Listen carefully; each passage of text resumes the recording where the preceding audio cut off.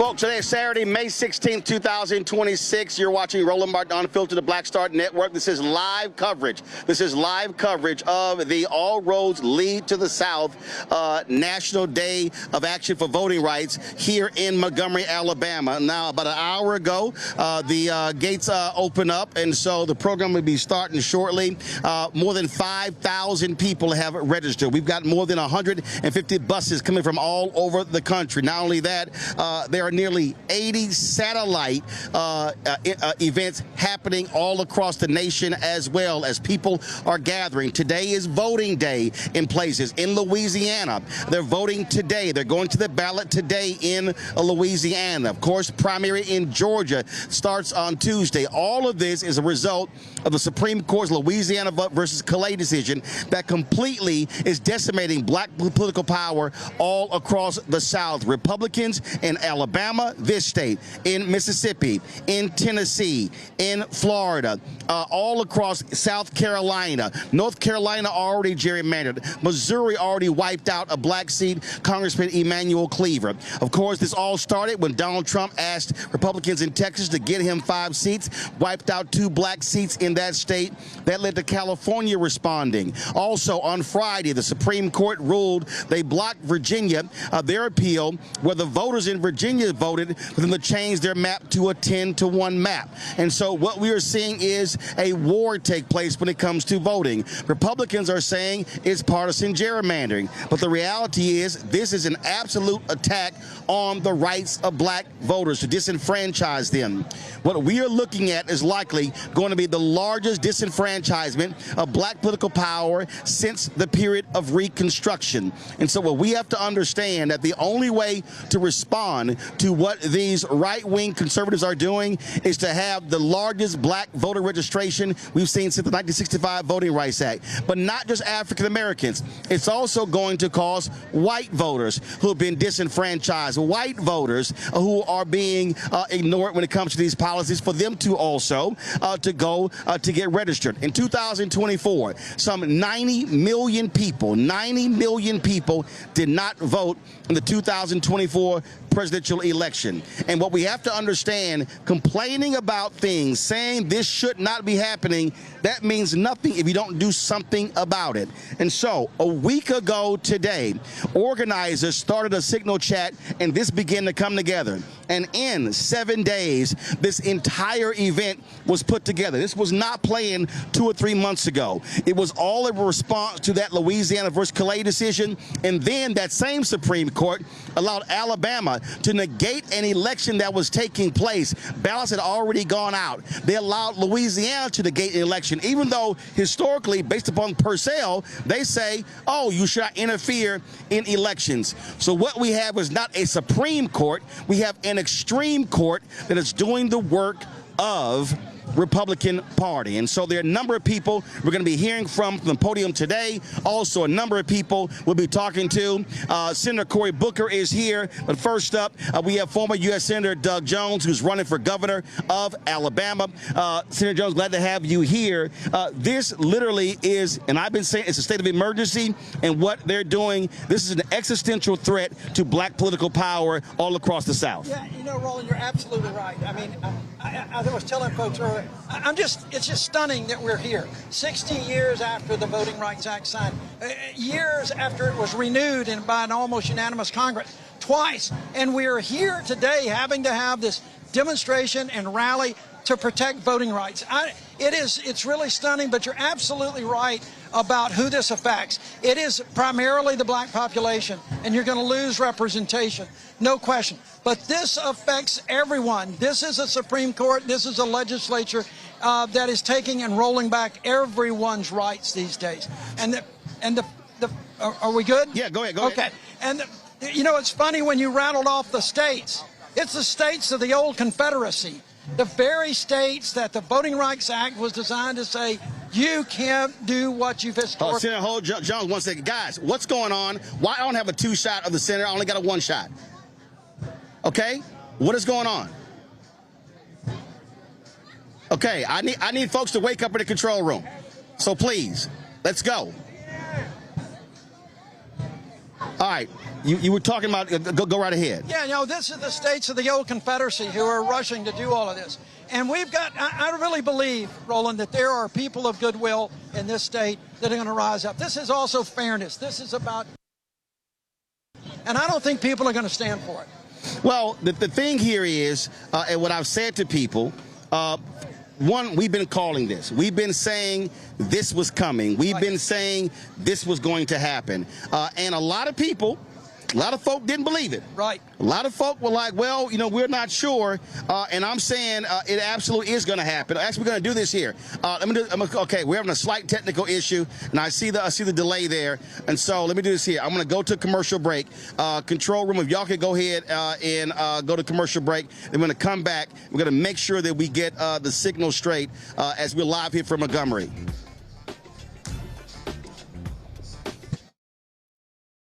They've been trying to erase black political power since Reconstruction. Now the Supreme Court is helping them finish the job. First came Shelby County versus Holder in 2013, the ruling that gutted the Voting Rights Act. Then came Brnovich in 2021, another ruling, another piece torn away. Now comes Calais, the case civil rights leaders warned could cripple the last major federal protection against racial vote dilution. And within days, Tennessee eliminated its only majority black congressional district.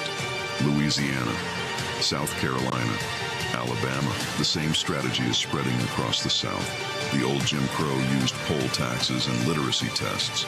The new Jim Crow uses gerrymandered maps, voter roll purges, polling place closures, and court rulings that make black communities politically invisible.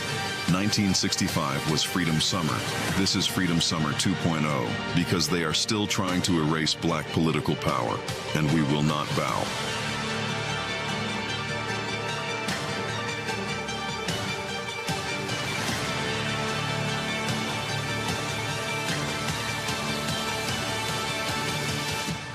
Folks, we've been predicting this day was going to happen. We have talked about the consistent attack on African Americans and voting rights and black political power. Well, the right-wing Supreme Court today, in a 6-3 decision, determined the Louisiana versus Cali case that actually is going to have a major impact on congressional seats, state rep seats, state senate seats, county commissioner seats, city council seats, where race was used in the creation. It's like you have rights on paper, but no remedy in fact. The court has made it incredibly difficult.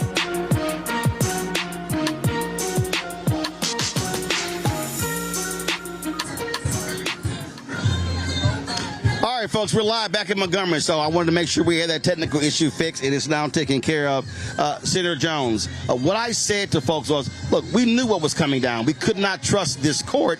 And again, the only way we can respond to this is at the ballot box. And so that means that we have to have a massive, massive, massive registration effort. Yeah, two things. We absolutely need to get people registered. Our primary is May 19th. So it's late for that, but people need to register for November. But as importantly, in states like Alabama, we need to get those who are registered engaged. We've got to have a massive turnout, not just registration. Alabama is one of those states that rarely turns out 50% of the vote. If we can get a record turnout, we can win this race up and down the ballot. So registration, engagement, getting to the polls in November. That's what we got to have. Well, one of the things that I've said is that how I look at elections. I see voting as the end of the process. Before that is registration. Before that is really enlightening, engaging, and informing people, walking them through, connecting the dots, trying to get them to understand what's at stake. Look, so many people, Roland, have not lived in the society of Jim Crow. Nobody understands. They think they take your vote for granted. And so it's easy to say, my vote doesn't count in Alabama. This proves your vote counts. This proves you've got to use your vote as your voice. And the more voices we can get out there, the more changes we can make so that we can stop this and move Alabama, the South, and the nation forward. So, again, the primary in Alabama is when? Primary is Tuesday, May 19th, this coming Tuesday. And so then, as soon as that is over, it is then completely focused on registering folks for November and then driving them to the polls. Because when you look at the numbers, the votes are there. The numbers are there. 100%. Look, when I ran in 2020 and I lost my re-election, I still got 920,000 votes. That's enough to win any governor's race in history of Alabama. So those votes are there. Those votes are there, and I believe, Roland, that they are growing. I think the independence in a state like Alabama has grown because people are just not happy with what they see, the direction of the state, the direction of the country. Okay. All right. Well, Senator Jones, listen, I keep telling folks, it's all hands on deck. Absolutely. Absolutely. Thanks for everybody coming out here. Find another one wherever you can. Let's get people engaged. Get them out to vote. Vote like your life depends on it, because it does. All right, we appreciate it. Thanks a lot. All right, brother. All right, thank you very much, folks. They are starting the pay from the stage, and so let's do this here. They're going to open this with prayer. So let's go to this feed from the stage. Let's go to the feed from the stage. Lift up the sound one time for the AME church that's here.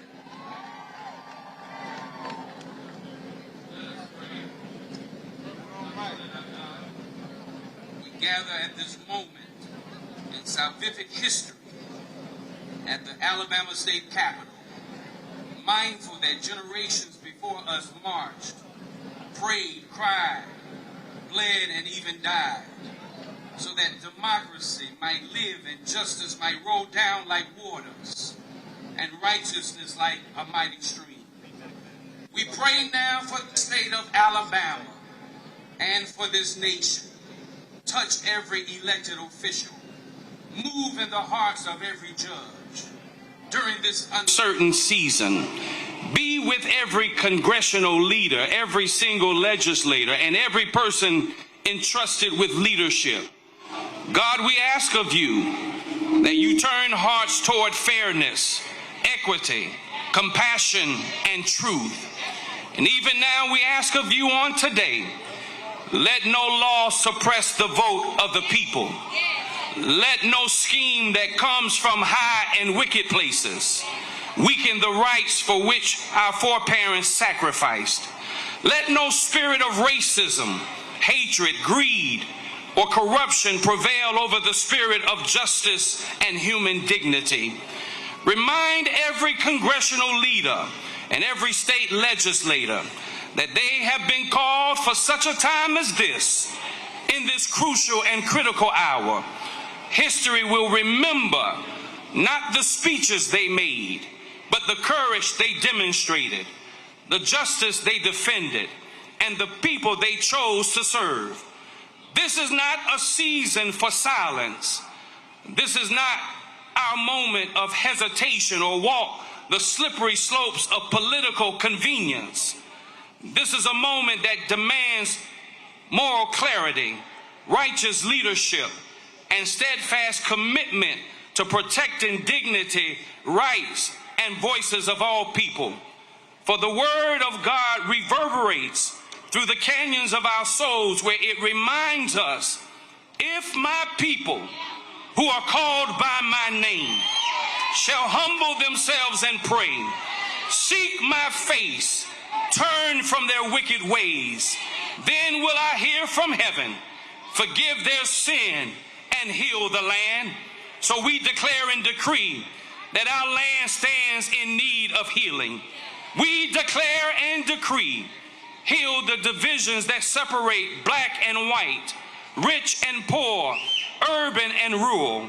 We declare and decree, heal the hatred that still poisons hearts and cloud judgment.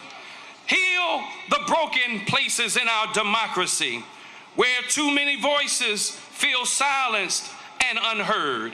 Heal leaders who have lost their moral compass and forgotten that leadership is service. Now, God, as we end this prayer, when we leave this place, remind us that our moral obligation does not end when the prayer is over and the marching is done. Let this march stir within us a deeper commitment to organize, mobilize, and stand together for justice. And may we never forget that our voices must not only be heard in the streets through protest and witness, but also at the ballot box during the primaries beginning this week, and general elections across this nation in November. Have your way through this country. Move like never before. Allow your deliverance to take place. Allow your anointing to take place. Allow you to stand tall in us. And when you do, not if you do, we'll be careful to give you the praise, the honor, and the glory. For it is in Jesus' name we pray. And all of God's people made a joyful noise unto the Lord by saying amen. Say it one more time. Now say it like you really mean it. Now let the church say amen, amen. So listen, we should all officially at this point feel welcome, but just in case, do me a favor, look at the person next to you and say, welcome to All Roads Lead to the South. Now we heard Bishop, today is about justice, say justice. Today is about freedom, say freedom. Today is about righteousness, say righteousness. Today is about representation, say representation. Today is about victory. Now if you got the victory, I need you to shout like you got it. Because look, y'all, it's something about when believers, when activists, with organizers, when coalitions get into one place on one accord. I just got word 160 organizations are represented on today. More than 3,000 people are registered. There are nearly 100 satellite events that are happening all across the country. Because we know what happens in Alabama also impacts what? Louisiana and Georgia and Mississippi and so on. And so I need you to lean a little bit. I need you to lean a little bit because justice is leaning in our direction. And I'm excited to introduce this next person. Y'all make some noise for Bishop William Murphy.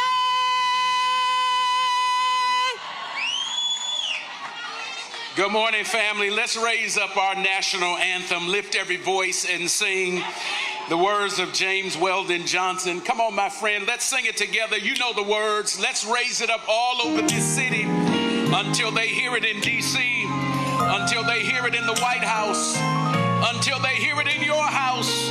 You know the words. Bump your neighbor. Say, let's lift our voices and sing. Are you ready, family? Here we go. Everybody sing. Lift every voice and sing till earth and heaven ring. Ring with the harmonies of liberty. And let our rejoicing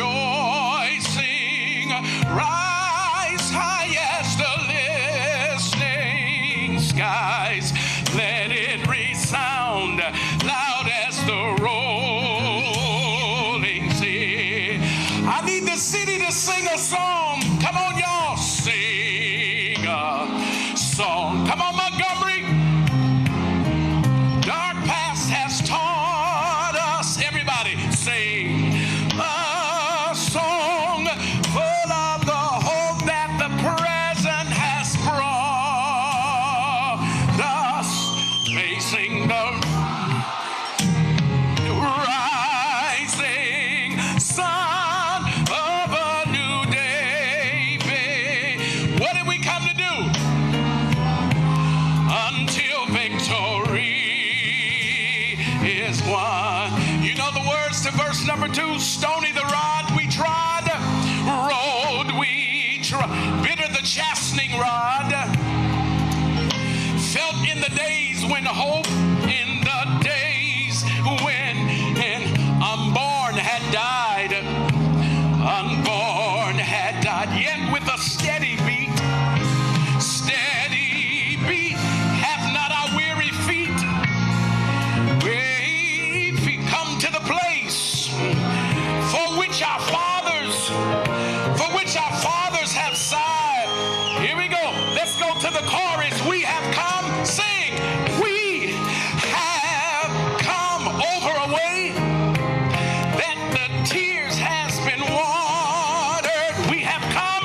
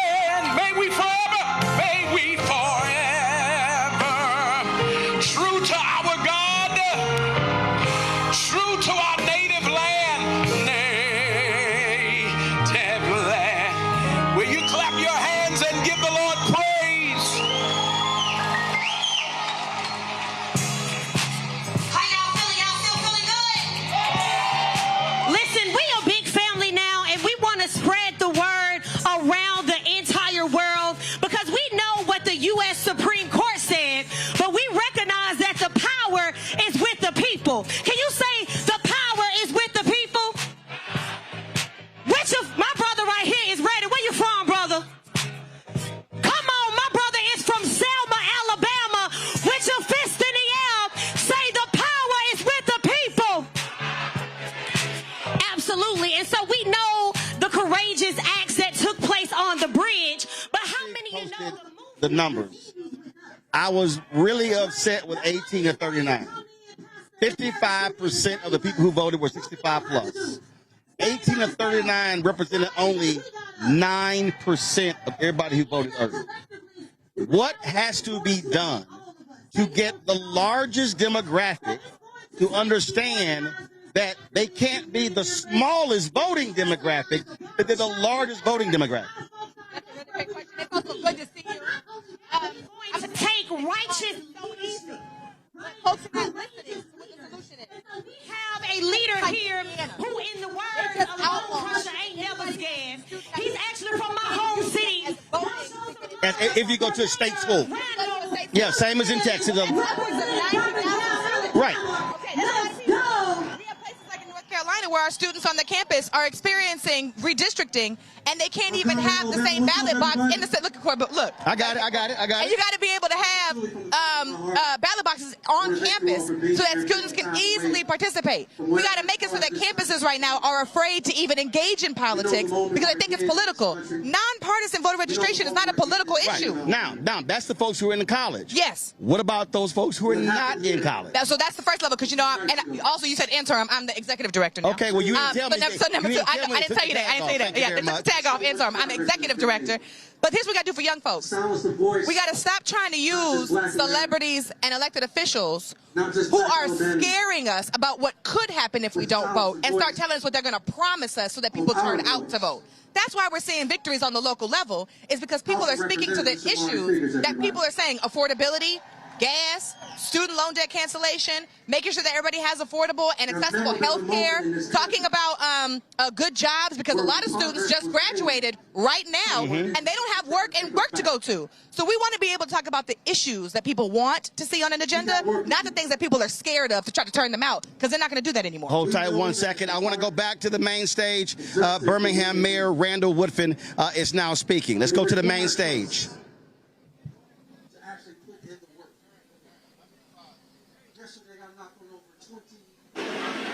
Doors. Yesterday, I spent hours on the ground listening to residents in this state. And what they require of us in this moment is to not take it lying down. It requires us to organize. It requires us to put our tennis shoes on and knock on doors. It requires us to be at every church and every campus and every union hall, organizing across this state. The changes we have to see in this state won't just happen if only Birmingham and Montgomery and Mobile and Huntsville show up. Marion, Alabama, Anniston, Alabama, Lowndes County, all of the Black Belt, all of us organizing. Let's remember, we are descendants of real foot soldiers. Foot soldiers, some of them at the age of 10, 11, and 12, who were not afraid of dogs, not afraid of fire hoses. We have to remember who we are. And so, before I give this mic up, I give you my honest, sincere charge to every person that descended on Montgomery, Alabama today. This race, this fight we're in is more than about May 19th. This fight is more than about the first Tuesday of November of 2026.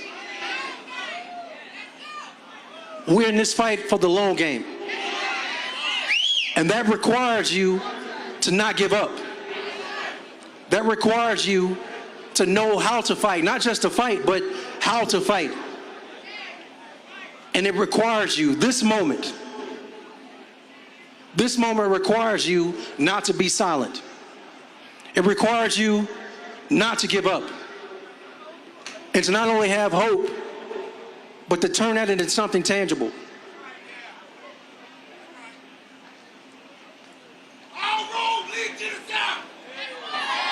You heard that, brother? The shirt says it all. All roads lead to the South. And I got a point. Y'all have heard it before. The South got something to say. The South got something to say. We're not going back. So y'all with us? I said we're not going back. Are you with us? We are not going back. Are you with us? Then let's get to work. Thank you. Right now, New Jersey Senator Cory Booker. Senator Booker, glad to see you here. I've made it clear, and I've been saying it over and over again, that this generation has to understand the existential threat to the future of Black America with what is happening right now in this country politically. Well, first of all, this is about the future of America, period, because there is no democracy for some and not for others. We have echoes now of the post-Reconstruction period, where they are drawing maps with surgical precision, just like they did in other games in the post-Reconstruction period, to deny blacks the right to vote. That is a true hit to our democracy, and it's a further decline of our freedoms. So I owe a debt.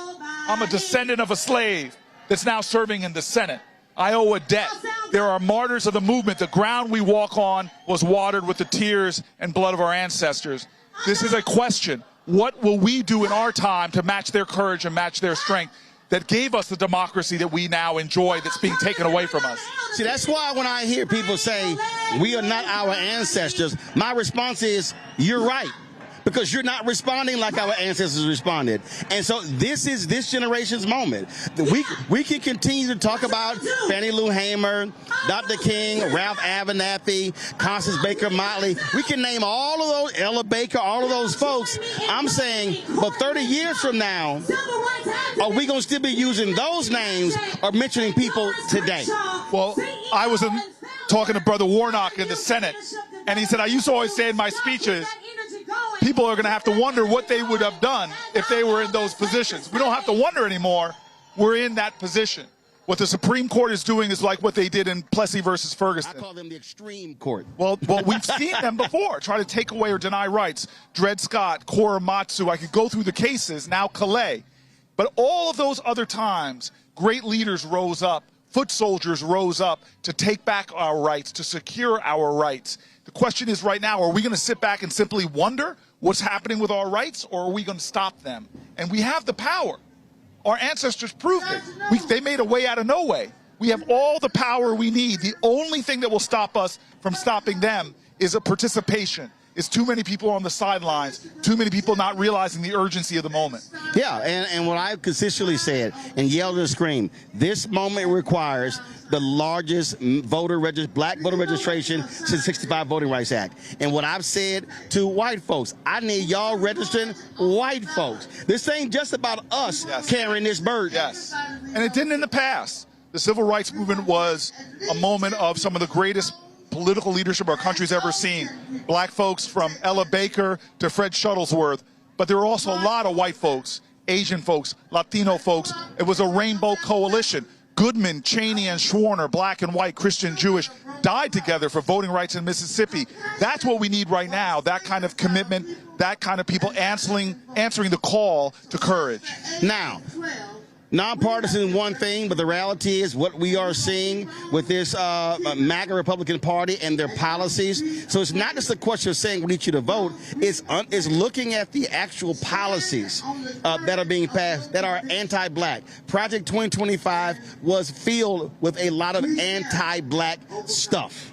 Look, Stephen Miller, Donald Trump, they're saying the quiet part out loud. As soon as they got in, they fired not only qualified African Americans, but some of the most qualified people that have ever held positions, from the Congressional Library, the Library of Congress, all the way to leaders in our military. They've been targeting African Americans. They've been trying to do everything they can to cut off research for black maternal mortality. They're doing everything they can to make this not a level playing field, not a meritocracy, but to stop African-American equality. And now the Supreme Court, comprised of people he put on it, that would do his bidding, that would do things like this. They're advancing that call.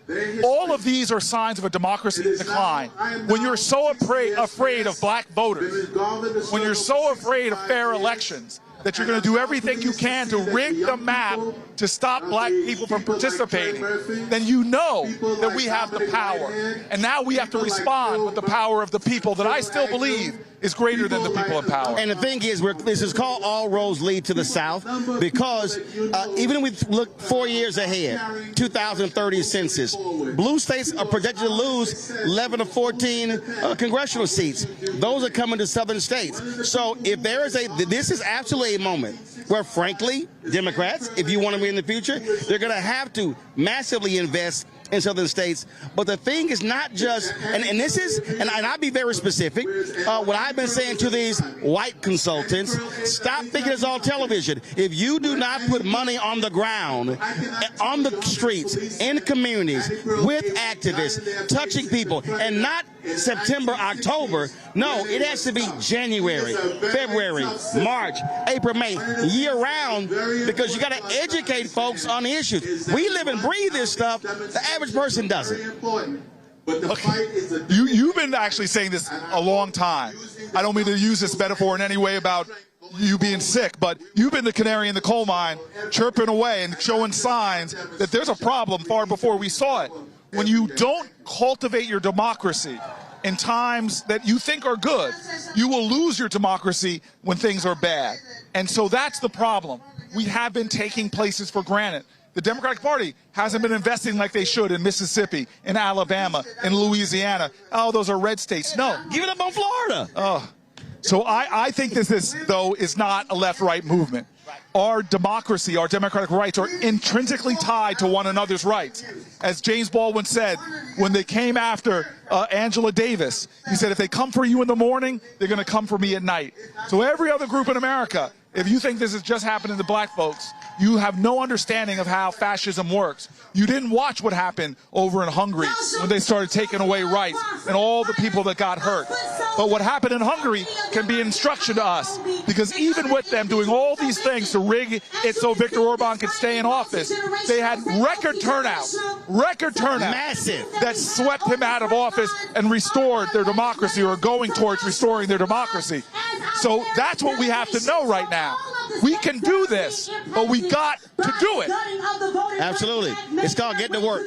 Senator Booker, thank you. I appreciate it. I'll see you soon. And y'all, you can tell Senator Cory Booker is from New Jersey, because no sane black person will come to the South in 90-degree weather wearing black shoes. Hey! Wearing black shoes, black pants, black jacket, black shirt. You need a black hat? I mean, I know you want to be black. Wear some light colors. I appreciate it. Stay strong. Stay strong. Power to the people. Thank you. Y'all, as Senator Cory Booker, we appreciate it. Thanks a bunch. Thanks a bunch, sir. Folks, there's a lot of more people out here who we're going to be talking to. They're making some introductions on the main stage. Go back to the main stage. Wondered what you would do in the movement. If you ever wondered what you marched. If you ever wondered at all. We have a medical emergency, y'all. We got a medical emergency. We need medical care right here in the front. Medics to the front. Right to the front. Hurry up. We got a medical emergency. Medics to the front. Medics to the front. We got a medical emergency. We got to make time for this. It is hot out here. Let's clear it. Let's clear it for medics. Here we go. Let's make room for the medics to come on in. You all put your hands out to this sister right here in the front. Right here, we believe in Jesus. We believe today that she will be healed. It is hot out here, but we know with the masses here, God will bring the water, the cool, whatever we need to heal and cool her. All of my believers in the house, please put your hands this way. Put your hands this way. We got to take care of our seniors here. This is someone who actually marched the streets and walked so we can stand here and do this today. Y'all give it up for her. Y'all put your praying hands together. All right, come on, medics. They're going to bring her over. That's Miss B. Come on, Miss B. Williams. That's for praying folks. Her name is B. Williams from Georgia. B. Williams from Georgia. Where my Georgia legislators? We got to help. My Georgia legislators are here right now, here with us. All right, Miss B, we got you covered in the blood of Jesus right now. She is covered. Y'all just get her cool. Hey, amen. Hey. Amen. Everybody say amen. Amen. Hey. Joining us right now, Dr. Marcus Castor is one of the plaintiffs in the Allen versus Castor case for the longest. So when we go back, Brown versus Board of Education, you go through the 50s and 60s, federal courts. That's really where African Americans were winning to enforce the Constitution. The right wing saw that. Federal Society said we need our own judges. And so what we have seen is an infiltration of hard right judges, and they're the ones who are ruling against African American voting rights up and down, and now they are dominating the Supreme Court. Right, they are. And that's the thing. Hold the mic up, there you go. We have to get to the United States Supreme Court. You know, that's where the rulings happens. That's where the most important things happen when it comes to black and brown people. Black people, the Brown versus the Board of Education, we needed that. And right now, we need this case right now. The U.S. Supreme Court, they went back on the decision in the state of Louisiana and Calais, but we want them to stick with it in the state of Alabama when it comes to Milligan v. Allen, Castor v. Allen, and Singleton v. Allen. We want to stick to the Alabama redistricting voter rights that they initially did in 2023. Well, the thing that I always explain to people is for them to understand that you can't act like voting doesn't impact that. The reality is, when you vote, that determines who wins. And the reality is, a lot of people chose not to vote in 2016. Hillary Clinton, Trump wins. He ends up appointing 3 Supreme Court justices. That's the impact of voting. It is, and that's why it's important for you, and I appreciate you for doing. Keep getting the voting information out there. We on the front line here as well. We're going to keep fighting. But we have to get our black people to get them out and vote, to let them know the importance of voting, because we are doing the same thing as what your frat brother, Dr. Martin Luther King, did for us. And we're doing the same thing as far as Reverend Jesse Jackson, John Lewis. You know, it's for this generation and the next generation and next, and for our youth and our kids. So we have to let them know the importance of getting out and voting and fighting for our democracy. Now you know, your little Kappa brother's gonna be upset that you named Alpha, an Omega, and a Sigma, but you ain't mentioned them. We got rap. Don't start rolling. See, I caught you slipping. I caught you slipping. Wait a minute. Your frat brother, who was a pastor of the church here in Montgomery. That's fine, rolling, but we good. Cap emphasize to the day I die, and I know you ain't fine. We good. We're in the fight together, my brother. You know I had to mess with you on that one. That's fine. The other thing is here, and I was saying, we've also got to get this next generation to understand that this is the moment, that they got to be in this. They can't keep complaining about older voters. Older folk are showing up. They're voting. They're out here. They got 18 to 39 got to be in this fight. We have to be in the fight. We have to be in this fight. So I encourage you young people, get out and vote. We were raised up under different generations. We were taught how to vote. And, my kids vote. We have to get everybody else out there and get kids out and vote, so everything will be just fine. All right, Marcus, I appreciate it, my brother. Thanks so much. Keep up the fight. Keep up the fight. All right, folks, we're here in Montgomery. There you go. All roads lead to the south. You can go to the website, allroadsleadtothesouth.com. We've got, again, nearly 80 or 90 satellite offices. And so let's go to the our crane shot. And so, folks, there were 5,000 folks who registered. And so we've got folks all the way down the street here. We're, of course, here at the state capitol here in Montgomery. And so all the way down, we've got folks who are here who are holding signs saying no Jim Crow maps. We got folks who are saying protect our vote, black votes matter, all of that. And so the purpose of this, and I need people to understand what this is all about. Today is not just, hey, let's get together and have an event in Montgomery. Today is the kickoff of a national movement. This is the beginning of Freedom Summer 2026.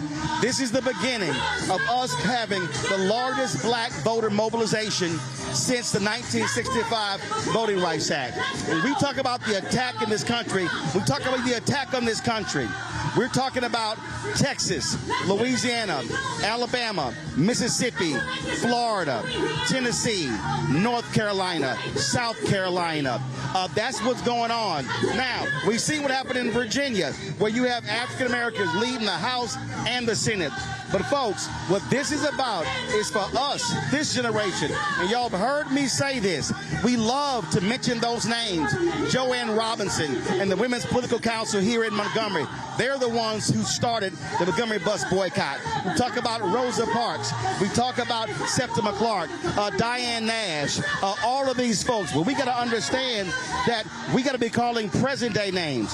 And there are people who are in the fight. You're talking about Damon Hewitt, Laws Committee for Civil Rights Under Law, Janae Nelson, NAACP, LD Up, Cliff Albright, Latasha Brown, Black Voters Matter, Tamika Mallory, Until Freedom, Tiffany Lofton. We can go on and on and on with the number of folks who are doing it. But we got to have more. We got to have more people engaged, because you have to remember, Montgomery did not happen. Montgomery did not happen. Montgomery did not happen without people who are on the ground. Montgomery did not happen. Montgomery did not happen without people who were foot soldiers. No, hold. Montgomery, hold. We gotta protect the vote, y'all. Montgomery did not happen. Selma did not happen. Birmingham did not happen. Albany did not happen. All of these places did not happen unless there were regular, ordinary people who were on the streets, who were showing up, people who risked their jobs, people who risked their lives to do what's right. The reality is they did all of that for us. They understood that they might not be the ones who benefit from this. They might not be the ones who are able to stand up and take advantage of these rights. But they wanted to ensure that their children and their grandchildren, and what we are seeing today by MAGA Republicans in this country is the massive rollback. It is the targeting of African Americans. They are targeting black political rights. They're targeting black education. They're targeting black economics. They're targeting black health. They're targeting every aspect of black America. They cannot stand the success of the black political infrastructure in the last 60 years. And so it is a complete undermining of what we have fought for. It is a complete undermining of everything that we have died for. And so we cannot take this for granted. And I know there are people out there, and I hear y'all, we all say, well, nothing has changed. That's not true. People say, well, I haven't seen this. Well, guess what? You got to fight for that. You got to put something on the line for that. You can't just say, well, I'm not going to vote till I see it. Let me tell you right now, you are guaranteed never to see it if you don't vote. You are guaranteed to never see it if you sit elections out. 2008, 2012, black people showed our power when we turned out in massive numbers to elect President Barack Obama.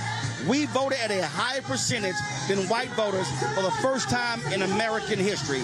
And ever since 2012 and 2014 and 16 and 18 and 20 and 22 and 24, we've seen a decrease in black voter turnout every single election. That simply cannot happen.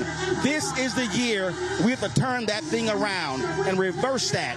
We've got to get our black turnout above 60, 70, 80%. And where there are African Americans, what we have to have, we've got to have, again, our people turning out in massive, massive numbers.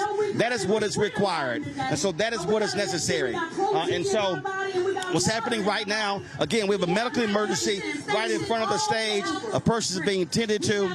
And so people got to understand it is hot out here. And so what we have to do is stay as cool as we possibly can, and that's our requirement. So that's what's going on. So we're waiting for the next roundup of speakers to come on out here. I see Tennessee State Representative Justin Jones over here.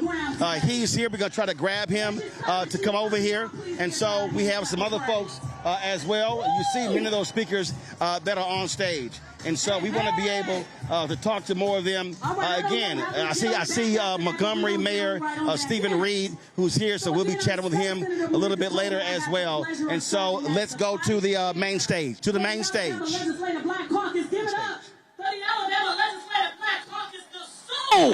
the Alabama legislature.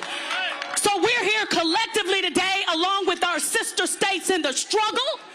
And what we're here to tell you today is that if you ever wondered, I'm looking at the mass of ages. I was born in 1973.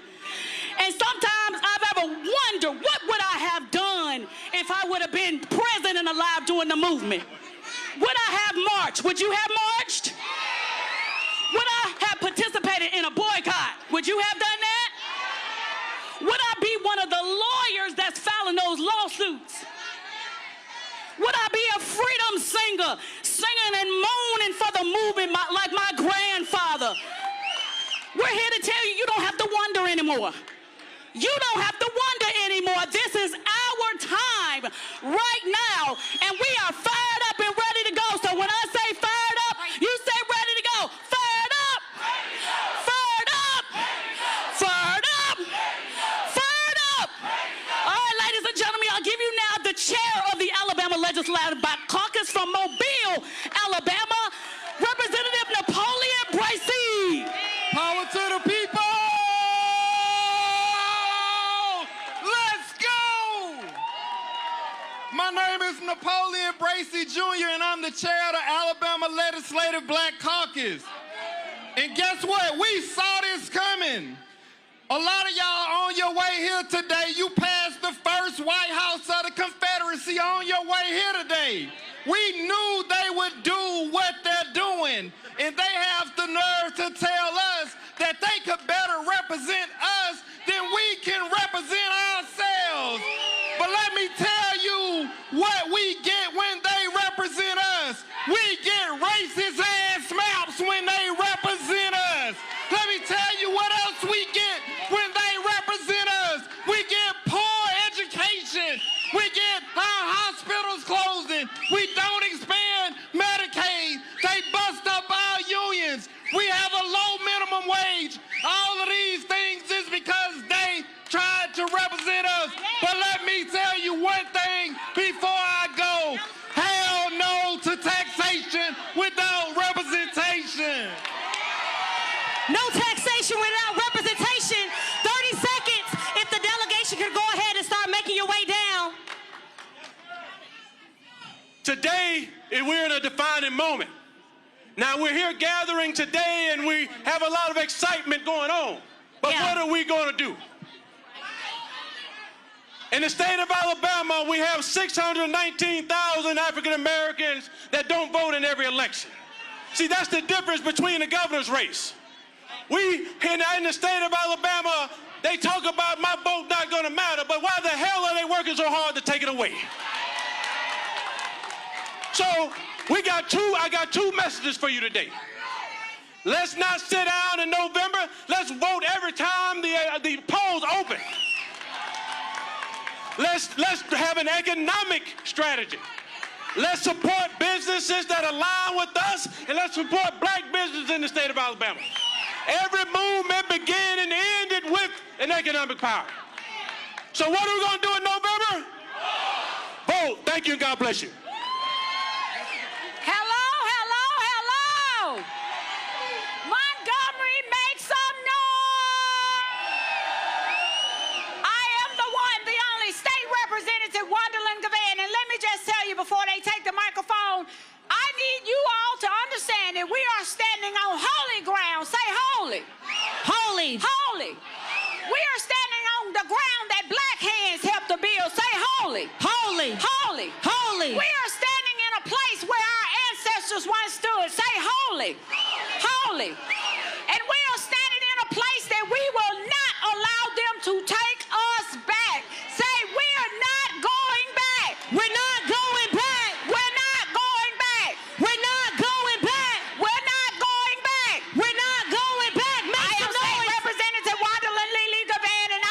approve this message. Let's go. Make some noise if you're not going back. Speaking of not going back, we are moving forward. Cities like Montgomery are moving forward in an incredible way. Y'all show some love for the mayor of this great city. Come on, Mayor Stephen Reed. Let's go. Say we're not going back. Say we're not going back. When voting rights are under attack, what do? Stand up. We fight back. Let's go if you're ready to fight back. Listen, we have millions of folks who are watching y'all. Look around and say, all eyes once again are on the South. Because we know the South has always been the battleground. But what I love about the South is we always meet the moment. Because we ain't never been scared. We always stand up. We always fight back. We always come together. And we always win, ain't that right? All right, we're going to keep it going. Mayor Reed, we waiting on you, Doug. Let's go. Montgomery, y'all show him some love. How you doing? How's everybody? Welcome to the place where it all started. 1955, the birthplace of the modern civil rights movement. We are here because of them, and we will continue to be here because of them. And the next generation will be here because of us. So I welcome you to this city on behalf of our city council, on behalf of our residents, and everybody who has fought for freedom, justice, and equality in this country.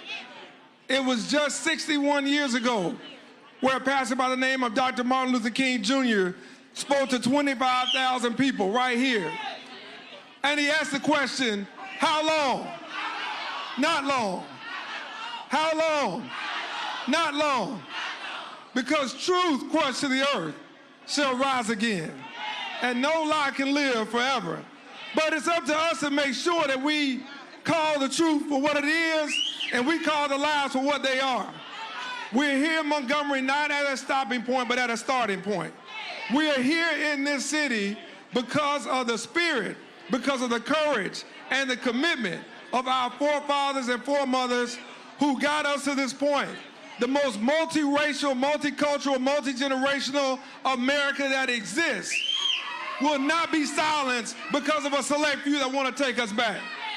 So we have come too far to turn back now. And we aren't going to let nobody turn us around.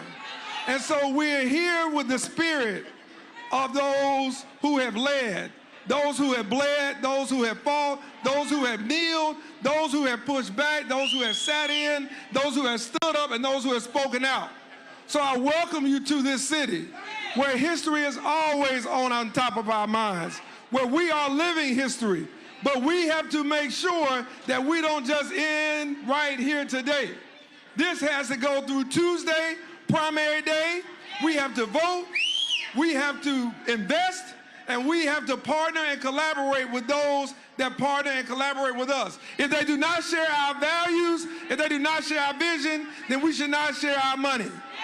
We should not share our action. Come on. And we have to make sure that from our standpoint right here in Montgomery, we send a message that we will not be silenced, that's right. We will not be suppressed, and we will not be shut down, because this is the beginning of a new movement, and with each and every one of you, this movement is going to surprise those who thought they had us down. That's right. And they're going to see just where we are. That's so right. Know that, welcome to this city, and let's continue to go back to your cities and your communities with this energy. Let's vote. Let's invest, and if need be, let's boycott and let's sit in and do what we have to do to get our message through to this administration and those that support it. Thank you. Welcome to the Gump. Let's go, Gumptown. Listen, Mayor said we got to vote. Say we got to vote. Because we know that when we vote, we really do win. And shout out to the folks that were fighting for representation in Congressional District 2. Black folks, all folks showed out, and we were able to get equitable representation. Now, while the Supreme Courts and the courts are trying to erase our voice, they're trying to silence our voices, we ain't gonna let them. Look at your neighbor and say, we ain't gonna let them. And so here to talk a little bit more about the Allen versus Miller Milligan case. I have a few plaintiffs. Y'all show some love for Kadita Stone along with Evan Milligan. Let's go. Yeah. We actually got three of them. We got three of them. How y'all doing? Everybody say 1, 2, 1, 2. Yeah, I like the energy. Kadita, set us off. Yeah, so as y'all know, we proved in court that Alabama was racist in their maps, and we were able to win a 2nd congressional district, and the news that we found out of what they've done now is absolutely wrong. And as you know, our governor called a special session last week, but let me tell you what she ain't talk about. So she ain't talk about expanding Medicaid for everyday Alabamians. Mind you, we 1 in 3 states that don't have Medicaid expansion. Okay, she ain't talk about those rural hospitals that are closing, that's causing people in Alabama to drive an hour away to receive medical care, okay? She ain't talk about she ain't talk about why we got the highest power bills in the Southeast. We can fix that. We can fix that. She ain't talk about why we're the third highest state in the nation for maternal mortality rates for black women. She ain't talk about that. She ain't talk about why 50,000 Alabamians just lost SNAP benefits 2 days ago. She didn't talk about none of that, okay? And you know what? She also didn't talk about Lowndes County. She ain't talk about the issue of Lowndes County where people are drinking their sewage water and we can't get that fixed. So she doesn't care about the quality of life of everyday Alabamians. Instead, she decided to take away our black political power to choose who we want as representatives. And one thing I know to be true is that when we do not have a seat at the table, we are on the menu. So let's get out and do what we gotta do. When we fight, all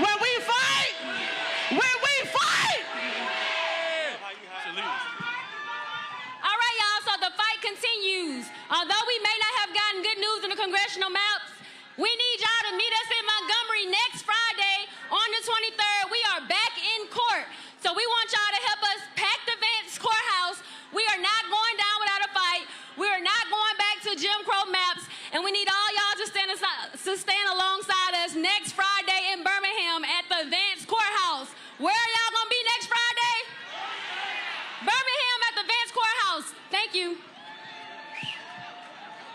Beautiful people, Dr. Marcus Ellis Castor. I just want to thank you all so much. I want you all to continue to fight, continue to vote, teach our young kids to vote.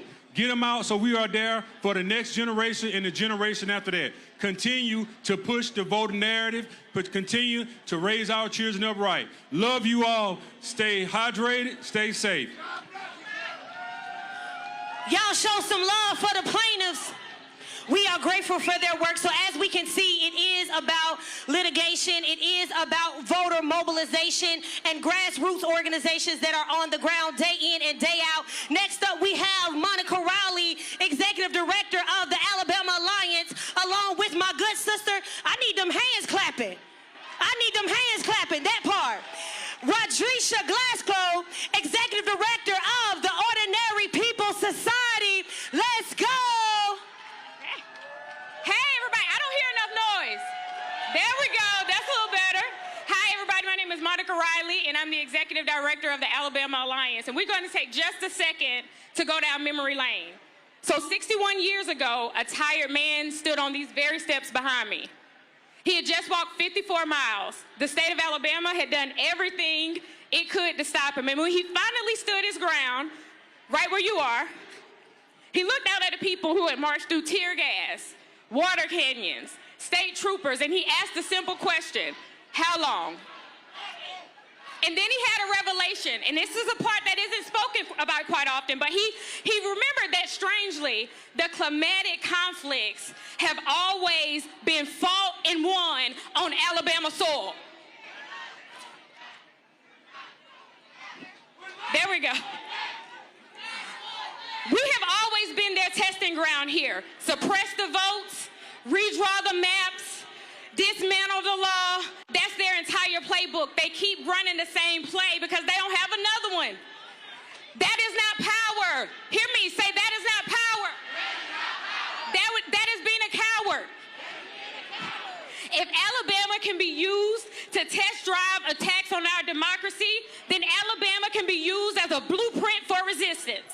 If they can organize to take power, then we will organize to protect it.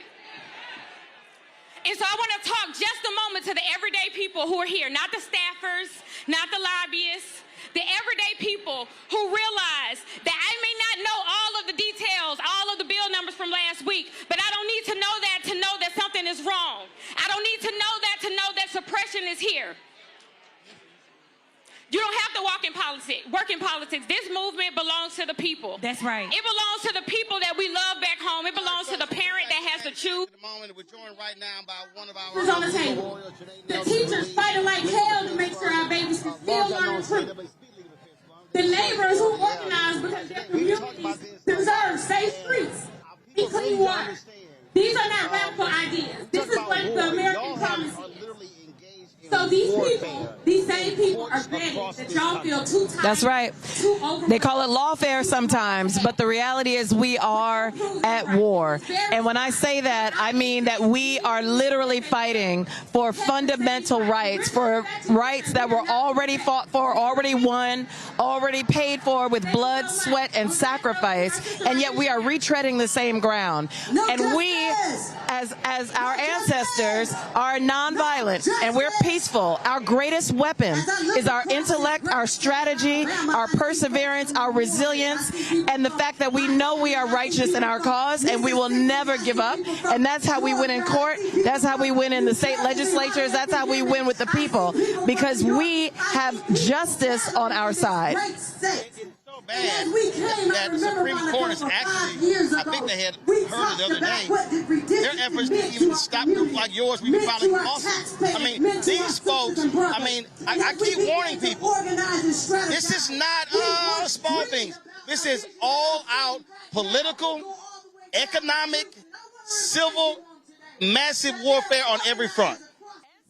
Warfare. We know that they are trying to deny the ability of our children and the next generation of all Americans to understand the history of this country, to understand that it took this type of mass mobilization to create the democracy that we all now just take for granted. And in order to maintain it and to keep it, all of us are going to have to fight for it. This cannot be a black people only struggle, because we did that once, and we're not doing it again by ourselves. We had allies before, but now we need a mass movement. A democracy majority has to come together and fight for this country. I said, this is mostly black folks. I said, we know what we about to do. I said, I need y'all to go rid of some white folks. I said, I remember I told Senator Bernie Sanders in his office, I said, you need to be go talking to white people, I said, in these places. I said, because they're getting screwed by policies. I said, you keep criticizing, you know, all different things. I said, nah, bruh. I said, I need you talking earnestly to white people. Is they use anti-black racism to feed the masses their own demise. They tell them that we are a threat, immigrants are a threat, black people are a threat, and they use the tropes of criminalization and poverty. And they do that to cover up all the corruption and the side dealing and the grift that is happening before our eyes. So I have to believe that the American people can be smarter than that. They haven't proven themselves yet, but they have to get smarter, because they are picking your pockets by telling you to look at us. We're looking at, I mean, what is utterly illogical. To watch, I call them an extreme court, to watch them make a decision in December and say, oh, it's too close to the election in Texas, with the primary was in March. They said in December, oh no, March is too close. But Louisiana had already sent ballots out. They said, oh yeah, y'all can go ahead. Alabama, yeah, y'all can go ahead. And it's like, wait a minute. You just said in December that 3-4 months was too close. You're allowing them when ballots have already been sent out and returned. Like, that is inexplicable. It is inexplicable. And people are always asking me to try to make sense of it, right? Like, what's the reasoning? What's the rationale? What's the logic? There is none. And I have to say that I defend the courts. I believe that they are still a powerful vehicle for change. But when they act up when they are indefensible, I will be the first one to tell you. And right now, the Supreme Court's antics around voting are absolutely indefensible. This is an activist court. I love this idea of an extreme court because they are the extreme Supremes right now. That conservative majority is extremist. Yes. We can do whatever we want. For now. For now. Because what they've done is they've awakened a sleeping giant. Because the people understand when they've been hoodwinked. They understand when their institutions have abandoned them. And we are now commemorating the 250th anniversary of the Declaration of Independence. And that very document tells us that when your government stands in the way of your life, liberty, and pursuit of happiness, you, the people, have the right to change it. And that's what our job is this November. Well, I tell everybody, this is all hands on deck. Everybody has a role to play, and that's where we got to be right now. And I don't want to hear another young person or a middle-aged person say, oh, I'm tired, I'm sitting down. I'm like, listen, I gave your ass all of 2025, and I don't want to hear it then. I don't want to hear nobody saying, I'm tired, I'm sitting out right now. No, I hear you. I hear you. I do understand how people can feel frustrated with politics, right? How they can feel like it's not really delivering for them. But LDF is a nonpartisan organization. We believe in people's power, and the most powerful tool that every one of us has is the right to vote. And you can exercise it any way you want. But when someone tries to take it away, that should tell you how valuable it is. When they're trying to use all these tricks in the courts, in the legislatures, to keep you from your vote, you know you have something that is precious. And for you to let it go and sit and rot is on you. Absolutely. We can't afford it. Absolutely. Janae Nelson, we appreciate it. Thanks a lot. Thank you, Roland. All right, thanks a bunch. Always good to see you. All right, folks, you can go ahead and take off. Grab your water with you. I'm going to bring in, we got a lot of folks waiting. Congressman Stephen Horsford of Nevada. He's also in one of the places. We're going to sit here, and also we're going to have Mayor Stephen Reed of Montgomery step on up right now. Congressman Horford, glad to have you here. You're from Nevada. You got Aaron Ford running for governor there.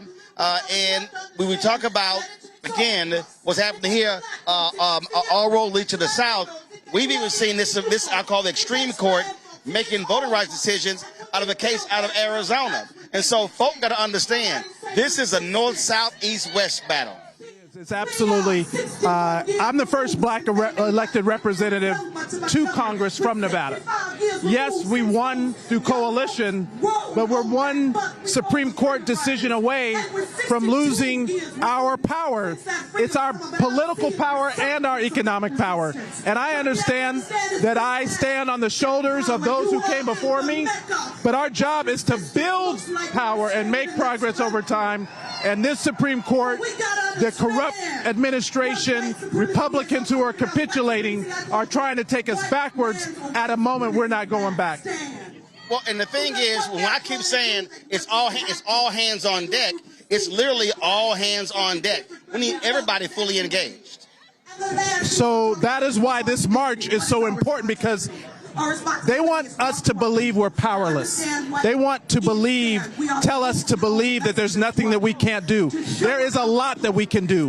We can organize in this moment. We can register at this moment. We can show up in this moment. There are forces who want to take us back. They're the same forces who are trying to take us back economically. But our power is in our representation, not in them choosing our representatives, but in the people being able to choose it. And that is why we have to organize in this moment, and organize to turn out the biggest black turnout ever. It has to be too big to rig, because they want to steal this election, but we can't let them do that. And the people, the black communities all over the country will show up in numbers the likes the other side has never seen. Absolutely, Congressman Horsford. I appreciate it. Thanks so much. We're going to go back to the main stage. Raquel Lumumba is speaking, and then we're going to come back here to talk to Mayor Stephen Reed. So let's go to the main stage. Mississippi has always been more than a battleground. Y'all know that. Mississippi has been the testing ground for American democracy itself. Every major fight for voting rights in this country carries the fingerprints of black Mississippians who raised their jobs, who risked their safety, who risked their lives to make democracy real. From Fannie Lou Hamer in Sunflower County to Medgar Evers organizing across the state, to Hollis Watkins organizing grassroots organizations in the Delta. Mississippi forced this nation to confront the truth. The Voting Rights Act did not emerge because America suddenly found its conscience. It emerged because ordinary black people in Mississippi, in Alabama, in Arkansas demanded it. And while we honor, that's right, and while we honor that victory, we also have to tell the truth. Y'all about telling the truth? The Voting Rights Act did not go far enough. And we have an opportunity now to push it to where it needs to be. Because access to a broken system is not the same thing as justice. Do we agree? So we are still fighting. We're fighting systems where black communities make up nearly 40% of communities of the state, but political power and resources remain concentrated in the hands of the few. So the question before us now is not simply how we protect democracy. The question is, what kind of democracy are we willing to build, right? So in Mississippi and across this nation right now, we have the opportunity, y'all, to demand more than survival. We can demand proportional representation. We can demand automatic voter registration and rights restoration so that participation is not treated like a privilege. We can demand a direct democracy that allows people, not just politicians and corporations, to shape the future of our communities. Because democracy should not begin and end every 4 years at the ballot box. As my father, the late Chokwe Lumumba, often reminded us, the people are the solution. And that means our task is bigger than defending the past. Our task is to build a democracy worthy of the people who bled to create it in the first place. Mississippi can once again lead this country forward, not because our struggle is small, but because our vision is big enough for all of us. So join us May 20th in Jackson, Mississippi. We asking all of y'all to descend on the South. May 20th, next Wednesday, come to Mississippi. We start here in Alabama, next Mississippi. Free the land. Y'all show my good sis some love. Now listen, we've heard from Alabama. Alabama, make some noise. We've heard from... Now talking to Montgomery Mayor Stephen Reed. Glad to have you here. Oh, but now we got to shift down to Louisiana. Came here to your city. This is a battle happening in Alabama, in Louisiana, in Florida, Tennessee, North Carolina, South Carolina, Texas, all across the South. And what I have been consistently saying to people, everybody has a role to play.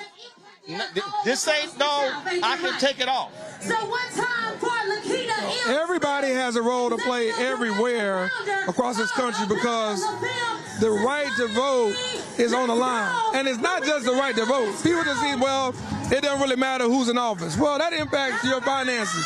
It impacts your health care. It impacts your academics. It impacts your business. It impacts every facet of life that we're able to deliver at the local, state, and federal level to help people and assist people. And I think sometimes we've been a little cavalier about what the Voting Rights Act did for us. And I hope that this is a turning point that jars us and shakes us in a way that we need to not only carry out through May 19 in our primaries here in Alabama, but all the way through November 2028, both politically and economically, as you've been saying. We're talking about here, and I'm trying to get people to understand it. When you lose this type of black political power, that means you are potentially losing billions of dollars. Folks don't understand how politics works. The ability to slide something into a budget, the ability to be able to fund projects. And so all of a sudden, you wipe out 1924 CBC members and they're replaced by white Republicans. That's money that ain't coming to our community. And that's the plan. And I think we have to understand that this is a sophisticated and calculated strategy. The question has to be, how are we going to respond? Because it cannot be to lay down. It cannot be to run away or duck and dodge what's in front of us. The people who marched from Selma to Montgomery did not do that. They didn't have the choice. We have to make sure we show the same courage and commitment to do what our ancestors did. And quite frankly, a lot of us talk about what we would have done then. Well, the question is what you're going to do now. And that's what we have to discuss, and that's what we have to act on, the strategy, the tactics, and the implementation to get it done at all walks of life. I don't care if you're elected, I don't care if you're appointed, or you're not involved at all. What is happening right now, as you have said about the defunding of Black America, is something that's going to impact each and every person, not just black people, each and every American in this country, regardless of what state they're living in. Absolutely. Mayor Stephen Reed, I keep telling everybody, it's a battle. Your primary is in Alabama on Tuesday. After that, it's about getting to the business. We appreciate it. Thanks a bunch. I appreciate it. Let's go to the main stage, Pastor Jamal Bryant. The road was going to be easy, but I don't believe God's brought us this far to leave us now. I want you to make some noise if you believe God is still with black people.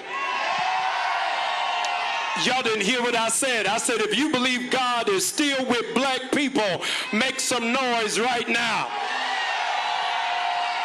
I'm not talking about the God of Bull Connor. I'm not talking about the God of George Wallace. I'm not talking about the God of Paula White. I'm not talking about the God of Clarence Thomas. I'm talking about the God of Rosa Parks and Denmark Vesey and Sojourner Truth. God is the one who brought us this far. May is a mental health month.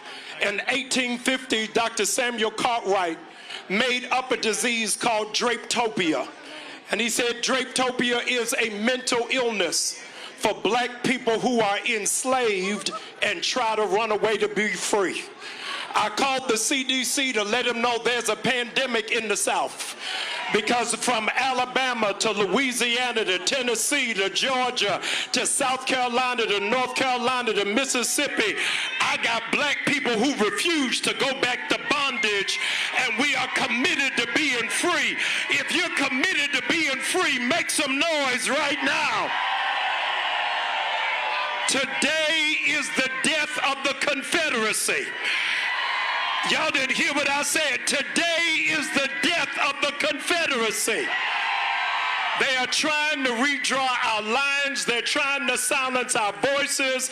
They're trying to misrepresent our representatives. They're trying to choose their own districts. But we have to remind America that we built this nation off of our blood, off of our sweat, and off of our tears. And if you can't give us reparations, the least you can do is give us our representatives. You ought to shout for your ancestors who were killed and massacred and were lynched and survived everything for us to get to this point. In the middle of COVID, they told us that we needed 2 vaccines. But I came to tell America black people got 3 shots of vaccines to deal with white supremacy in America. Number 1 is we've got to use our vote. Look at the person beside and tell them we got to vote. If our vote was not important, they wouldn't be trying to take it from us. We've got to go vote early, and we've got to vote often. We don't have to just vote for governor and Congress and for state representatives, but we need a new generation that will run for school board and for county commissioner and neighborhood association. I am tired of us just letting older people die with the torch in their hands. It's time for the new generation to take over. Would you please shout for the new generation of leaders that are coming forward? 635,000 young people are missing from the polls. And we need to stand up and vote. This is also the 60th anniversary of the Black Power movement. Yeah. And so because of that, lift up your fist right now and shout with me. Say it loud. I'm black and I'm proud. I'm black and I'm Say proud. it loud. Say it loud. I'm black and I'm proud. I'm black and I'm proud. Go vote somebody. Let's go. One time for Pastor Jamal Bryant, y'all. Now look, we are in Georgia, but I gotta take it back one time for Mississippi. I introduced the band. We're live. We're talking with Congresswoman Ayanna Pressley here in Massachusetts. Congresswoman, I try to walk folk through, although you're in Massachusetts, but we have to recognize that what happens here then impacts, by wiping out black seats, whether you can actually be a committee chair or subcommittee chair, because if you're in a minority, you can't chair anything. So this wipeout can impact if you're a white Democrat, a Latino, or others, and that means power. That means resources, and that's why this matters. Domino effect, you know, and we're agitating, we're organizing, we're mobilizing in righteous indignation, not in an appeal for charity or benevolence. This is not about zero representation or some representation. It's about fair representation. This is not about, you know, more diverse pictures. This is about when we don't have black representation, there are issues that are never called to the table, like the black maternal morbidity crisis, like the Crown Act, like the racial wealth gap, like the harm done by federal highways decimating black communities. Oh, we just saw with the wipeout of Doge, all the billions that were going to black maternal issues, they wiped it out, and now we're at disadvantage.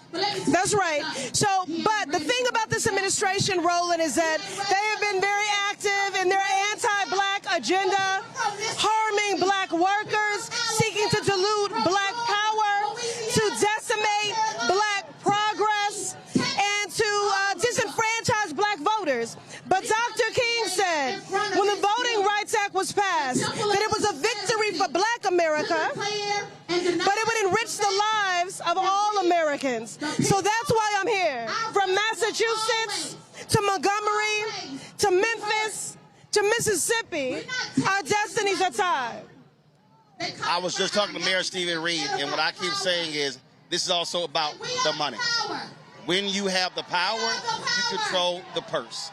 And so by wiping out black political power, that means wiping out black economic power. Absolutely. It's all about power, Roland, and the recognition that we as a black people are very powerful. We are the supermajority, and that drives them crazy because they have been trying to erase black people and deny us our full citizenship and rights since the Civil War. They cannot get over it. There's a through line from the 3/5 Southern Compromise to the Louisiana-Calais decision. It is all connected, all of it. So all roads lead to the South. As goes the South, so goes the nation. Y'all need to pull up because this is about our power. This is about our votes. This is about our economic power. This is about our very existence. Absolutely. Congresswoman Pressley, we appreciate it. Thank you, Roland. Thanks so much. We appreciate you. I appreciate it. Support black press, independent black press. There we go. All right, folks, let's go back to the main stage. Let's go. We just step from side to side, from side to side, because we know that joy is a part of our liberation. My brother back here with the bandana, he got it in the back. Can you do me a favor? Y'all help me say shield. Say shield. This you can say shield. I need my folks in the back to shield for me. There we go. She got it. She got it. We gonna do a little extra slide. Today is about power. It's about joy. It's about love. You should know. All right, let's go. Let's go. There's been a shift in policy. There's been a shift in legacy. And there's been a shift in power. Bring it down. Now, breaking news alert, y'all. I hear we got representation all the way from New Jersey. Can y'all show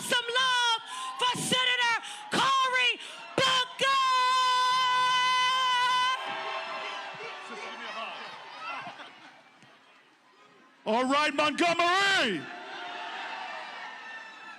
Now, what is a northern boy doing here? It's because all roads right now.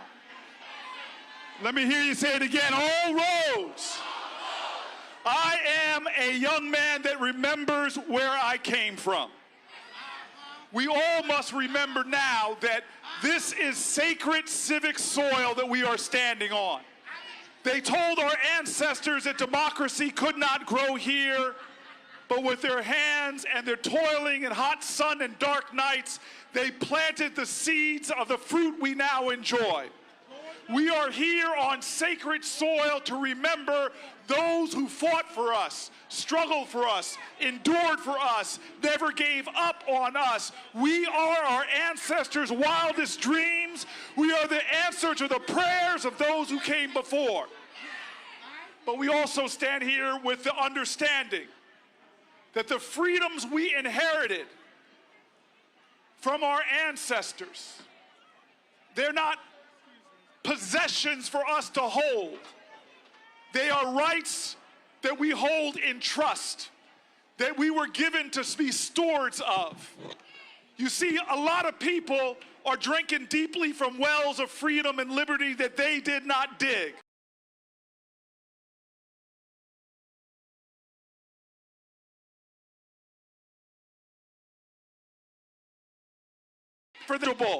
It's one of those moments where we understand that our blessings come with obligation. There is no liberation without obligation.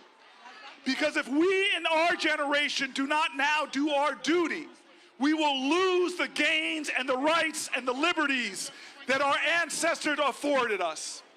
Now is our generation's time to prove worthy of the blessings.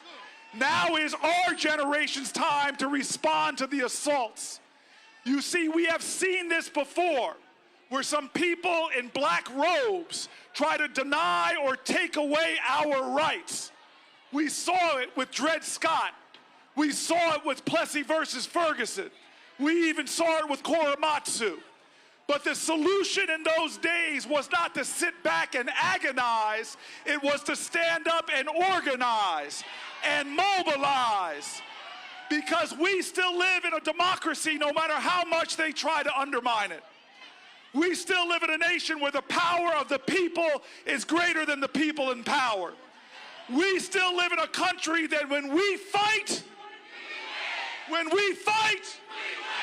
and so this is the call of our moment. This is, in fact, a civic altar call in this moment. We're calling all those people in America who have not lost faith, who understand that true hope is never letting despair have the last word. This is a civic altar call for those people that don't simply sit back and treat democracy like a spectator sport.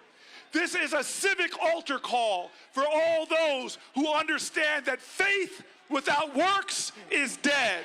This is a civic altar call for all those people like me that understand and were taught that weeping may endure through the night, but we will bring on the joy tomorrow.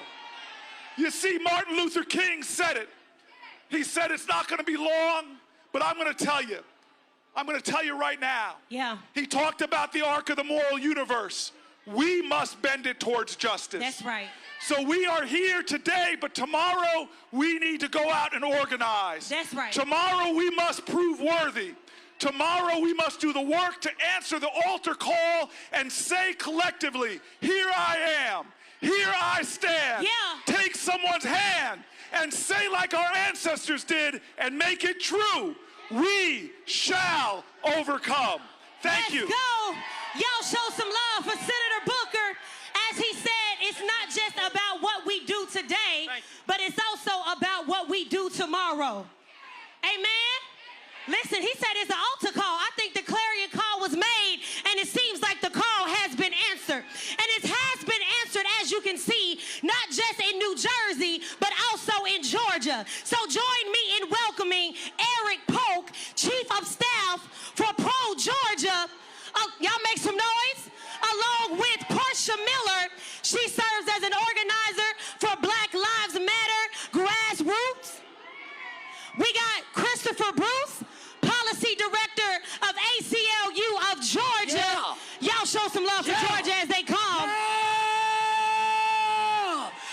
you can't stop the revolution.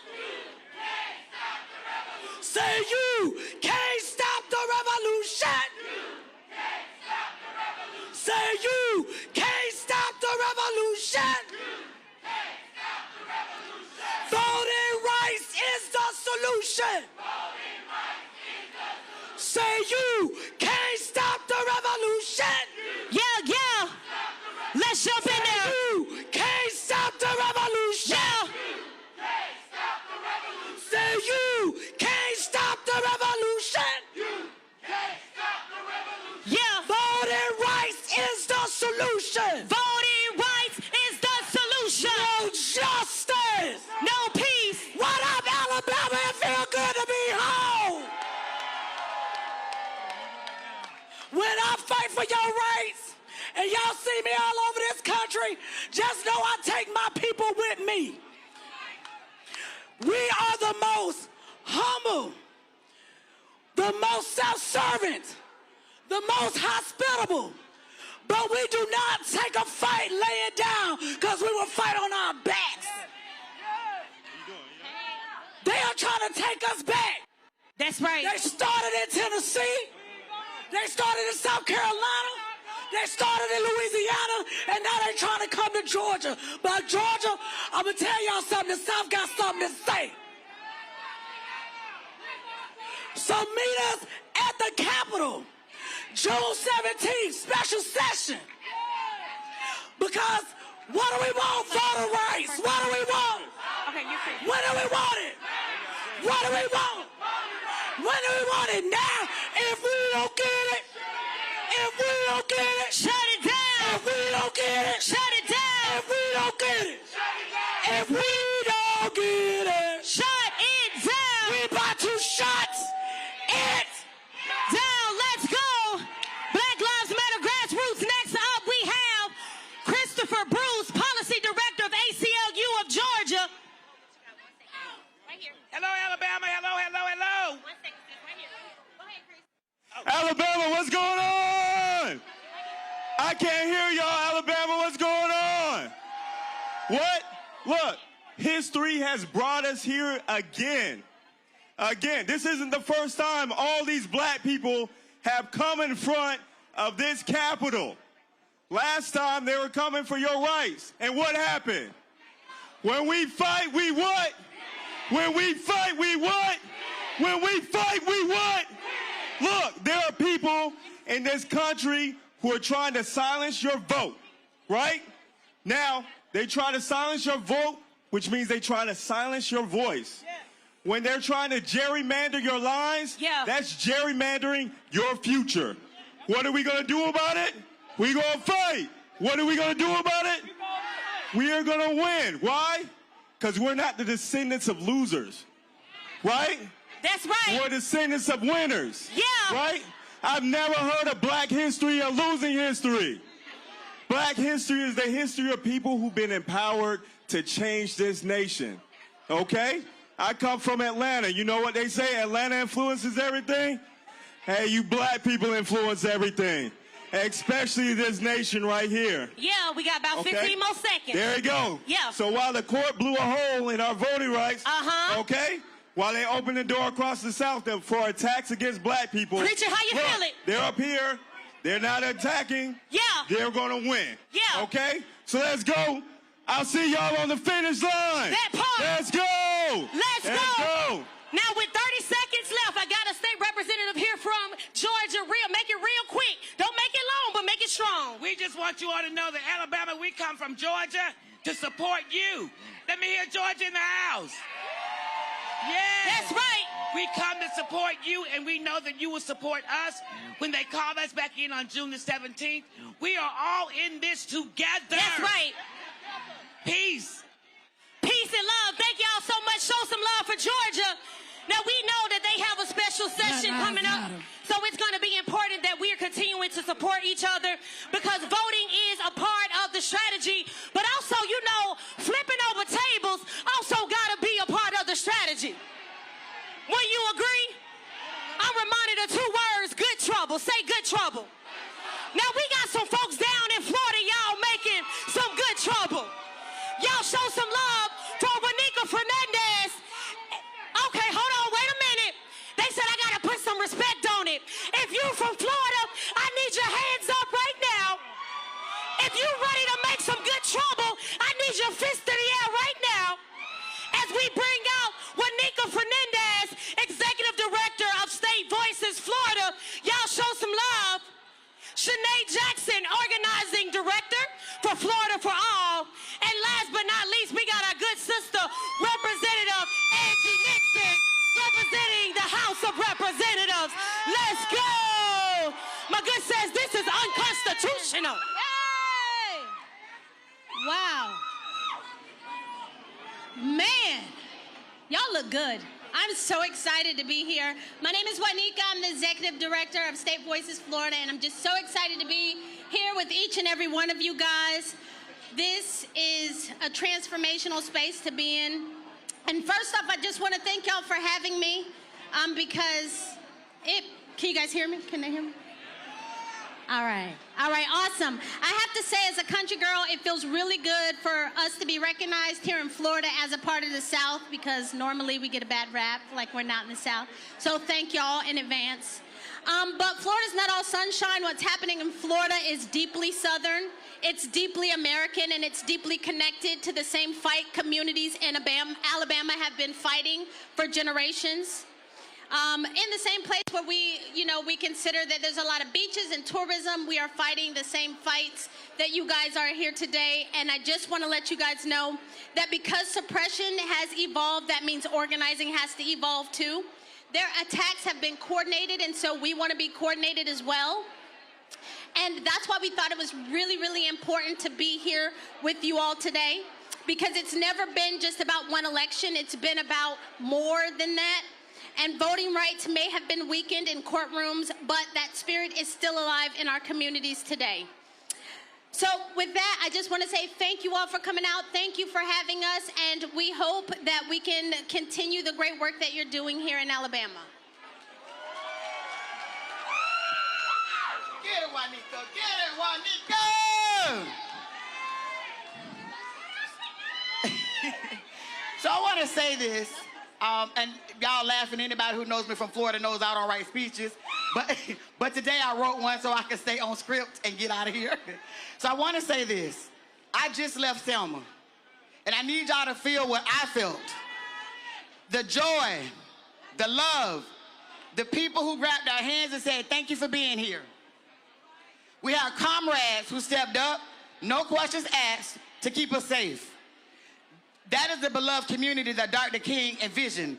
That is love in action. My name is Shanae Jackson. I'm the organizing director for Florida for All. And they call me the accidental activist. But I learned there is nothing accidental about it, and none of this is accidental.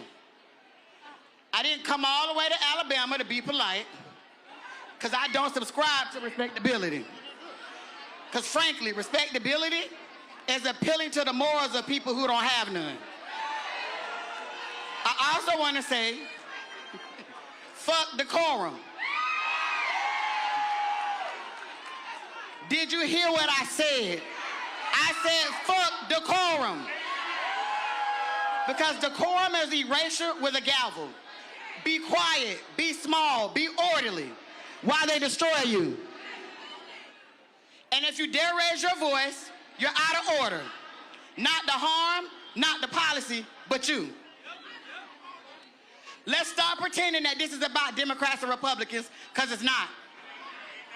Say it plainly. It's about us, black people, our lives, our power, and our future. In Florida, we fight rigged maps. And we fight rigged maps because that's what decides who gets represented and who gets erased. So I want to state you, because my time is up already, that one thing we are doing is fighting a war for real. And that is wisdom, to know where we came from and where we're going. That's architecture, and that's not just buildings. That's what we build in this community, and that is revolution. But we cannot have revolution unless we have something to put in its place, or that's destruction. So what I'm stating to you is to vote, Not because voting is the be-all, end-all, because the vote is the entryway, and that's what we get what we want. So what I want to say is this is our fight. Whose fight? So let's get it. Let's go. We're going to let you cook. Come on. When I say good, you say trouble. Good, good, good, good. I am Florida State Representative Angie Nixon, and it is an honor and a pleasure to be with you all today. I must say that I am a little flustered because yesterday Ron DeSantis decided to arrest me.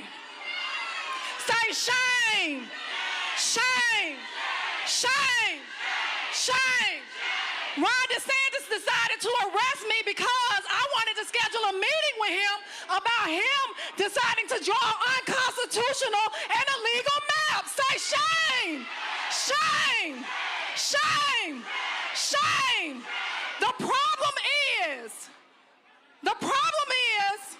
politicians should not be deciding who their voters are.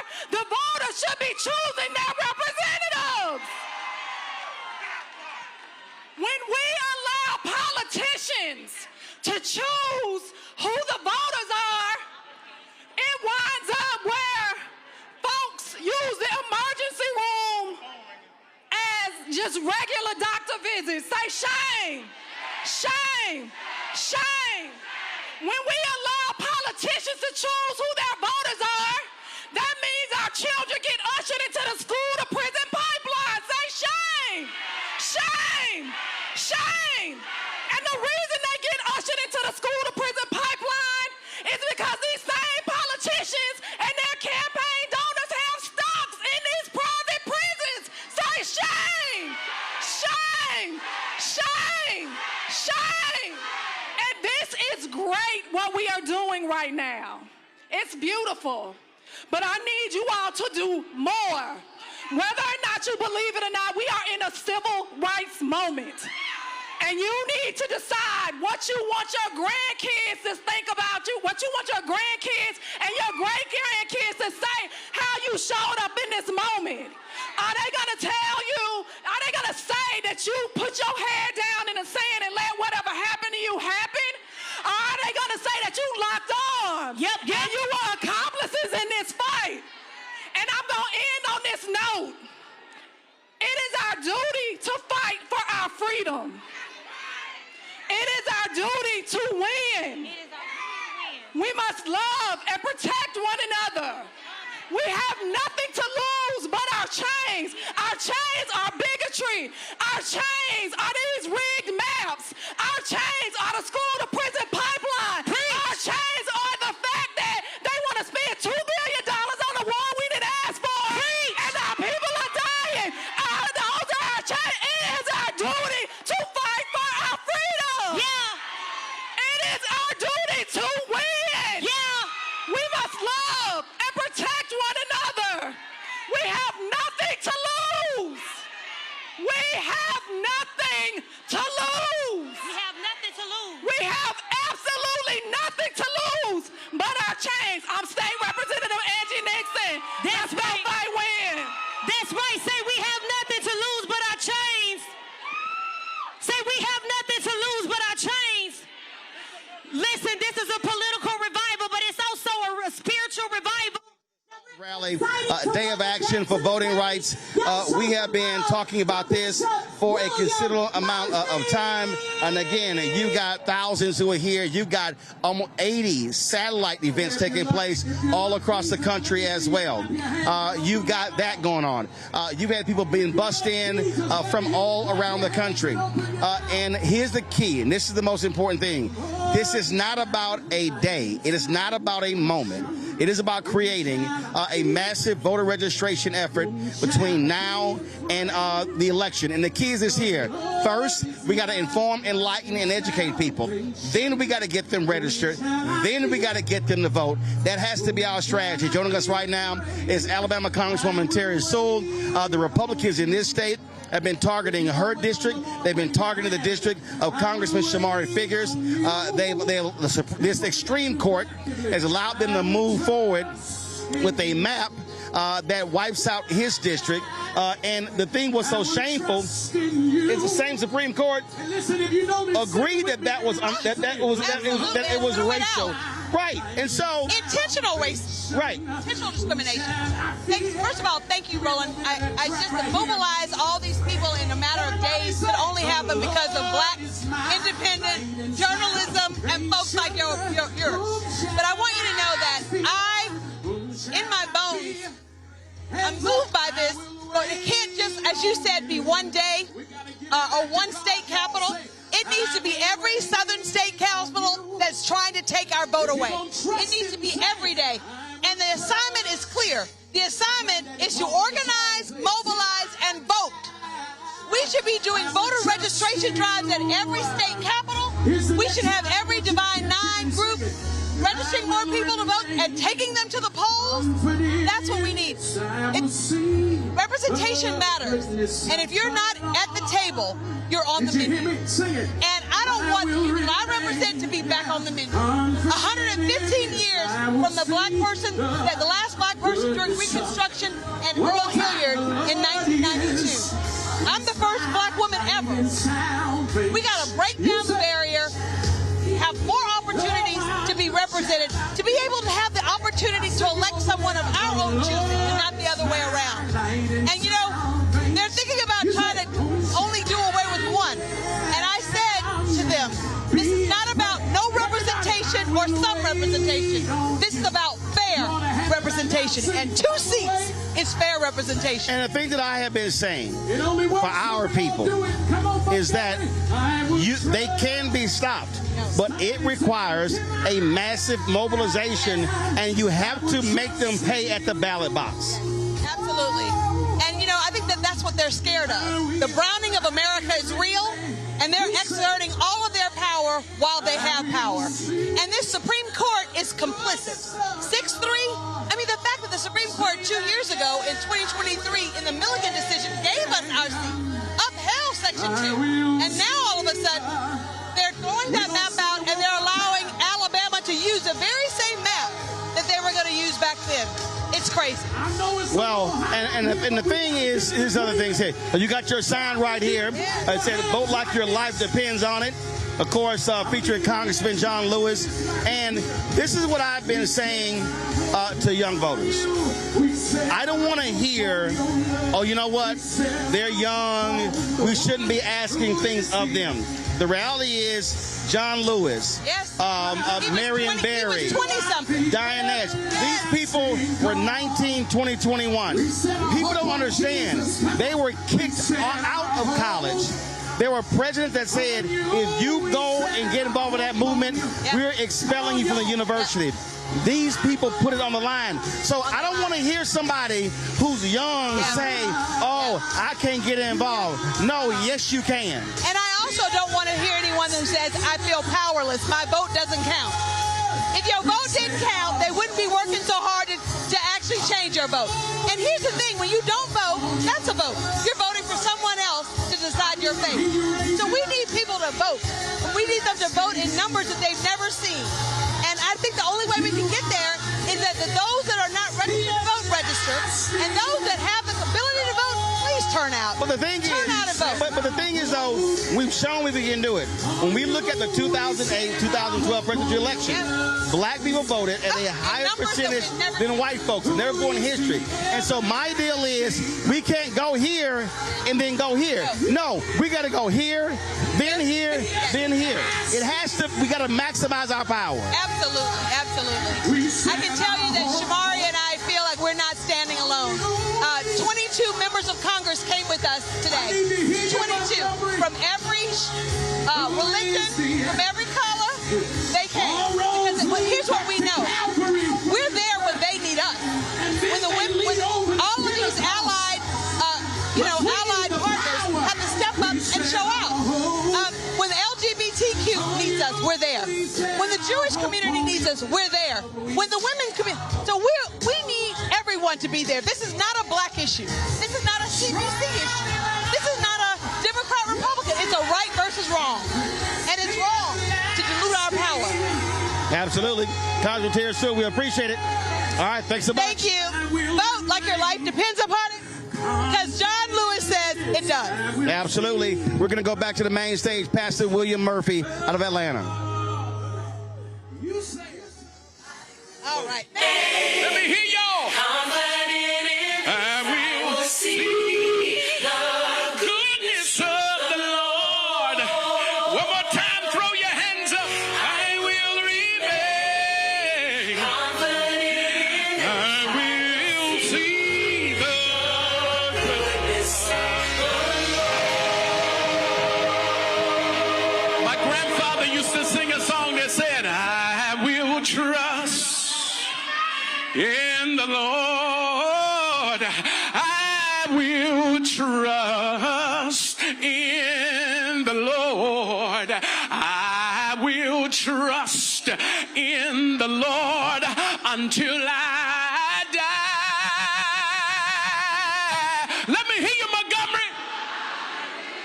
Trust in the Lord. I will trust in the Lord.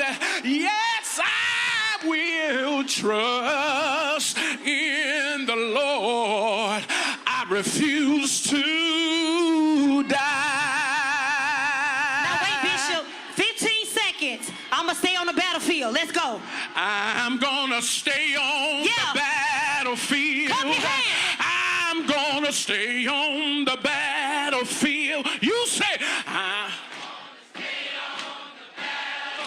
but guess what? Good. I refuse to die. Let's go. I'm gonna stay on the back.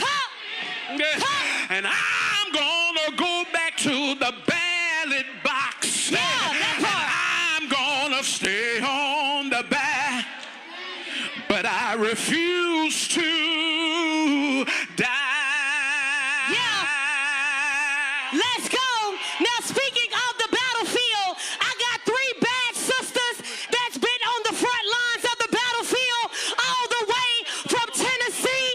They did their thing in the legislature, y'all. They've been fighting for voting rights, for environmental justice.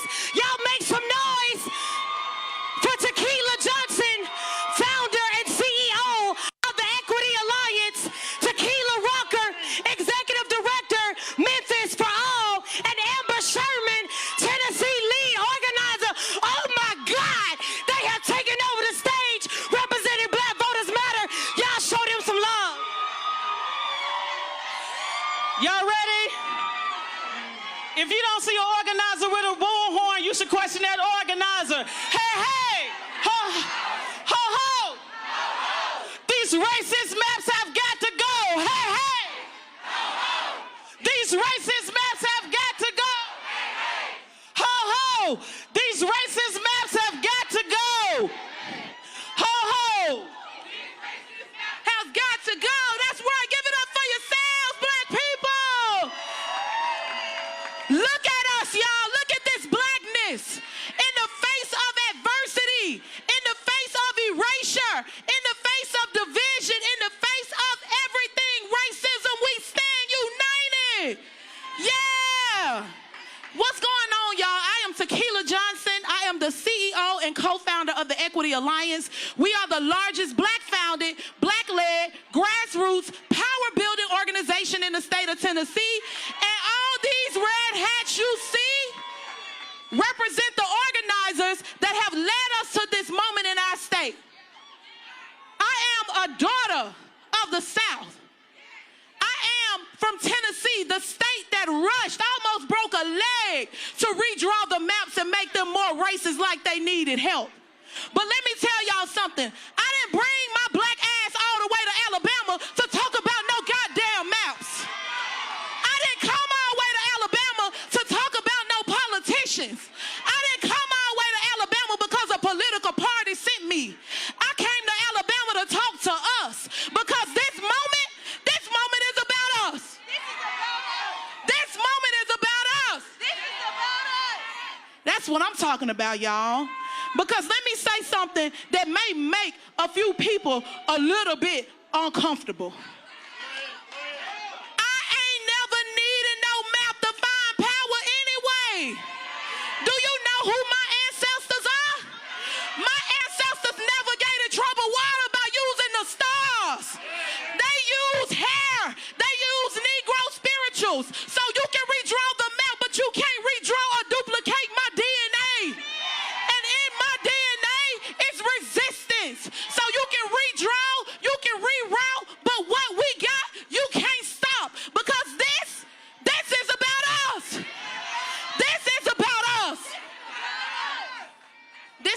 about no voting, y'all. That's what they want us to think this about. They want us to think that this is about one person or this is about me and my organization. They want us to think that this is about one or two politicians. They want us to think that this is about a platform or an ego, but it's bigger than all of that because this is what? Who is this about? Who is this about? That's what I'm talking about. We have never been defined by oppression. We have never been controlled by restrictions. When they gave us struggle, we turned it into hip hop. They gave us rags, we turned it into runways. They gave us rotten peaches, we turned them into cobbler. They gave us the disregarded meat nads, $30 a pound in the grocery store. You can't tell me we can't overcome without nothing because we've done it before. And so this right here, this damn for sure ain't about defending no democracy. This ain't about defending something that is drenched in the blood of our ancestors, rooted in genocide, and built on capitalism, on stolen land by stolen bodies. This is about whether we ready to step up and fight or not. And we fighting in Tennessee. You see Rachel Spriggs, you see Jess Williams, you see Antrecia Gordon. These are the women who knocked over $1 million last year with little resources. These are the black women that stood in the face of oppression, that organized and made sure we had people out here. So right now, as Andre 3000 said, the South, and if the world ain't never heard us, they hear us now. Yes, the South got something to say. My name is Tequila Ruck, and I serve as the Executive Director at Memphis for All. Yesterday, I walked through the Legacy Museum right here in Montgomery, and I left with a couple of questions because walking through that museum was really heavy. Have we forgotten or have we become too disconnected to recognize the patterns, to recognize this playbook? Because it's the same play that they've run before. After slavery ended and black people began building political power during Reconstruction, backlash came quickly. Laws were rewritten. Political systems were reshaped and structures of racial control were built to maintain political power, all of which we see happening today. I need us to be honest with ourselves for a minute because many of us, those systems never disappeared. They evolved. For a long time, many of us convinced ourselves that some of the darkest parts of our history were behind us, but they're not. We right here today, witnessing, being reminded that systems built on division, racial hierarchy, and control do not simply disappear when they go unchallenged. They disappear when we show up and we conquer them. And today, as we still showing up to fight for our voting rights, what is evident that this has never been about voting only. This has always been about power. Power over a people. Power over resources. Power over communities in historically black districts and neighborhoods. Power over our voices that have the ability to speak life or death in communities through our votes. Our vote is our voice, and it's our time to show up and continue this fight. Remember, what happens here becomes a blueprint for what spreads across the region. But we won't stop there because history reminds us of something powerful. Every generation before us survived because ordinary people like you, like me, decided to organize, to educate, and stand together. And now history is asking all of us to do the same. Let's continue to inform our communities and organize our neighborhoods because a disconnected people are easy to control. But when we come together, they can't stop us.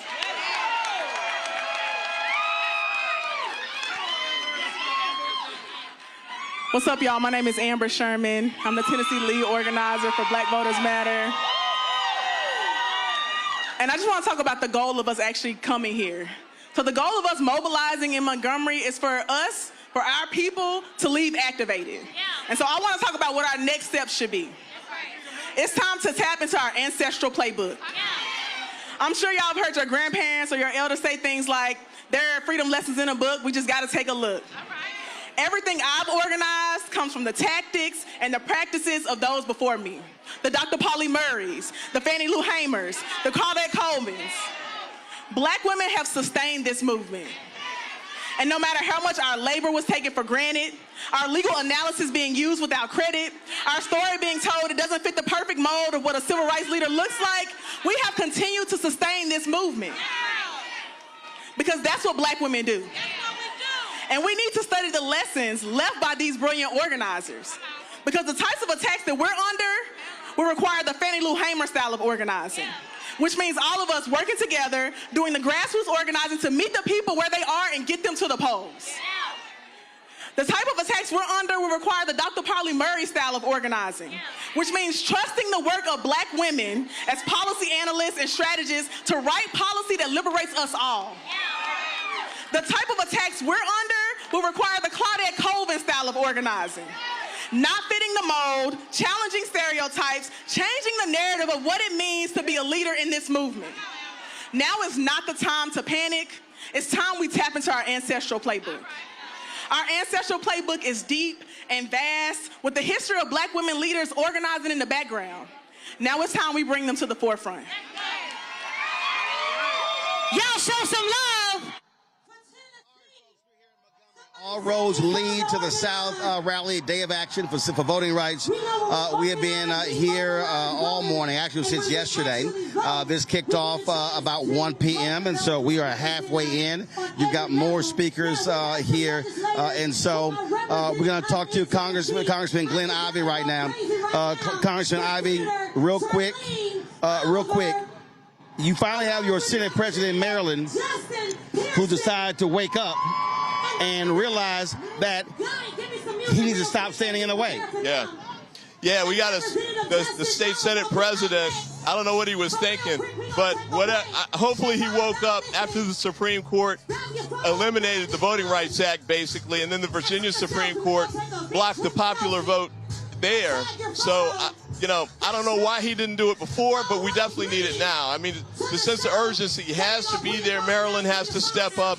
We need every state that can do it to do it, and Maryland's one of those. Yeah, because at this point, you can't disengage. I mean, this has to be all hands on deck. Yeah, it's all hands on deck, and, Trump, the Republican Supreme Court, all of them are willing to do anything and everything to basically steal districts that belong to African-American voters. And we've seen that like what they did in Memphis. It was one compact district. They cut it up into 3 different ones. One goes 100 miles long. So we know they'll do anything and everything. We got to fight fire with fire. Absolutely. And again, when we talk about, this is about power. This is about a battle over power, control, access to billions of dollars. That's what we got going on here. Yeah, I think that's right. I mean, the Republicans have figured out that Trump has screwed this up so badly. With the war, he screwed it up with the tariffs that forced grocery prices to go up. The war's got gas prices going up. He's stripping people's rights away. He's doing everything that's pissing off regular voters across the country. He's underwater like 50 points on the economy, and even a Fox News poll had him down by 50. So they know they're in trouble. That's why they're trying to play this card. And there's more stuff like this coming. We got to be ready for ICE to show up at polling places during the election. We got to be ready for them to do Proud Boys to show up. Everything and anything we've got to be ready for. Well, and again, what people have to understand, when you sit elections out, you're allowing somebody else to be in control. Yeah, that's absolutely right. We got to make sure that we're speaking for ourselves and controlling our own destiny. The Republicans understand that they can continue to control the Senate, the House, the White House, and the Supreme Court. They can keep doing all the things that have been driving the country in the wrong direction. The only way we can really turn it around is we regain power over at least one of those. The House is in the best shape to do it, but even the Senate's becoming in play, and that's why they're so scared. All right, Congressman Glenn Ivey, we appreciate it. Thanks a lot. We appreciate it.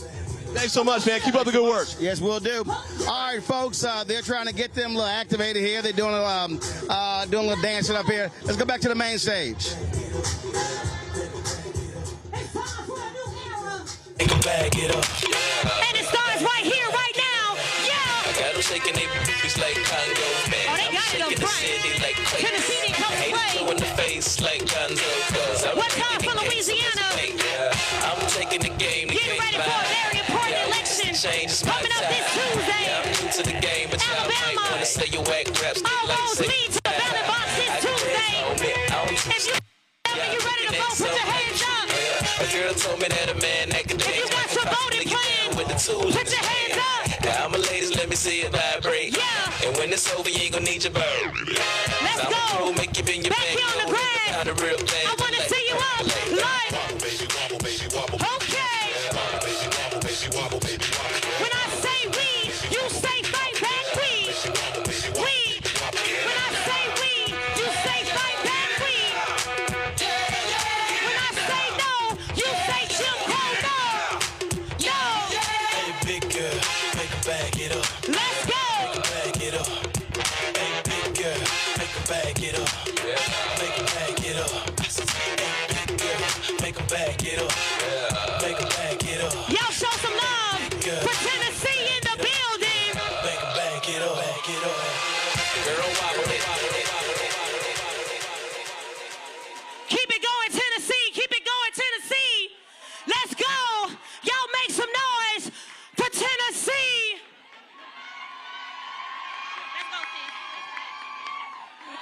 What's up, Alabama? I am Tennessee State Senator Charlene Oliver. And if you don't know by now, you need to know that I stand on business, baby. Come on, where my brothers at? This is your Tennessee delegation. We are Tennessee fighters. Now, let me tell you a little something about the Tennessee legislature and how it works. It doesn't. And that's why I stood on business on the Senate floor and stood on my desk with a sign that says, no Jim Crow 2.0. Because I needed those racist legislators to know we're not going back. Not on my watch, not on Justin Pearson's watch, not on Justin Jones' watch. Now, we are in an era of a new civil rights era.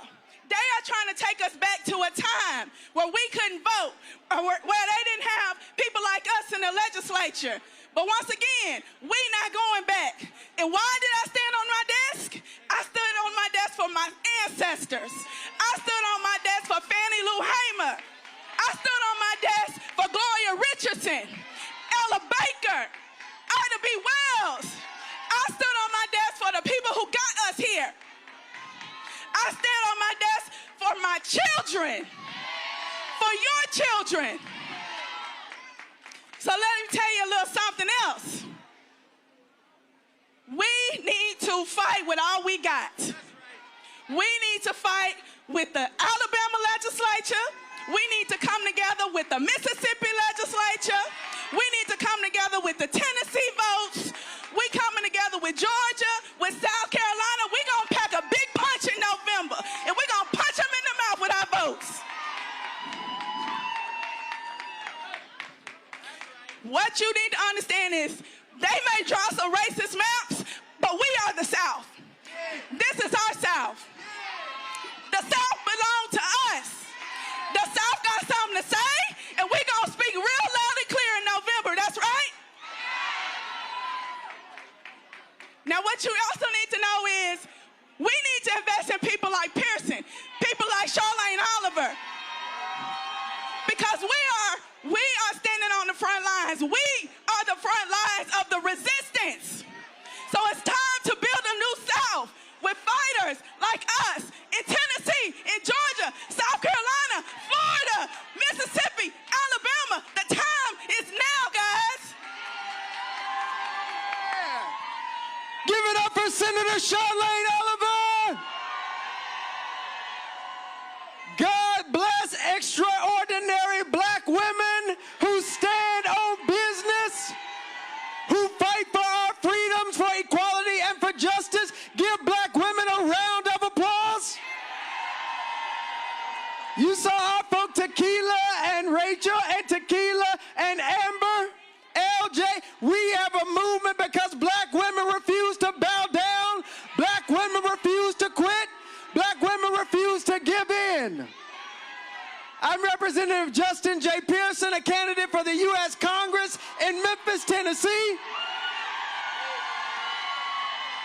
And y'all, we are still here. We are here because a white supremacist dictator known as President Donald Trump thought he could silence us. We are here because they thought they could divide us into black and white, rich and poor, southern and northern. They thought they could stop a movement. You can rig a map, but you can't rig a movement. We are here because our ancestors marched on these streets, in these halls, in this building for us to be here. We are here because they did not quit on the western coast of Africa through the Middle Passage on any cotton and tobacco field. They didn't quit at the bottom of any lynching tree. They didn't quit when mass incarceration took us from our families or a crack epidemic criminalized us while the President of the United States poisoned us. They didn't quit, and we are still here because of it. And we ain't going nowhere. This moment and this time requires each of our collective action for transformation. This isn't a one-person show. This ain't about your ego and the amount of followers and influences you got. This is about how we build power in the South and together to change this country. And I'm almost done. It's because we believe in three words being actualized. We, the people. We, the people. We,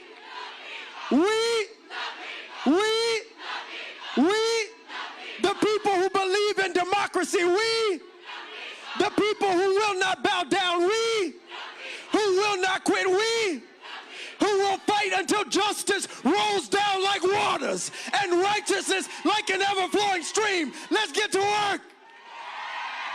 Let's go. Once again, y'all show some love for Representative Pearson. But I got one more. The other week, y'all, we saw this brother burn a photo of the Confederate flag. Because no justice, no peace. We'll shut it all down. There he is. Y'all show some love for Representative Justin Jones. Let's go. Power to the people.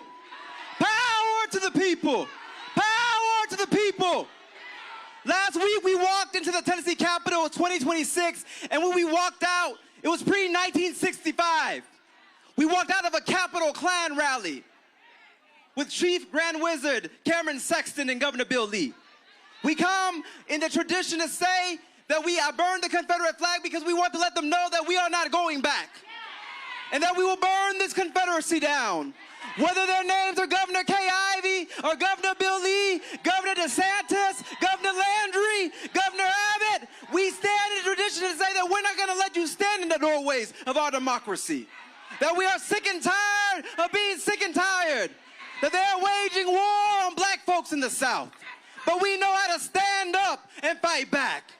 That we come as the children of Fred Shuttlesworth and Diane Nash and John Lewis to say that if they come for one of us, they're coming for all of us. That we need a strategy of scorched earth, that we are going to fight these Confederates because we defeated them before and will defeat them today.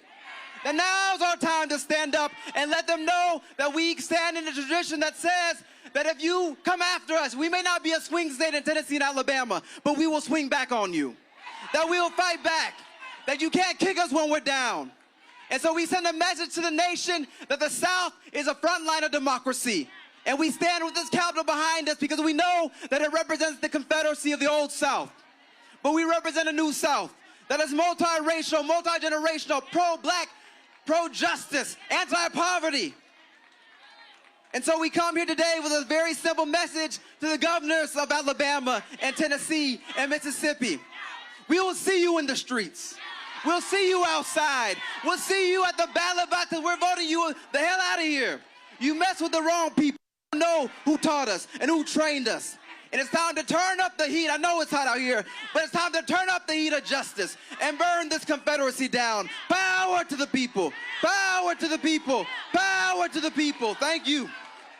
Let's go. Look, my brother said you might try to see one of us, but look around. You can't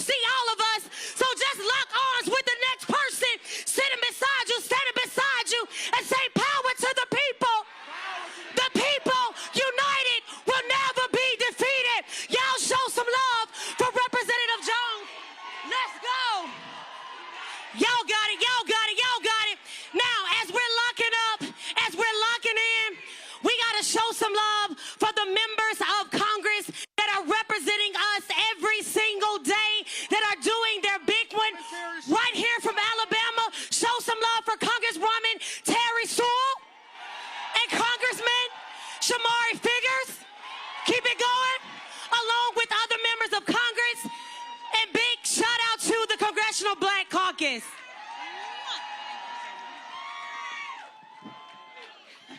I'm Congresswoman Terry Sewell. And I'm Congressman Shamari Figures. And we say, welcome to Alabama, where we are showing up and showing out. Today is not a protest, it's a call to action.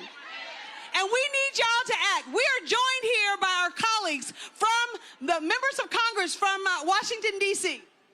Yes, I'll introduce some of our friends that are here with, well, all of our friends that are here with us. But we first have our Democratic whip, Catherine Clark from Massachusetts.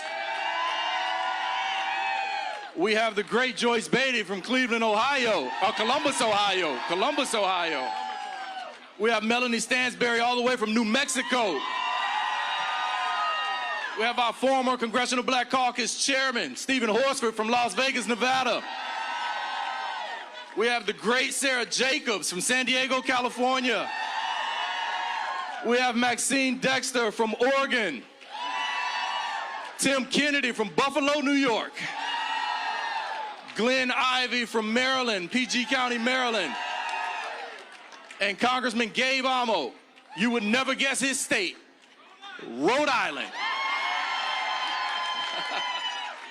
We come from every part of the United States to say, it's time to show up and show out, not just in one state capital, not just for one election, but we need you to step up and show out in every one of these state legislators that are trying to dilute our vote. It's unacceptable. I think all of you know that. It's not about some representation or no representation. It's about fair representation. I say fair, you say representation. Fair. Fair. And in Alabama, where there are 7 seats and we are 28% of the vote, African Americans, that means 2 seats. What do I say? 2, you say seats. 2. 2. And we will settle for nothing less. Look, we are not going back. Listen, it is not lost on me at all that the reason thousands of people showed up here in Montgomery, Alabama, in the district that I have the privilege to represent, the birthplace of the civil rights movement, the home of we're not taking this anymore. It is not lost on me that you guys are here to have my back, that you guys are here to have Congresswoman Terry Sewell's back. We don't forget that. We won't forget that. Every single day we go to fight, we go to bat for you guys with the support of everyone here on this stage. We call Alabama home. We know what we've been through. People tell us that we are not who we once were. That is true. But we certainly are where we need to be. We're not going back. Not going back. Not going back. No, we're not going back. We're not going back. Listen, this state has overcome a lot. My father served in the state Senate here. In 1987, he had to go to jail for trying to remove the Confederate flag from this building behind me. That flag flew into the 90s. Other Confederate flags flew on this property through 2015. And in 2021, the legislature was back up to those same tricks, drawing congressional districts that discriminated against black people in how they drew them. Now, that's not just my word you have to take for that. 3 Republican-appointed judges, 2 by Donald Trump himself, made that determination. And so our case is still going on. Our fight is still going on. We will not give up on you. Thank you guys for not giving up on us. Thank you guys for not giving up on democracy. Thank you. We want to make sure that you know that we still have a primary this coming Tuesday.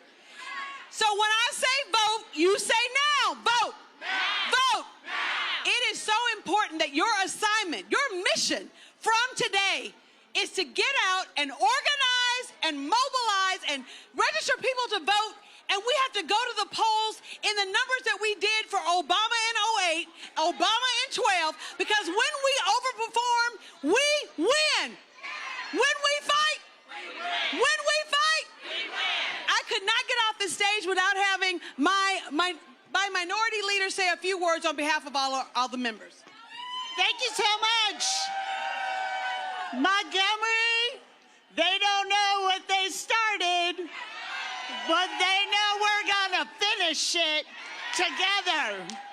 So let me just say how thrilled I am to be here with my friend, Congresswoman Terry Sewell, and Congressman Shamari Figures. All of my colleagues who are here today, and we are just the tip of the iceberg of the support. We are not going to let them take their seats. We're not going to let them do it. And I have never seen Montgomery looking so beautiful. But I have been here before. And on my first visit, I came with Congressman John Lewis. Right there. And we were right over there at the Dexter Avenue King Memorial Baptist Church. And John Lewis said to us how he strategized, how he fought, how they organized. He wasn't telling us just about history. He was laying out the strategy for the future. He was preparing us for this moment. And we know that when they come to decimate black political power, we stand together or we fall together. So this is one country, one destiny. So we are going to go out, we're going to mobilize, we're going to organize, we're going to vote because we know our lives depend on it. And then what are we going to do? We're going to win. We're going to win. And when we win and we take back the People's House in Washington, then we restore the Voting Rights Act. And then we pass the John Lewis Voting Rights Advancement Act. And then we're going to get busy and elect the first black speaker of the United States Congress, Hakeem Jeffries. That's the work we're going to do together. I will see you in the streets. Thank you.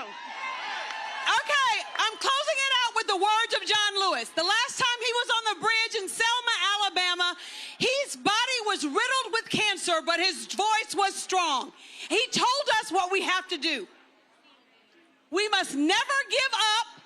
We must never give in. We must keep the faith, and we must keep our eyes on the prize. Thank you. Somebody say fight the power. Listen, continue to use the hashtag All Roads Lead to the South.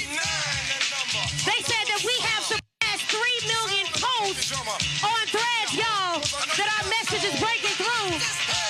Break it down, break it down, break it down. All the way from the great state of Georgia, I need y'all to show some love. She already going crazy right now. For Senator Raphael Warnock. Let's keep it going.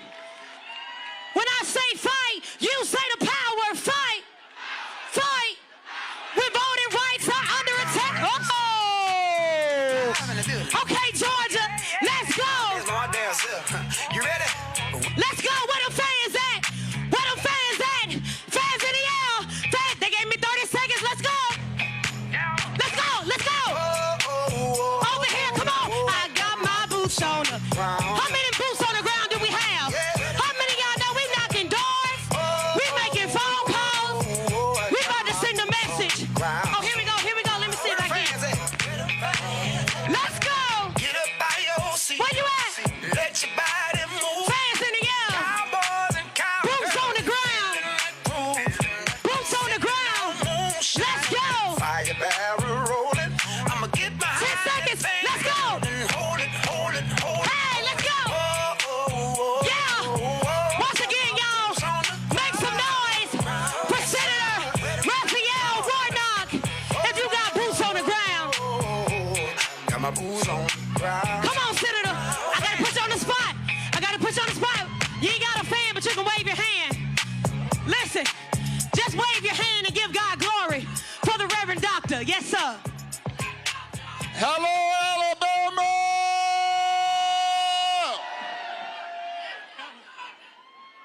Are y'all ready for this fight? Are you ready to use your voice? Are you ready to vote like you've never voted before because your lives depend on it? It's great to be here back in the great state of Alabama, a state where I was licensed and ordained in a real sense, began my ministry here, although I'm from Georgia. Can I be honest with you? As important as this moment is,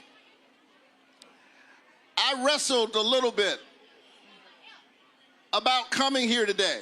Hear me out. And it's because I'm a pastor, I'm a United States Senator, but the job I like the most and the title that I'm most honored by is Dad. And I've got a 9-year-old and a 7-year-old at home, a daughter and a son, and I hated leaving them again. Parents understand. But then I began to think about it. I said, I've got to be away from them in order to fight for them. Because the sad irony of this moment is that my 9-year-old daughter and my 7-year-old son, thanks to the awful decision of these political hacks on the Supreme Court, my 9-year-old and my 7-year-old now have less voter protection than their dad did growing up at their age. And that makes me angry enough to show up again and again and again and again. Are you ready to fight? And so I know that this is a tough moment. But I drove by Alabama to tell you that the light shines in the darkness. It's dark, but the light shines in the darkness. And the darkness overcometh it not. We know what they are up to. The same folk who cut $1 trillion out of Medicaid, the same folk who knocked 15 million Americans off of their health care, the same folk who doubled the health care prices of 22 million Americans, the same folk who stole your doctors are now trying to doctor the lines so you cannot hold them accountable. But we've got something for them. Come November, we're going to show up like we've never showed up before. I often say that a vote is a kind of prayer for the world we desire for ourselves and our children. And our prayers are strongest when we pray together. Voting is about praying not with your lips, but with your legs. It's about putting your body in the struggle the way my parishioner John Lewis did, the way Martin Luther King Jr. did, the way Rosa Parks did. And because they gave so much, my alpha brother, Senator Raphael Warnock, but I got another alpha brother, Reverend Dr. Frederick D. Haynes III, who's here. He got to catch a flight, so we got to get him real quick here.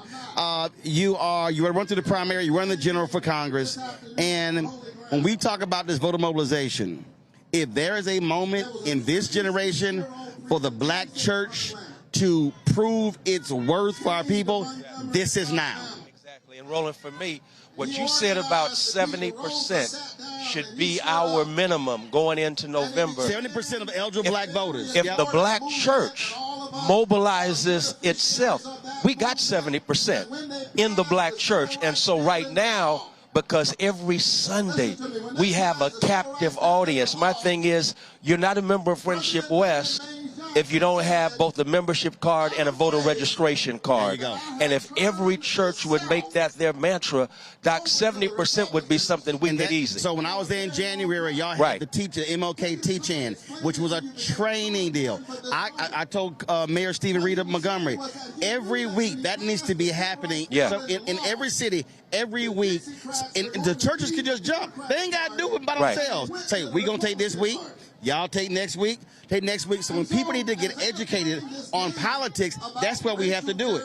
That's it. That's it. And so, as you know, what's going on right now in Beaumont, because Pastor Danielle Ayers and Minister Edwin Robertson are taking it around the state of Texas. And today, they're doing a teach-in in Beaumont. So we're taking it throughout the whole state. The thing is, we got to show up when we go there, because I understand there was under 100 in Beaumont last night.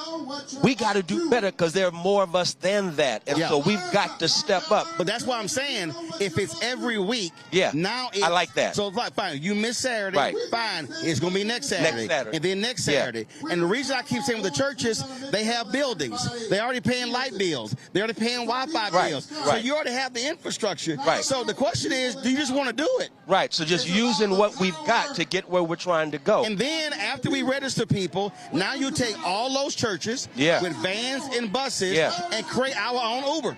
Yeah, using what we've already got. We've got the transportation, we got the facility, we got the lights, and so let's use that for the benefit of the community. And again, if every church member would register and then we'd reach out to the community, man, we would have voter turnout like never before. And so Bishop William Barber and I, we call for 1,000 alphas to get organized and mobilized. That's awesome. We've hit 1,100. We want to hit 2,000 by June 12th or 13th. Yeah. But what I said to the alphas in Baltimore, I say to every D9 group, we love talking about who ran the yard. But my whole deal is who's running your city.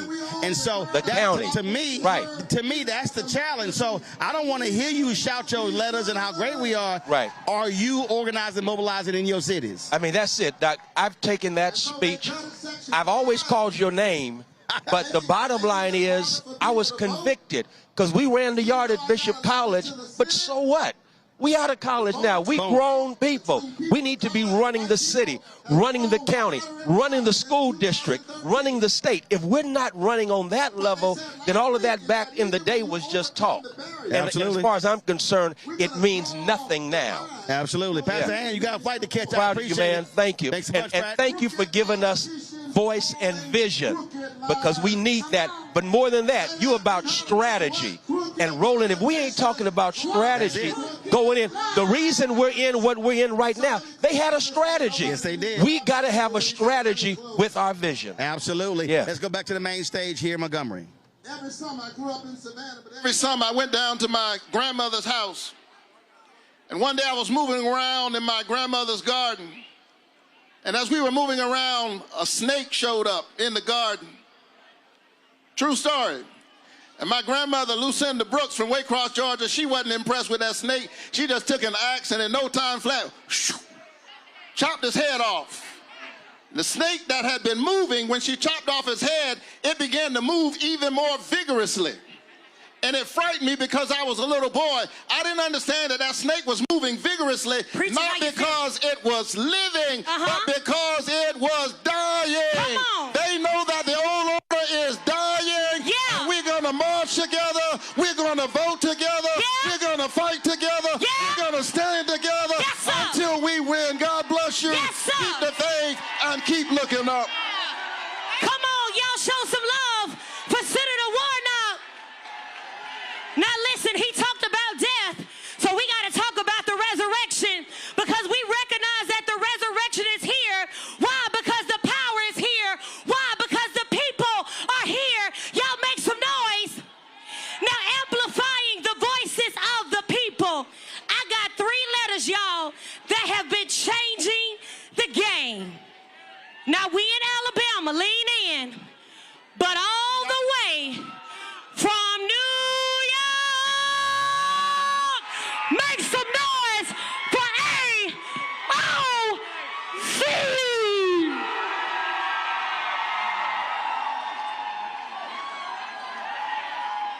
How's it going, Montgomery?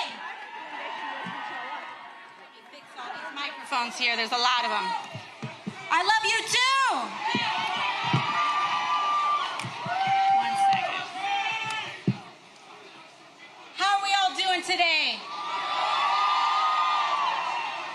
I'm so grateful to be here in this moment and in this fight alongside each and every one of you, shoulder to shoulder, as we fight to continue the legacy and expand upon that of Montgomery, Alabama.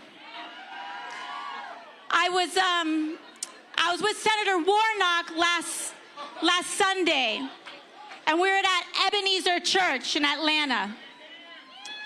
And after his beautiful sermon, Senator Warnock took me to the original Ebenezer that Martin Luther King Jr. had preached at and had organized in.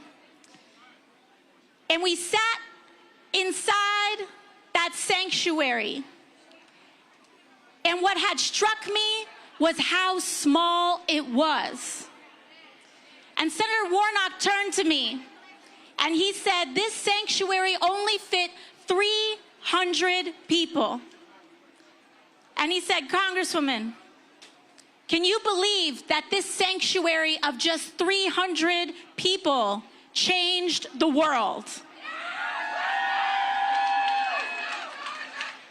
Those 300 congregants at Ebenezer Baptist Church turned into those congregants at Dexter Avenue Baptist Church right behind us here today.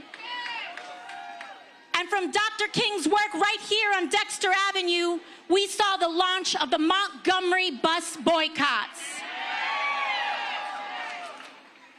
And it was right here in Montgomery where we saw some of the most cruel repression in the history of America, where we also saw the highest angels of American history rise to create our democracy.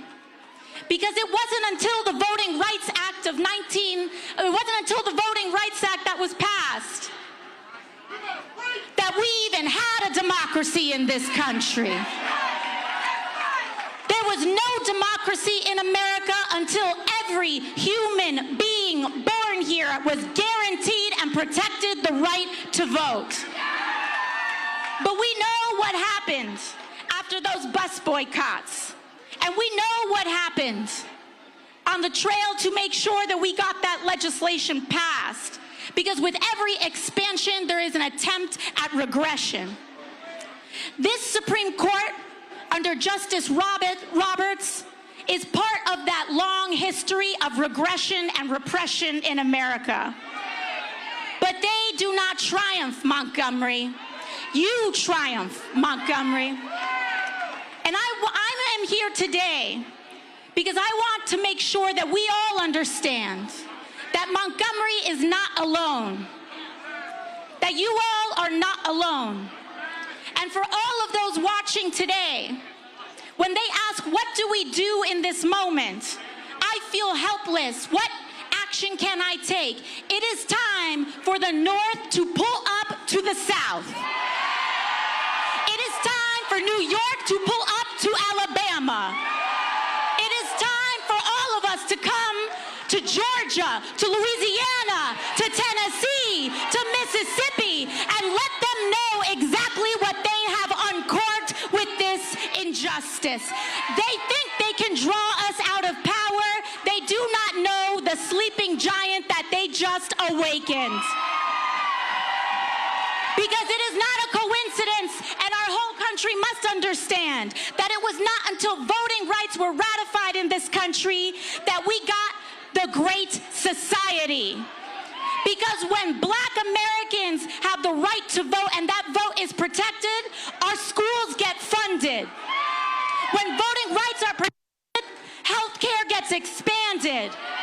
When voting rights are protected, our country moves forward. In Montgomery, that's what they're actually afraid of. They're afraid of us coming together. They're afraid of us protecting one another. Alabama is the crucible. Georgia is the crucible. Tennessee, Louisiana, Mississippi is the crucible. So if you are not from here, it is time to pull up. Because what they thought was the final blow is actually just the opening silo. And with that, I want to introduce to you all my sister from Boston, Massachusetts. The heritage of what is greatest in our country. Sister. All right, folks, joining us right now is Congresswoman Joyce Beatty. Congresswoman Ayanna Preston speaking. I've already interviewed her, so we're good. Congresswoman Beatty from Ohio. I was explaining to people earlier, when we talk about when you remove black power, you're removing access to money. You sit on the House Financial Services Committee. And when we talk about being on that committee, if y'all are in the majority, then you're chairing subcommittees. Then Congresswoman Maxine Waters is chairing the committee. You're controlling the flow of money. So we're talking about billions of dollars that can be impacted. It's so important for us to vote so we can take back that power. Hold it right there. There you go. It is important for us to vote so we can take back that power. Think about it. The Financial Service is one of 4 of the most powerful committees. You would have Maxine Waters as chair. You would have me chairing diversity, inclusion, or financial banking, which means the 20-some black banks that we have as MDIs, that can be leveraged with votes that help them get more dollars into black banks, which primarily serves underserved constituents. When you think about one of the #1 issues, housing, it would allow us to pass housing legislation that would help people have home ownership, which is one of the greatest ways for us to have access to wealth. And that's why they're trying to suppress the vote. See, and now you take that. Then you extend that to housing. Then you extend it to education. Then you extend it to health. And so for folk, they gotta understand. So this is not like, oh, we just want to have somebody black in office. No. But it drives me crazy when these people say, oh, the CBC ain't doing this, the CBC ain't doing that. I'm like, you don't even understand how a member may not even pass a bill, but they can have something added, something removed, a word changed. The impact of being at the table is huge. When you think of the John R. Lewis Voting Rights Act, it was the Congressional Black Caucus that put it forward. It was the Congressional Black Caucus that got it passed in the House. So if we now can get our 4 senators and increase the numbers there, we can get it through. If we vote, we can have a Hakeem Jeffries, who was powerful on the Judiciary Committee before being in leadership, to make a difference. We have Bobby Scott, brilliant lawyer, to be chairing when we vote and take back the House of our Education Committee. So blacks would be in control of major committees. Benny Thompson could go right back to be over Homeland Security, a black man. We could have a black woman over agriculture. So those are the kinds of things that the public needs to know, that we're traveling the state. I'm from Ohio, but just in the last 48 hours, I've gone from Ohio to Washington to Birmingham to Selma and here in Montgomery on my way to Louisiana. And when we talk about Congress, but what this Calais decision, that's going to impact states, county, city, and so school boards. And so I keep trying to tell people, we do not understand the depths of power, money that we are about to lose because of this extreme court decision. And it's so important, and I'm glad you brought that up, because America needs to know that our congressional lines are drawn in the state houses by the state legislature, which I served in the great state of Ohio, to be the first black woman, the first woman Democrat to be the House leader and deliver the majority. And in that same year, you think about, we won across the United States. Barack Obama became president. We had black legislators to be in the majority. This is, when I say state of emergency, when I say existential threat, what this is really the challenge to this generation. History is going to record, our people is going to record who stood up in this moment and who remained silent? Oh, I think it's so important because you know what?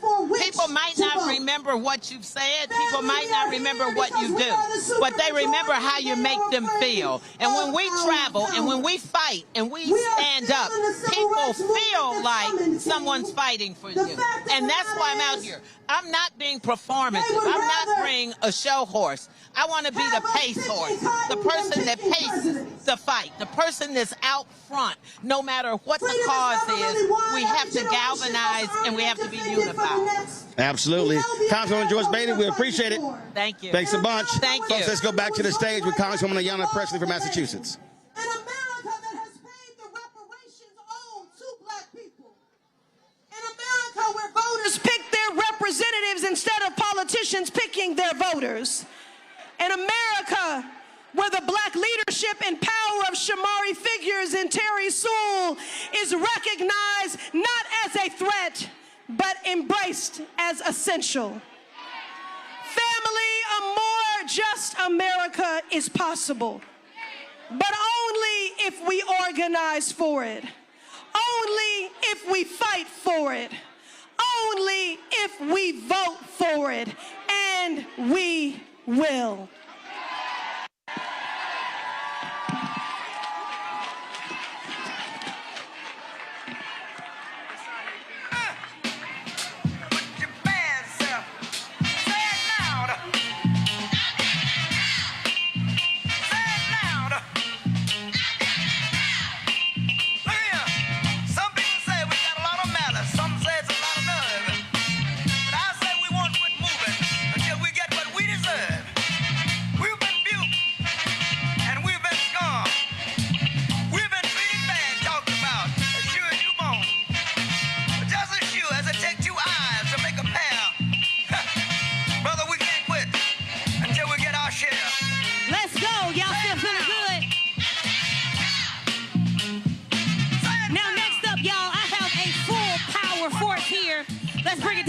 Let's bring it down a little bit because we don't want to miss a thing. Next up, we have our national civil rights and advocacy organizations. Y'all show some love. One time for Maya Wiley, President and CEO, Leadership Conference on Civil and Human Rights. Keep it going, Ebony Ryler, SVP, National Action Network. Keep it going, Damon Hewitt, President and Executive Director of Lawyers Committee for Civil Rights Under Law. Y'all keep it going. For Randy Weingartner, President of AFT, keep it going. For Sister Rebecca, she serves as the President and CEO, get this, of Fair Election Center. Keep it going. And we got Ebony representing National Action Network. No justice! No justice! I said no justice! My name is Ebony Riley, Senior Vice President of National Action Network, founded by Reverend Al Sharpton, and I'm here joined by my colleagues. Thank you for the organizers bringing us here together today. At a time when collective action is necessary, we did not come here to be polite about what was fought for. We came here to defend it. And let me say this clearly. When they target black voters, when they target black communities, when they target black women, they are targeting progress in America.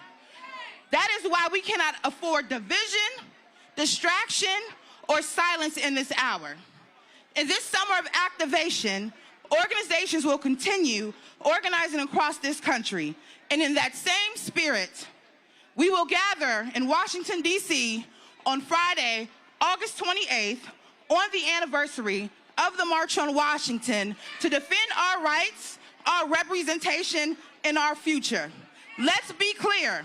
Every right we hold here today was marched here on someone else before us. I'm out here for my family. I'm out here for my community and anyone who feels unseen in this country. We see you. I am you. Our vote is non-negotiable. There is no weakness in our walk. We walk boldly, we walk together, and we are not alone. Forward together, backward never. No justice, no peace, We'll see you in Washington, D.C. on the 28th of August. My people, we are the Leadership Conference on Civil and Human Rights, and we are the nation's oldest, the nation's largest, the nation's most diverse civil rights coalition. And when we are in Alabama, I'm going to tell you what we understand as national organizations. We are your foot soldiers. We work for you. But let me just say one thing, and I'm going to pass it to my brother and sister leaders. When I look out here today, I see power. I see voters. I see commitment. And I see democracy. And when they say Jim Crow, we say hell no. Jim Crow? Hell no. Jim Crow? Hell no. Jim Crow? Hell no. Damon Hewitt. Give it up for Maya Wiley. My name is Damon Hewitt, president of the Lawyers Committee for Civil Rights and the Law, an organization that was founded in a moment like this. 9 days after Medgar Evers was assassinated in the driveway of his own home, 9 days after George Wallace in this state stood at the schoolhouse door to block not just desegregation, but to block our opportunity. Our opportunity. The Lawyers Committee was founded that summer, June 21st, 1963. And ever since then, we've been telling the story and fighting the fight. We are so proud to be here in Montgomery. Ain't our first time, it won't be our last. I'm a son of the South. See, I come from Louisiana. It's a state that gives you a gumbo. Sometimes it tastes good, sometimes it's nasty. Louisiana gave us down in Brazil. But Louisiana also gave us David Duke, the former Grand Wizard of the KKK. Right? And so what we know is that it gave us other things. It gave us the 4 little girls, including Ruby Bridges, who desegregated New Orleans public schools. But it also gave us Plessy v. Ferguson, that told the lie that separating us means we were equal in the eyes of the law and in morality. Well, right now, the Supreme Court is telling a whole nother lie.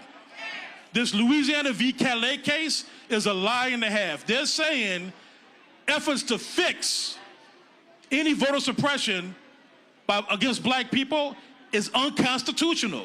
That's what bold-faced lies say. That's a lie. That's a lie. But we know the truth. So here's the thing, y'all. One Supreme Court case, this cataclysm gets bad, you know it's bad, but this is not the end of our story. This is not the end of our story, because we know the long civil rights movement has a past, a present, and a future. And even though they're trying to repeat the mistakes of the past, we get to write the future together. So here's our charge. Scripture says that for me and my house, we will serve the Lord. I'm going to add one more thing. We're going to vote. We're going to vote. We're going to vote. And every step of the way, the Lawyers Committee and the Election Protection Coalition, hundreds of organizations, including here in Alabama, Louisiana, all throughout the South and Midwest and West Coast and Northeast, the Election Protection Coalition will be here to defend your vote every step of the way. Say 166, say our vote. 866, our vote. 866, our vote. They're changing the laws, they're changing the rules, they're changing the laws, but they cannot change our will and our heart. Together we will win. 866, our vote. I'm going to pass it to my good sister, Randy Weingarten, AFT. So you got all these civil rights leaders here, and you had all the Congress people here, and you had all the people who are trying to change the South here, and now you have the teachers and the nurses and the labor movement. I'm here. I'm putting away my speech. I'm Randy Weingarten. I'm the head of the AFT. I'm here with the head, Everett Kelly of AFGE. And I'm also here with people who represent teachers and nurses all across the country. And like so many others have said to you already today, we are not turning back. But I'm a social studies teacher, so I want you to repeat the following clause with me, okay? I'm also an organizer. Not on our watch. Oh, I can't hear you. They can't hear you in there. Do it again. So, we know, and so many other people have said this already, we know that they're trying to pull the rug out from under. We know that Supreme Court case just basically tried to steal our votes and basically tried to deny fair representation. We know all of that. You've heard all of that. You live all of that. The question really is, what are we going to do about it? And that is why we have all these blue shirts here, moms, dads, all across the country. Because when people say to you, we are not letting you down, that means New York is not letting you down. Illinois is not letting you down. Oregon is not letting you down. Massachusetts is not letting you down. And the teachers in the South are not letting you down. So, the question is, are we going to let them take our vote away? Remember, not on our watch. Are we going to let them take our vote away? Not on our watch. Are we going to let them deny fair representation? Not on our watch. Are we going to let them ignore the Constitution? Not on our watch. Are we going to let them take the promise of America away from us? Not on our watch. So, that means from this day on, we get out the vote, right? Yes.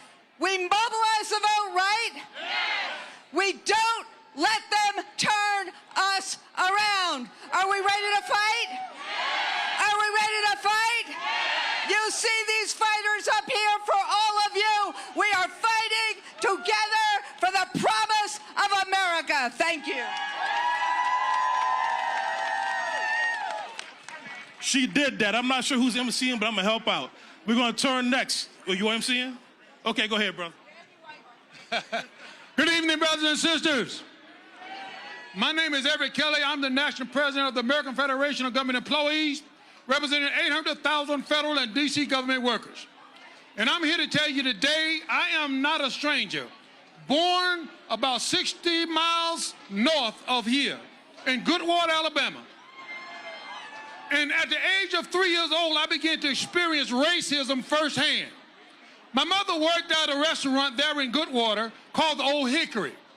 And at 3 years old, I remember my father driving up to the Old Hickory, and I could see my mother working in the kitchen through the old big picture window.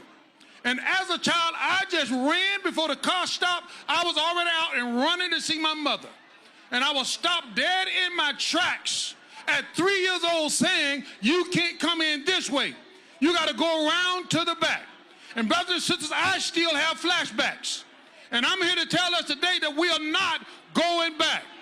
And so I remember 54 miles being walked by the protesters out of Selma, Alabama.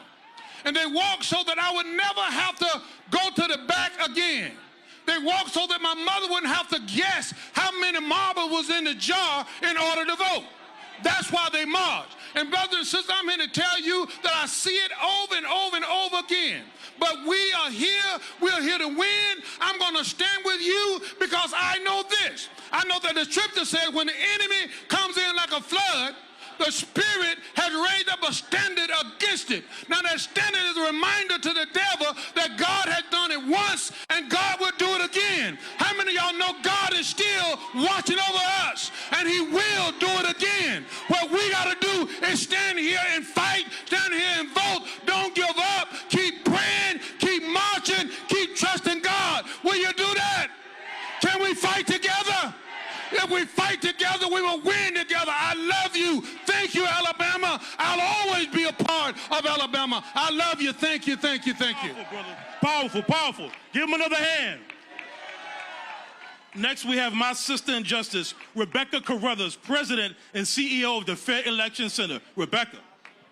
Thank you. It's so good to be here. And it is 85 degrees, and I'm feeling every moment of it. So I'm the president and CEO of the Fair Election Center. We do three things: defend, expand, and facilitate voting rights in this country. We do this in the courtrooms, we do this in the halls of power, and we do this on hundreds and hundreds of college campuses across the country. In fact, we are on 55 of the 107 HBCUs. We understand where we're at in this moment. If you give me just a second, I'm going to tell you a quick story about my family. My great-great-great-great-grandfather, Henry Carruthers, was enslaved, and he was born 1807 in Tennessee. He was last sold in 1847, and guess how we know this? We have the bill of sale. My story is not unique. My story is an American story. And there are so many of us like that who have that American story. My ancestor ended slavery in Pelham, Texas, and he founded a town that still exists today. There were early Juneteenth celebrations, and guess what happened at those early Juneteenth celebrations? Black men were registered to vote. After all these black men across the South got registered to vote, we had black political representation at every level of government in the South. But then Reconstruction ended. We had a Supreme Court. We had an occupant in the White House. We had some immoral state legislators. We had some white nationalist groups who forced the end of Reconstruction. And guess what? It took almost 90 years for black folks to get their rights back. 17 days ago, the Supreme Court gave us the final death knell of the Voting Rights Act. And I'm here to tell you, resurrection. I'm here to tell you we're not going to take 87 years to get our rights back. I don't know about you, but we are ready to fight. Are you ready to fight? Yeah. And guess what? This time, we have some heavenly witnesses. We have some new ancestors. Ancestor John Lewis. Ancestor Jesse Jackson. They are looking down on us as we get ready for this third Reconstruction. As we prepare for this fight, guess what we're going to do this time? We're going to finish that fight that our ancestors started. Thank you so much. Thank you, Rebecca. Next, we have a mad scientist, Norm Eisen, executive chair and co-founder of Democracy Defenders Fund. Go ahead, mad scientist. Get him. Thank you, Damon. Brothers and sisters, as I look around, I truly see that all roads lead to the South. But we're at a fork in the road. Are we gonna take that fork that curves around and goes back to the dark days of Jim Crow and the Confederacy? No! Or are we gonna take the fork in the road that leads to what Dr. King called the great wells of democracy that the founders dug deep?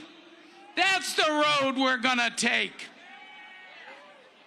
At Democracy Defenders Fund, where I'm privileged to work with all of the wonderful members of our Democracy and Civil Rights Coalition, we have over 300 legal cases and matters defending what Dr. King called the promissory note of the Constitution and the Declaration of Independence. Yes, I will. I do it every day with my friends. Yesterday in Florida, we were fighting the power. We were in court fighting that gerrymander that is against the Florida Constitution, and we're gonna fight and win. Today we're here to fight with y'all for black and brown representation, for the voting rights of all, promissory note, and for American democracy. I treasure that democracy, and I'm extra motivated to fight because I'm the child of a Holocaust survivor, survived Auschwitz, and a Holocaust refugee who came to this country as an undocumented migrant in 1940. And they taught me the words of another Martin, Pastor Martin Niemöller. And he said in Nazi Germany that when they came for the socialists, I didn't speak out because I was not a socialist. And when they came for the union members, I didn't speak out because I didn't belong to a union. When they came for the Jews, I didn't speak out because I wasn't Jewish. And when they came for me, there was no one left to speak out. Well, we're gathered here today, friends, to speak out. We will never let that happen in the United States. We are all here for each other, and I am so proud to be here with you to continue the fight until we reach those great wells. Unfulfilled journey, the great wells of democracy that our founders dug deep. Thank you. Right. Norm Eisen. Look, we know lawyers don't always lead movement, but when movement needs a lawyer, a strategist, a legal mind, we've turned for decades to Sherrilyn Ifill, the head of the Center for Law and Democracy at the historic, the legendary Howard University School of Law. Sherrilyn Ifill. Thank you, thank you. This is going to be real quick. Those of you who are still here, you're here because you know something, so I'm going to take it to the next level and demand a little bit more of you. How many people here can read? You can read. Okay, so I know that you're saying you're going to vote. I know that you feel that we have to fight, and I feel you, and it makes me so happy. But I need you to vote smart, and I need you to understand the nature of the fight. That means you have to do some reading. And then you have to share that information with your children. Stop allowing your children to cut you off from these conversations. You have to tell them the cycle that we're a part of. There's so many resources out there, and you have to begin to tap into them. I have a Substack, many of you follow, which I appreciate. The 14th Amendment Center.org will give you the whole history of the 14th Amendment and what they're trying to turn us back to and how long we've been in this struggle for the right to vote and to be politically represented. You have a list of organizations here whose websites provide you information with the cases and all of that stuff. Moreover, you are going to get ready to vote, and you need to know who you're voting for and what you're voting for. You walking in a booth and pressing a button because it says D next to it is not what time it is. What time it is you knowing who these candidates are and what they stand for. What time it is you voting not just the top of the ballot, but voting the whole ballot. You know that these people are going to try to steal an election. So if you are not knowledgeable about who's running for probate judge in Alabama, who are the officials who are in charge of elections in the counties, then you are doing yourself no service. If you are not voting for who the sheriff is, who's going to decide whether he connects with federal authorities or ICE to stand outside the polls, then you are doing us no favor. So can I ask you all to do the work of citizenship? Can I ask you to do a little bit of studying? Can you go on the Ballotpedia website, Ballotpedia, and put your zip code in and find everybody that's going to be on the ballot, and then read their positions on different issues and read what they stand for, so when you show up in the voting booth, when you talk with your children about voting, you can give them some information about who's on the ballot and what it means. We need to take this to a higher level. We need not only action, but scholarship. We have to stop playing like we just came to this fight. There's more sophistication we need to bring to the battle, and that starts with all of you. So I'm asking you not only to show up, but to inform yourself. We have to be smarter to outwit this power that's coming against us.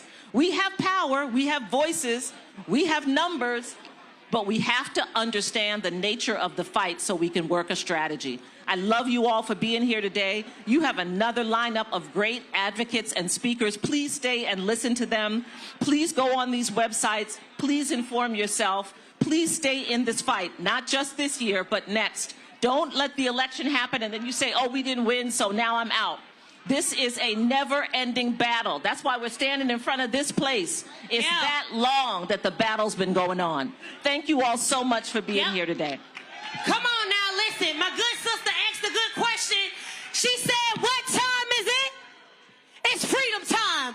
What time is it? It's praying time. Y'all got to say it with your chest. I'm going to come on this side. What time is it? It's marching time. What time is it? It's fighting time. If you're ready to march, if you're ready to pray, if you're ready to push back, if you're ready to stand up, I need y'all to make some noise. Okay, I think they're ready. So it's time for my good brother, Young Vocals, to hit the stage. Y'all go crazy. Y'all go crazy. Grown folks say yeah. It's time. It's something about when we dance, y'all. Let's dance. Let's go. Hey. Clap your I need hands. everybody dancing out there. It's time for clean water. Montgomery, put your hands together. It's time for clean air. Let's go. It's freedom time. Y'all know the words to the song. Sing it, y'all. Say it. Say it. Let me hear you. Dance with me. This you can bear. Yep. Montgomery, you still right beside me. Yeah. And I won't forget. Montgomery, say it, y'all. I really. Sing it, y'all. You should know. Let me hear you sing. I want to make sure I'm Folks, Roland Martin here, Roland Martin Unfiltered here in the Black Star Network. We are live in Montgomery for the All Roads Lead to the South Day of Action, focused on voting rights. Folks have been out here since, actually some been out here since 11 a.m. The gates were open at noon. And you have more than 80 satellite events taking place across the country as well. You had more than 100 buses that brought people in. 5,000 folks had registered for all of this. But here's what's most important that I need people to understand. Today is not about just a day. This is the kickoff of Freedom Summer 2026. This is the kickoff of a massive national voter registration campaign all across the South, but also all across the country. Rebecca, you're a Fair Election Center. And the thing here that people really have to recognize is that, yes, there's got music, there's food, people are excited, but after today, this is when the work begins. And that's the key. It is the work, it is the long slog that we now have to be engaged in. Day one, and we're going to Okay, sopranos. Okay, sopranos. Okay, altos. Y'all sound good. We're gonna have our last activation the day after the election day.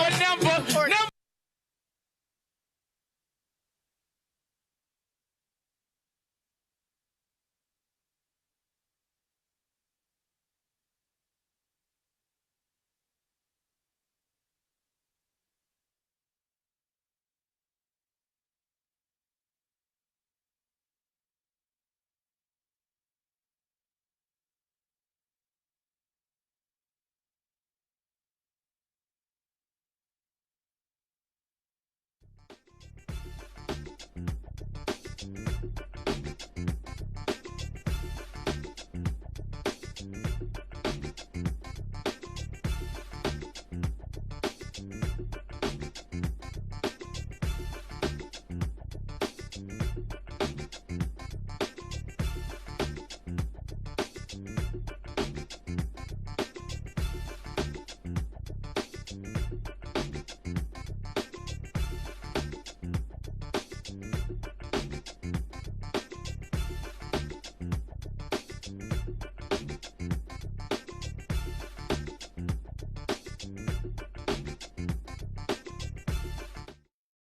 Here's the juxtaposition. Intentionally targeting Black and Latino districts in Texas and Black and Latino voters for elimination is not racial gerrymandering to this court. Yet, as you said a few minutes ago, having a remedy to a violation of Black people's rights under Section 2 is racial discrimination, is racial gerrymandering. That is intellectually dishonest. That is hypocritical at best. That this decision could be the largest wipeout of black political power since the end of Reconstruction. That's how devastating this decision is. Since African Americans are voting overwhelmingly Democratic and Republicans are voting overwhelmingly Republican, you can have a map that discriminates against African Americans. But if you call it partisan, that your target was Democrats, the same map, according to these people, becomes legal. So that didn't make any sense. And they want to get away with it by calling it partisan rather than racial.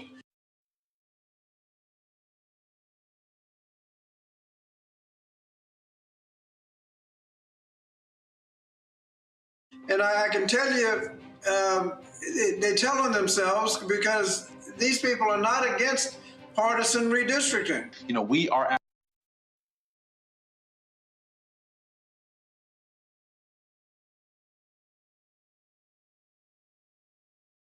war right now. And so we need folks to dig deep. We know the economy is really tough, but we got to keep our folks in power over the next few months and into this 2026 election so that we can legislate our way out of these kind of problems around here. We can't give up now. We have to fight, if not harder, at least smarter. There are people that still, for whatever reason, are not connecting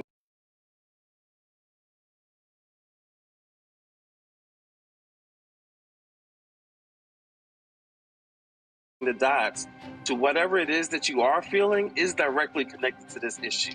Like if you're upset because gas prices are high or housing affordability, guess what?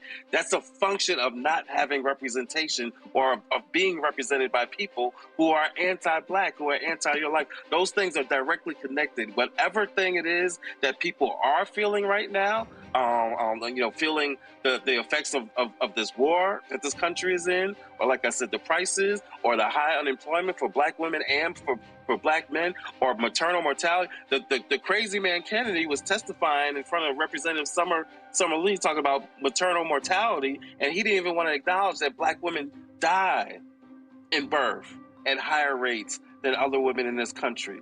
That is what happens when you don't have representation. They can literally control your health, your well-being, your lives, your economics. So all of these issues that we're feeling, all of the frustrations that we're having, all of the stresses that we're having in our lives, one way or another, it comes back to, do you have people who are representing you, who have control of resources, who literally have control of significant parts of your life?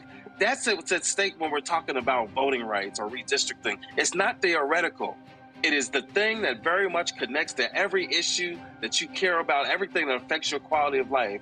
At the end of the day, it comes back to who is making decisions over your life. And now, 60 years later, we are watching that progress be ripped away.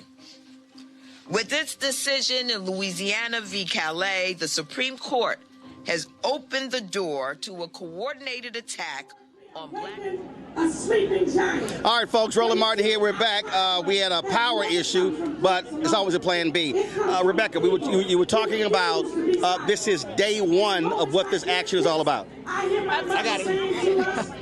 This is day one. We're getting ready to kick off Freedom Summer, and we're going into a Freedom Fall. In fact, this is going to go through the election, and it's going to go the day after the election, because we need people to understand registering to vote isn't enough.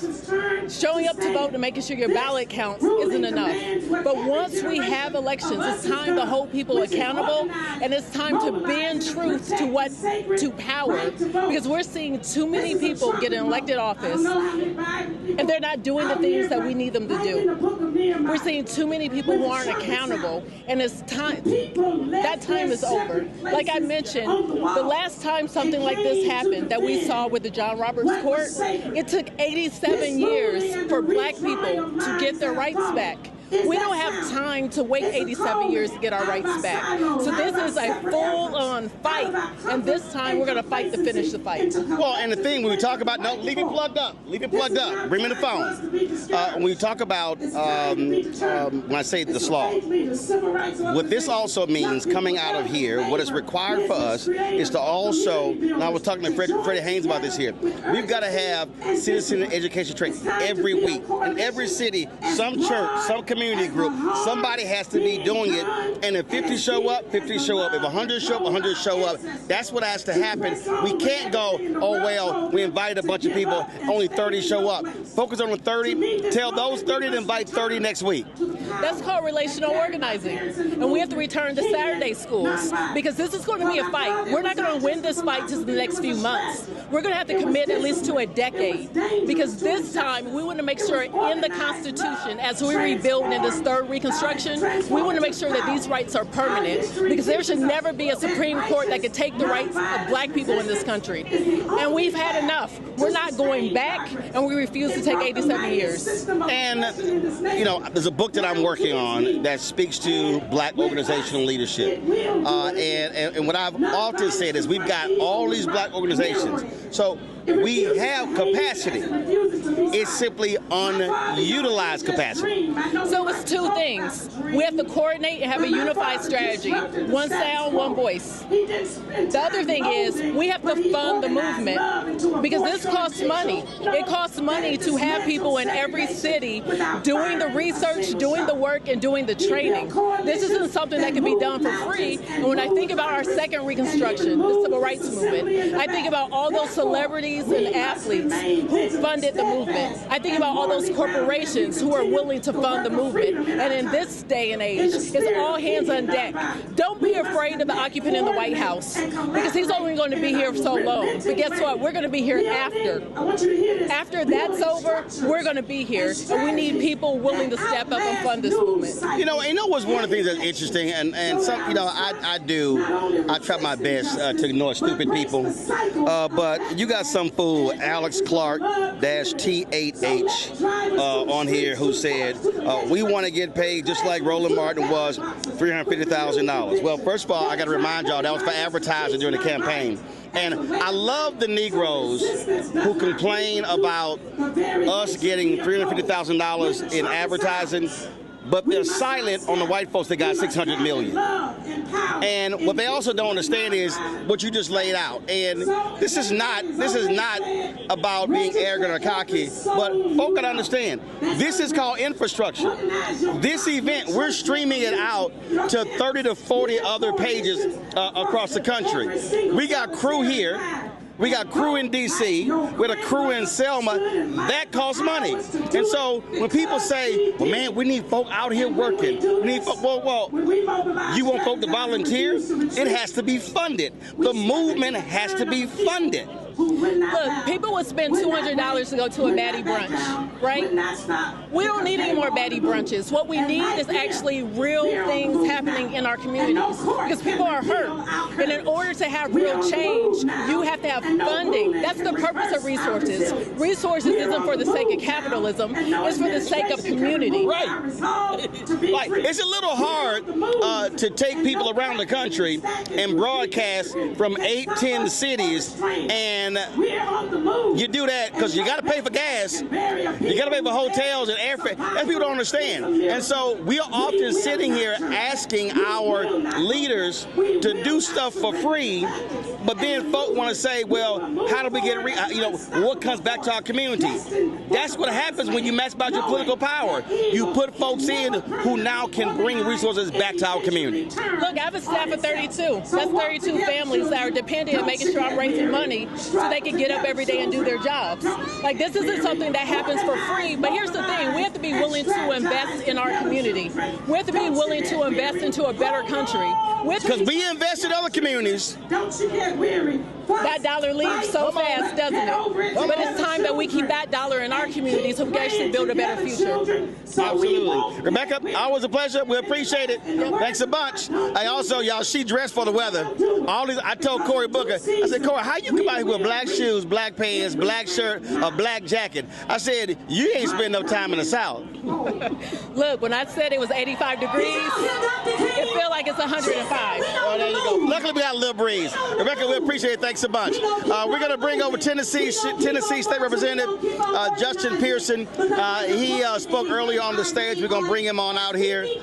And so, come on here. To fight for the promises of the people. I need y'all to go crazy right now. Here we go. Pearson, then you. Johnson, CEO of the NAACP. All right, take a seat here. So let's do this here. So we're gonna let's hear what Derek has to say from the stage, and then we're gonna come back and talk to Justin Pearson. Will be won locally.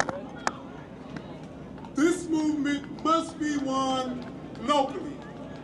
When the Supreme Court made their decision, within 48 hours, the Tennessee Legislative Black Caucus began to organize to get ready for the next week.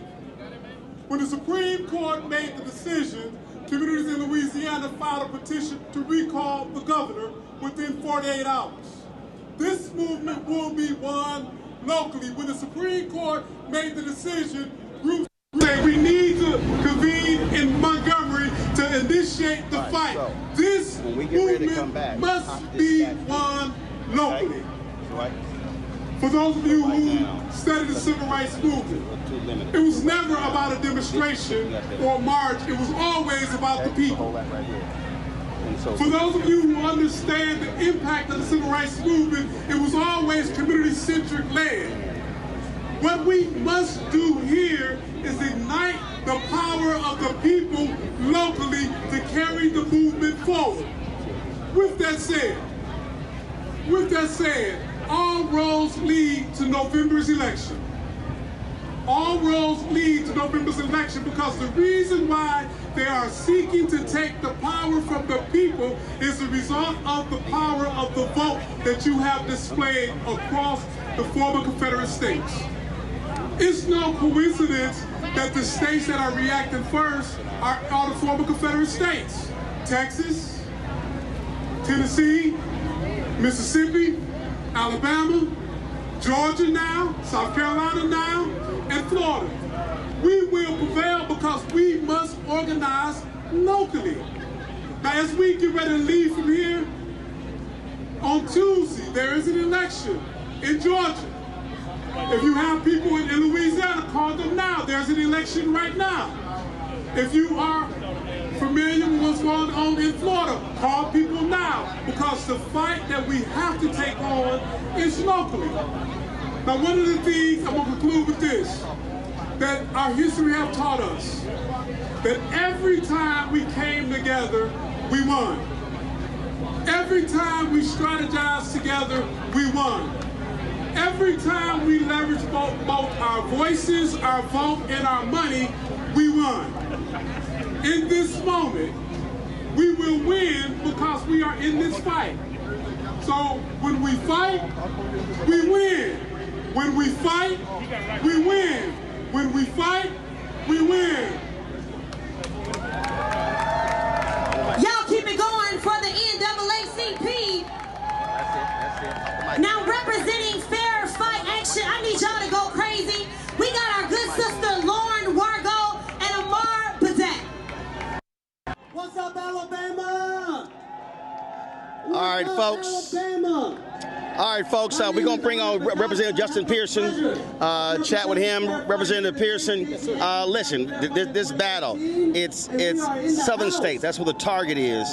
But this really requires folk from everywhere to be fully engaged. Absolutely. It reminds me of the great matriarch of the civil rights movement, Mamie Till, when she said, you know, I didn't think about the problems in the South as being my problems as a person who lived up north.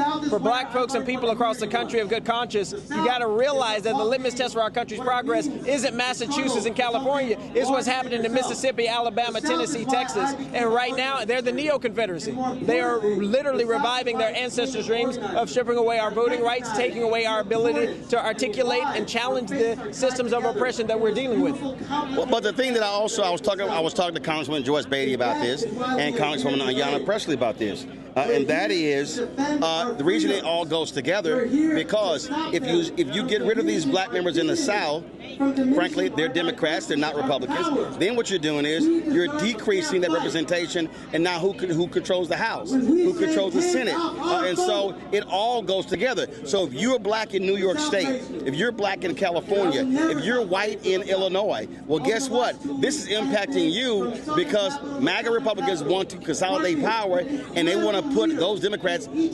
permanently in the minority. There is no way to get a majority for Democrats without the seats in the South. There's no way Democrats ever again have a majority in the House of Representatives, have a majority in the Senate, if the South does not have representation. And so it's no coincidence that a third of the seats are congressional Black Caucus members, or seats that are majority Black or have the possibility for majority Black representation.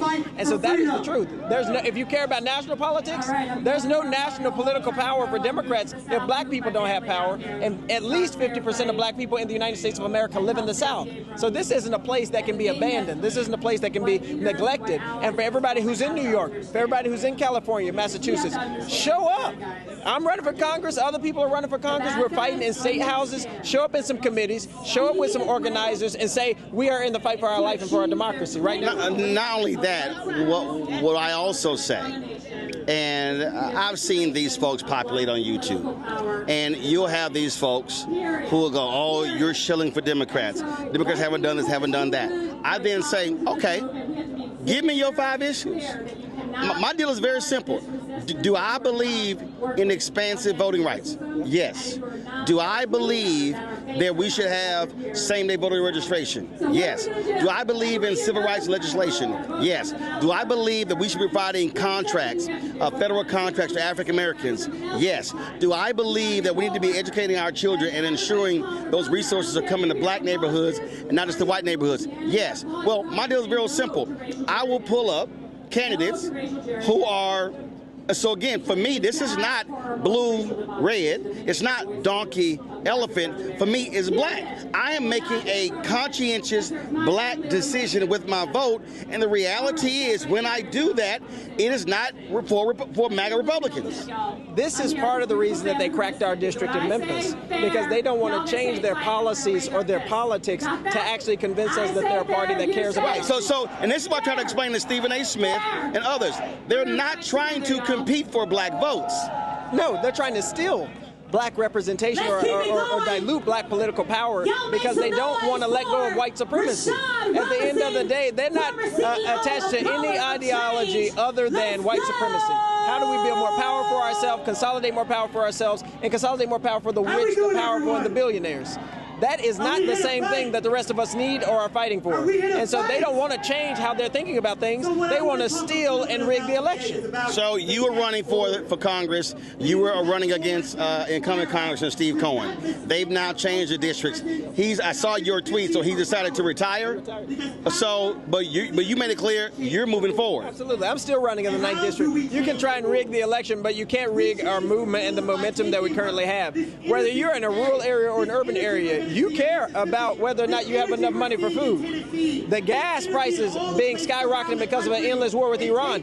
All of the same issues that Black people care about in the city are the same ones farmers and rural folks care about. They know these billionaires don't give a care about them.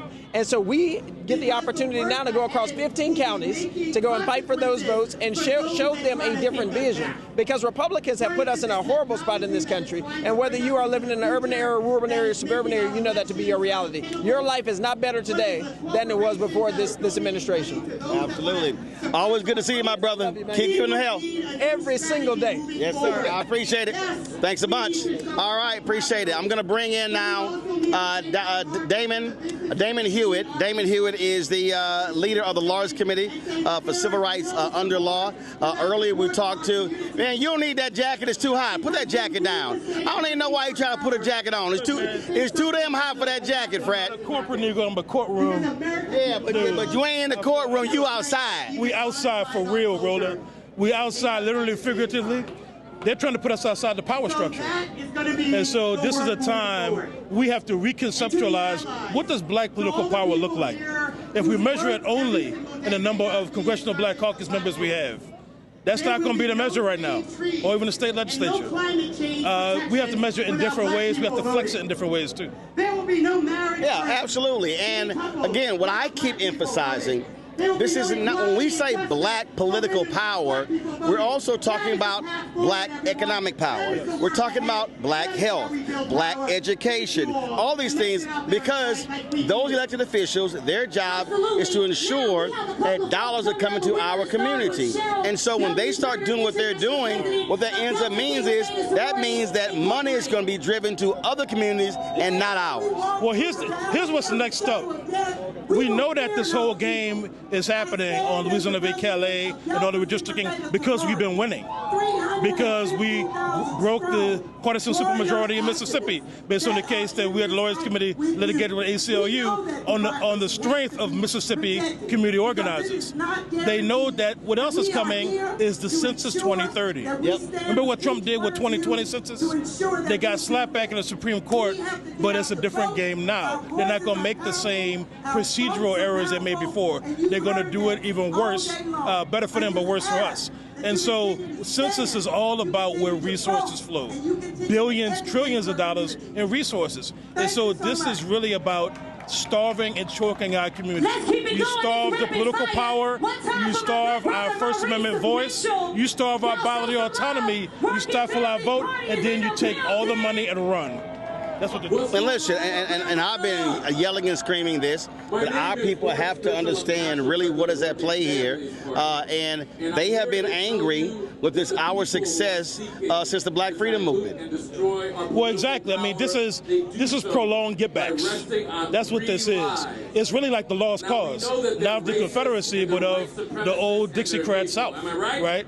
This is just like after Reconstruction, where there were folks, white folks, power structures that made compromises at our expense. Back then, it was federal troops leaving and leaving us to a 100-year campaign of terror.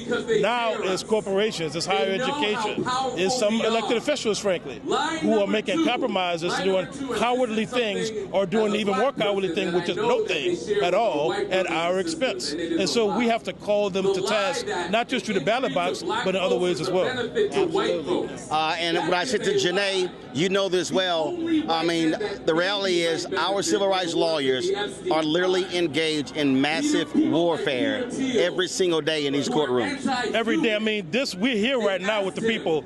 This week, we argued in court to stop Trump's executive order to limit mail-in voting and to have a preferred list of voters based on immigration and other status. We also filed a new redistricting case in Tennessee, which is one of the current battlefronts. So it stretches all of us thin. It's massive warfare. And look, Roland, sometimes I feel like we don't have enough civil rights lawyers around to litigate well everything we need. That's why we need allies and support. Lawsuits alone won't be enough, but lawsuits in concert with people and movement can make a difference. And also, I mean, I'm gonna go ahead and say this. It also requires our high net worth folk to understand Leonard Leo is sitting on a $1.6 billion fund because a rich white conservative gave the stock and he is weaponizing that. This is one of those moments where high net worth African Americans and white progressives should be saying they're going to be creating a $1 billion legal fund that has to be deployed to fight. That's what you're up against. If you quantify what's needed, it would be at least what you just said, Roland. This work has always been underfinanced. We're relying upon institutional philanthropy that's right now trying to band together to cover themselves against the tax administration. But we need that private equity, that private money. There are black people of wealth and of means. We have all forms of capital. We have human capital. You can volunteer and mobilize. You have fiscal capital. You can donate. You also have reputational capital. Use your mouth. Use your feet if you got them. Use your legs if they're able. We need people using all of our faculties to move, but the dollars must flow. We can't do this Obama 2008 campaign style, right? We have to do this in a way where people who have significant means are moving in addition to the people who have small dollars to support the organization at the front lines. It could be my organization, the Lawyers Committee for Civil Rights. It could also be another organization. It could be a community group around the corner from you. Support somebody. I talked to a group of black corporate executives just yesterday in New York City. And what I said was, I know you all write checks. You might do it on December 31st. I want you to write all the checks now. I want you to at least double the checks that you write now. Support some black organization. Not a black-led organization, Roland. a black organization that's focused on our people and our community, not to the detriment of others, but to make a better way for our people and everybody in this country. Absolutely. Damien, we appreciate it, my brother. Appreciate you, man. Keep up the fight. Always, brother. Thanks so much, Frat. Again, folks, the battle continues. The battle continues. So even though the crowd here is thinning out, listen, we've got thousands of people who have been watching us across more than 30 channels on Facebook and YouTube and Instagram today. They have been all over. They have been watching. They have been commenting. And what we need you to do is also, we need you to use your power. I need all of y'all to go to allroadsleadtothesouth.com. Again, allroadsleadtothesouth.com. I need y'all to sign up. Y'all give me 1 second, it's hot. So everybody, join Carl Lewis and us in making good trouble. So I need to, listen, when you out in this heat, you got to stay hydrated. So that's what we got to do. So what I said made clear, what we have to do is, again, use our numbers. Go to allroadsleadtothesouth.com, and we need all of y'all to register. That's what we need you to do. All right, who's next? Come on, Rashad Robinson, longtime leader of Color of Change, joins us right now. Rashad, one of the things I was just talking to Damon about is that this is a moment where African Americans of means must band together and say, if Leonard Leo is sitting on a $1.6 billion fund that he is using to fight this strategy, then we've got to create that similar fund. Folks, I need our people to understand, and we are excellent at doing a lot with little. But you cannot fight any of these battles. You cannot put on these events. You cannot organize and mobilize around the country and think folk gonna do it for free. Well, the problem that we have is if this work is only funded by white foundations, that does limit the possibility of what we can actually achieve. When you think about the right wing, their funders, their billionaires, their millionaires are actually more radical sometimes than their actual activists. And what they do is they create space for them to do all sorts of things. Imagine if the folks that were funding our movements believed in reparations. How much space that would provide. So I not only agree with what you're saying, but the other thing I'll say is that for the black folks who control the people who control things like endowment funds, who control things like the pension funds in cities and blue states and blue cities. Why do we have money inside of Bill Ackman's funds? Why don't we pull that? We actually, the government resources are helping in so many ways fund our oppression. And so I think about Bill Ackman's fund, BlackRock, all of those folks, Steve Schwarzman, they're all putting money into anti-black causes. Absolutely. And so sometimes I hear people say, what if like Illinois or New York or California succeeded? We don't actually have to go as far as secession. What if we succeeded with our money? What if the governors and the comptrollers and the state treasurers in those places started using the money around procurement? What if we started using the money to divest from companies that were putting us in harm's way? I remember back when I was taking on Facebook, I would have never been able to show up to the shareholders meeting if the New York City comptroller did not use their shares to proxy me in to actually go after that company. But let's take it a step further. And so you're absolutely right. We will always lose in the back rooms if we don't have people lined up at the front door. And it's not just the front door of capitals like this, it's the front door of the places that keep our money and spend our money and fund our oppression. Then I love these people, these simple Simons who say, no check, no vote. Okay, here's my question. Are the Republicans cutting you out a check? No. See, I mean, that's what trips me out. They ain't cutting you a check. It's a lazy strategy. It's a strategy like voting is about picking your opponent, picking the person you're going to fight with. I remember when I built the district attorney strategy where we went after and we elected folks like Larry Krasner and Kim Fox and Amber Sayala. Some of those folks are really great, but I knew that they were going to go into offices where we would still have to challenge them. We were picking our opponent. I remember when we got Anita Alvarez out of office in Cook County and we put Kim Foxx in. Kim couldn't be perfect in that seat, but what we knew is that before Kim Foxx was in that office, activists weren't even let up to the office by Anita Alvarez.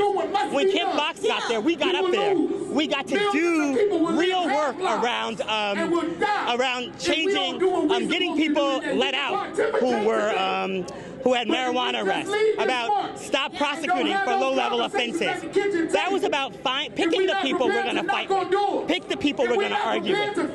Imagine if we were all able to fight with Kamala Harris right now. Imagine if we were all able to battle with her, demand things from her. That's a much different position to be in than the position we're in now. And so the stupid idea that you gotta love everything about the person you're putting in office actually is it defies what our ancestors actually have fought for and built, and how we are actually in these seats we're in right now. It's because people recognize that they had to move things. Even when they couldn't move everything.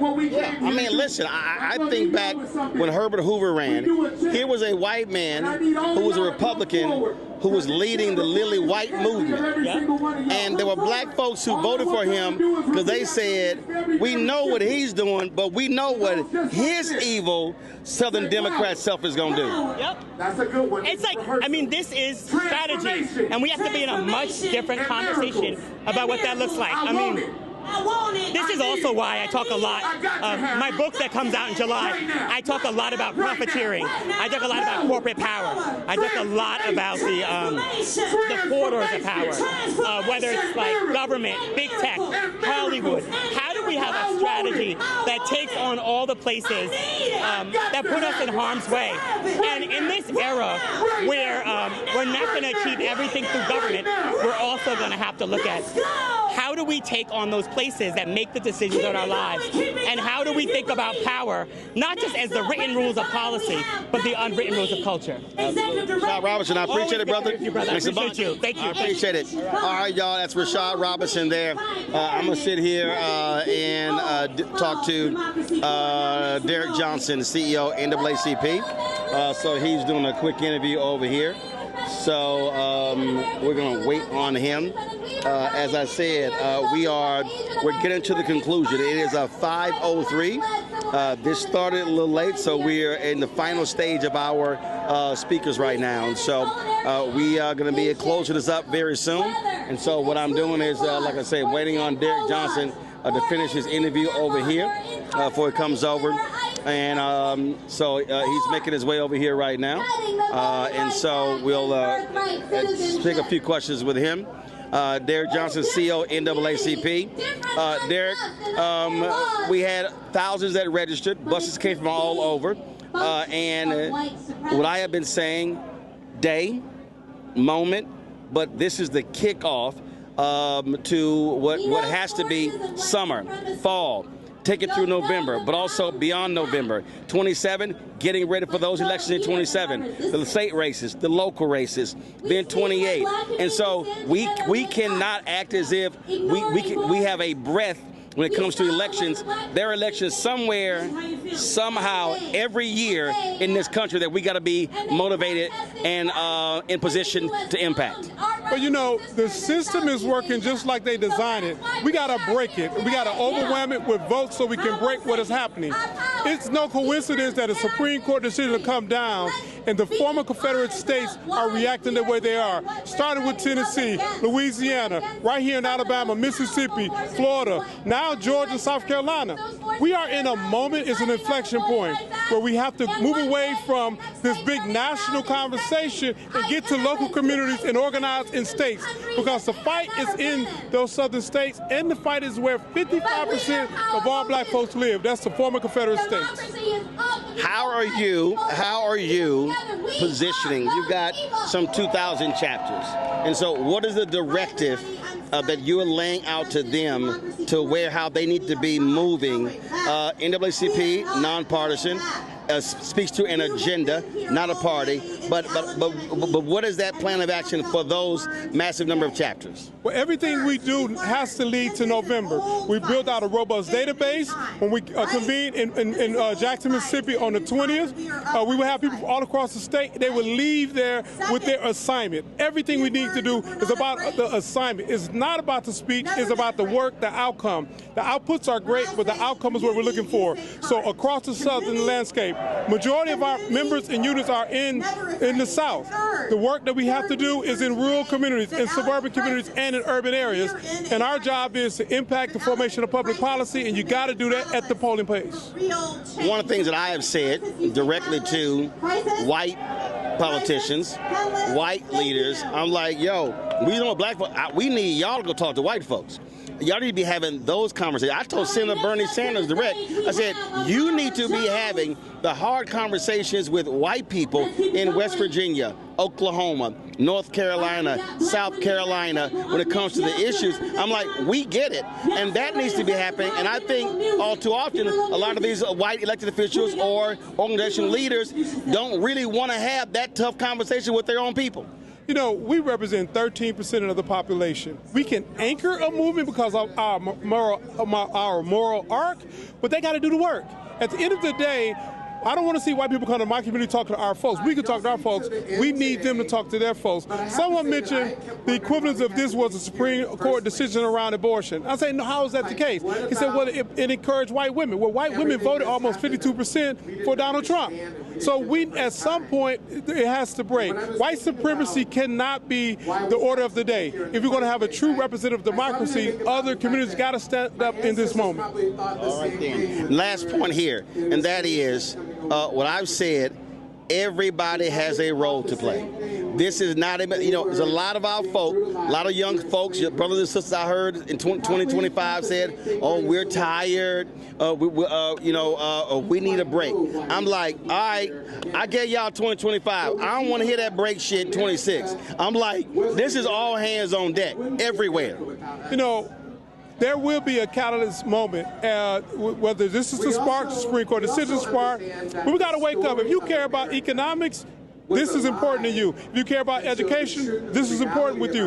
If you care about, you name whatever the policy issue, this must be important for you, and it has to be intergenerational. We can't go to this young versus old, male versus female. It got to be us for us in this moment for Black Power.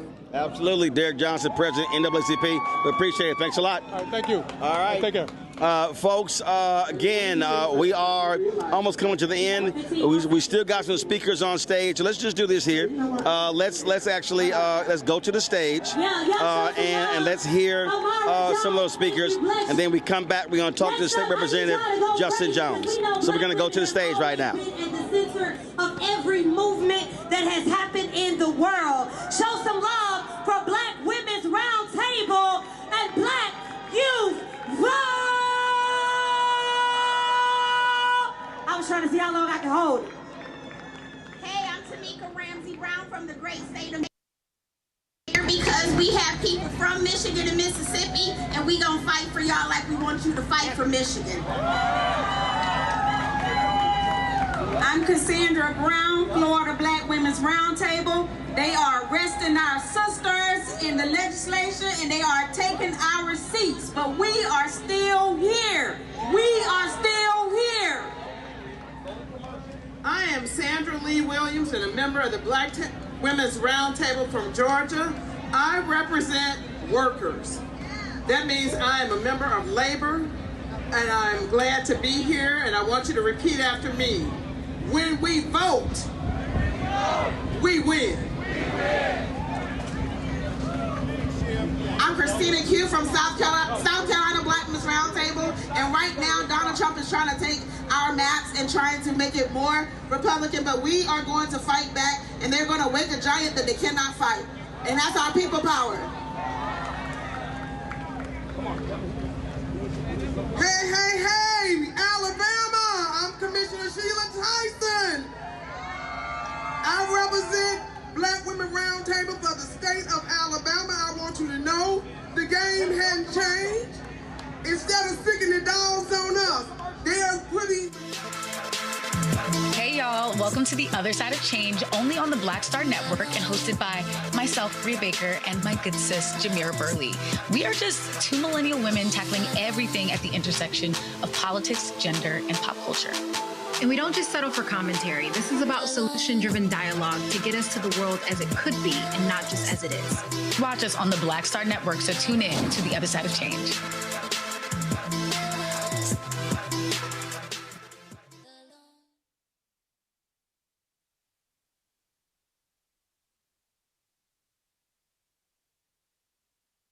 Over 1 million people from the voters registration. That's right. So we are in the fight of our life, and we're going to win, and we're not going back. Let's go one time. This is Deborah Scott from Georgia Stand Up. We are members of the Black Women's Roundtable. Say Black Women's Roundtable. Black Women's Roundtable. Black Women's Roundtable. Black Women's Roundtable. Black Women's Georgia is in the house. We have a legislative session. All the things that they're doing in all the states, they're coming to a state called Georgia. Meet us at the Capitol on June 17th. We're going to tour Georgia blue. Next up, we have Black Youth Vote. Let's go.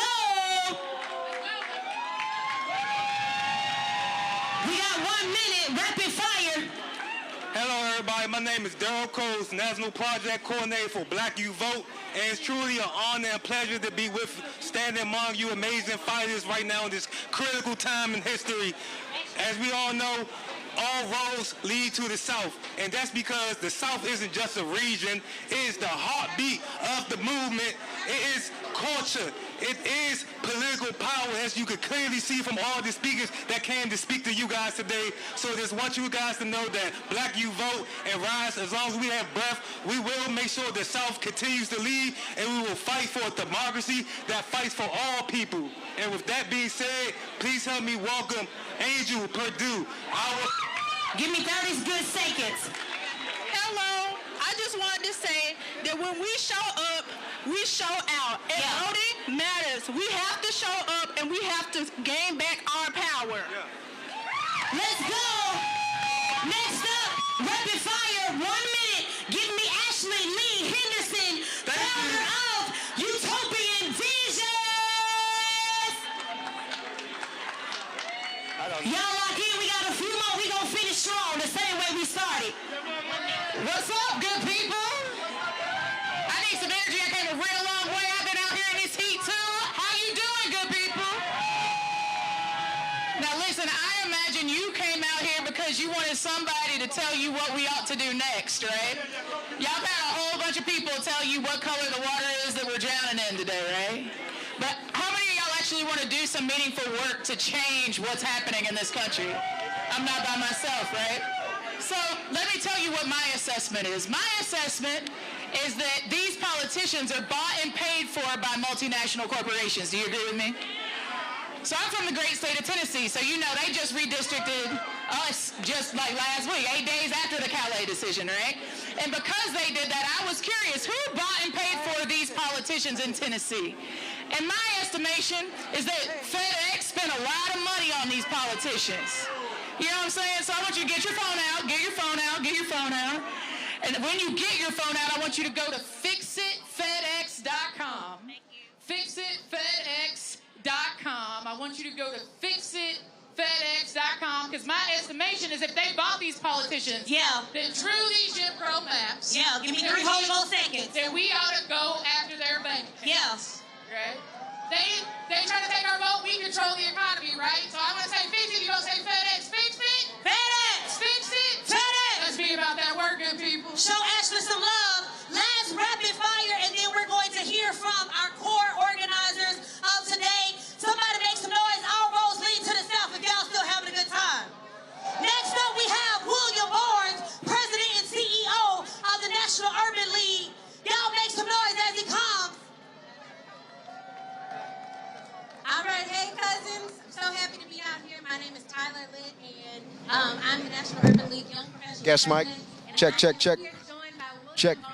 Guest mic. Of the Birmingham Urban League, and one, I want to commend him for letting me have his time for this rapid fire. So thank you so very much for allowing me to speak in your hometown. I represent over 10,000 young professional leaders who are supporting the National Urban League and the work they are doing across the country to empower lives and change communities.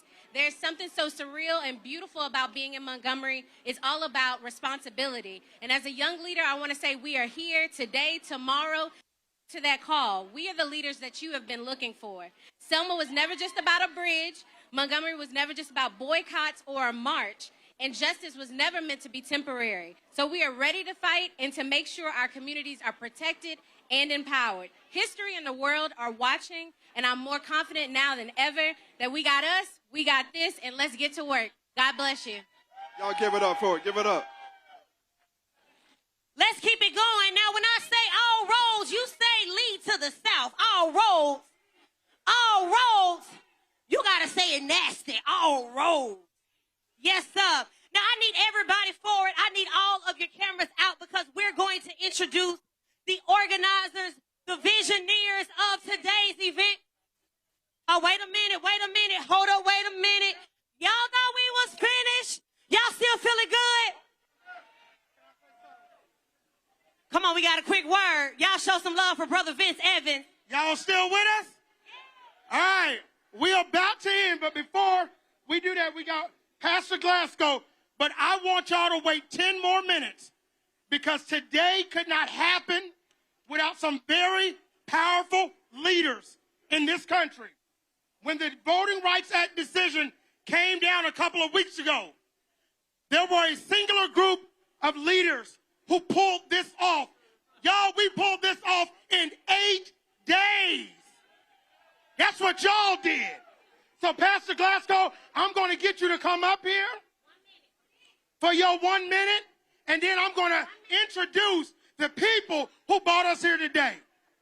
I don't know how I'm going to do this in 1 minute, but let me tell y'all something. Get your phones out. Get your phones out real quick. Text somebody right now. Tell them I need to meet me in Washington with Thompson and Nan. We're going to do a march on Washington on August 28th. Text that right now, August 28th, march on Washington. Let me tell y'all something. Voting rights is connected to housing rights, connected to education, connected to everything that we have. When we won the lawsuit in 2008, we could take that same lawsuit according to due process by them locking people up, by information, not grand jury indictment, and then we could get everybody's voting rights back. I need y'all to get in touch with everybody you know, get in touch with people. We got AJI, and we got all different organizations, the Alabama Justice Initiative, TOPS. We got all the people that's finna come before you, and they can tell you, get with somebody. So you can get educated, you can get informed, you can get trained, you can learn strategies, and you can learn how to get out there and vote. I said, my brother made a statement.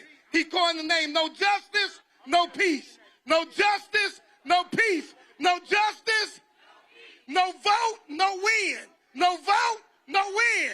No vote, no vote, no vote. No vote, no win. Y'all, we are going to end our program with the people who brought us together. The first sister I'm going to call up is a generational leader.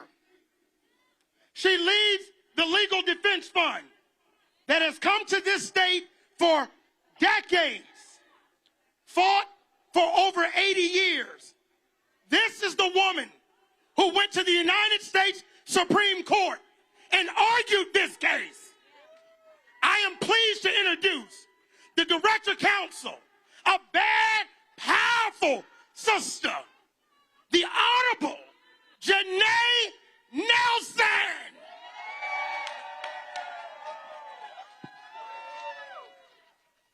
Come on, LDF, come on up. Let me first start by saying thank you for staying, for being here, and for coming out today. I'm going to try to be brief.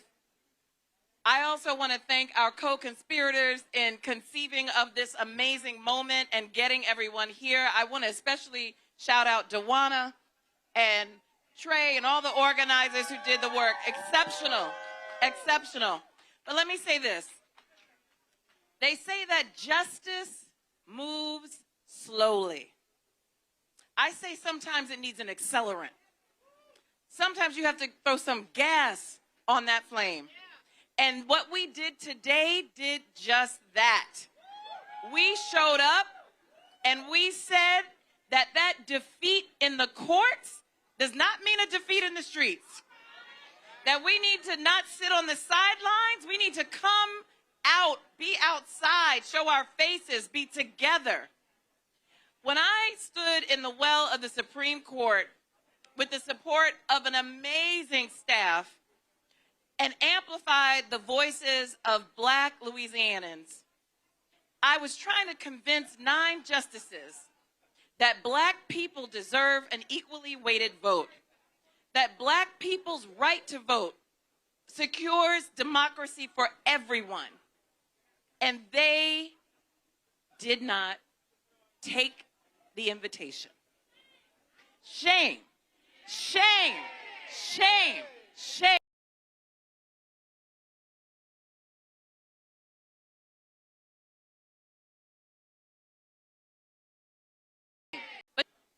We need a Supreme Court that we can rely on to do justice. We need a new democracy where D.C. is a state. We need a democracy where there is a positive right to vote. We need a John R. Lewis Voting Rights Advancement Act. We need state voting rights acts across the country like we just got passed in the state of Maryland and we introduced in Mississippi, Alabama, Louisiana. We need a revolution of democracy because our founder, 86 years ago, Thurgood Marshall, taught us one thing among many, and that is that this is our democracy. We built it by marching in Selma. Our lawyers worked to get the path secured in the courthouses to make it to Montgomery safely after Bloody Sunday. And we have been fighting for democracy every single day since. And we will not stop. We were built for this. We were built in 1940 when there was no possibility of this multiracial democracy. If you looked at the laws and you looked at what was being created and the barriers that existed, but we were able to dream up with our clients and others who wanted to support the work of multiracial democracy to create this splendid, splendid experiment. And we're not giving up on it now. So when I say this is our democracy, I want you to feel it. I'm going to say one thing as we close. We need to get real. We need to get real about what's at stake. Why do they want this power? It's not just about losing seats. What do they want to do with the power that they get? What's in store for Black people when they get that power? They don't want it for nothing. They plan to do something with it, and it will be nefarious. It will set us back. It will undo progress. So we also need to get real. REAL. We need to register to vote and get everybody else registered in our orbit. We need election protection, 1-866 Our Vote, and Black Voters on the Rise, which is what LDF does every single year, year-round, local elections, day in, day out. We need to hold our elected officials accountable. We need accountability. Know the numbers to all of your elected officials and call them when you don't like what they're doing. And finally, we need to build local power. Register, election protection, accountability, local power. Let's get real. Let's get real. Let's get united. Let's get this democracy back, because whose democracy is it? Whose democracy? Whose democracy? Our democracy! Yes, thank you. Let's go. Let's keep it going. Now listen, y'all, this next sister is the ultimate convener. She has built systems. She has opened doors, and I love that she opened them and she kept it open for many others. She covers us consistently. You saw her up here on stage. I'm talking about the leader of the Black Women's Roundtable. Let's show some love. Black Youth Vote. Let's show some love. And the National Coalition of Black Participation. Make some noise for Sister Melanie Campbell. All right. How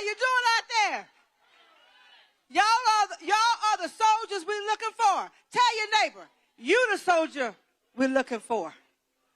Tell your neighbor. You gonna tell your neighbor? All right. So, Melanie Campbell, Black Women's Roundtable, Black Youth National Coalition. The one thing, or maybe 3 or 4 things, I want to leave with you because it's been a long day. How many of y'all believe we've come this far by faith? How many of y'all believe we built this country and we ain't going no doggone where? How many of you understand that what we need to do is a few things? 1, say it with me. Vote black. Vote black. Buy black. Be black or an ally. Be black or an ally. Put your money in black banks. Take care of black institutions. And the last thing, I want to thank my team. I want to thank my colleagues with the LDF and Black Voters Matter and the 160 organizations that came together. I want to thank a brother who's been out here with us all day long, Roland Martin, Black. Give it up, give it up, give it up. Row, Black Star Network. He owns his network. That's what time it is. I'm going to sit down because we got work to do. Say we got work to do. Right? And last thing, I'm a Baptist AME. Who in here from Florida, Georgia, Louisiana, Mississippi, North Carolina, South Carolina, Tennessee, Texas, Arkansas? That's the heart of this country. That's why they're coming for us. But guess what? They've awakened a sleeping giant. We ain't going nowhere. We built this country. Peace and power. Let's go. Y'all show some love. Sister Melanie Campbell. Now I need everybody to come to the front because we're going to finish the same way we started. Somebody say strong. Now, Sister Melanie said we got work to do. Look at your neighbor and say we got work to do. John 15:16 says that we will have an opportunity to bear fruit. Fruit that will remain, fruit that will outlive us, fruit that will touch generations to come. Now, these next 3, one for the Father, Son, and the Holy Ghost, they have fruit, y'all, where they have invested millions of dollars into black communities, black organizations, mobilizing millions of black voters all over the country. So when I say black voters, I need you to say matter. Black voters. Black voters, y'all show some love for Latasha Brown, Cliff Albright, and April Albright. Let's go.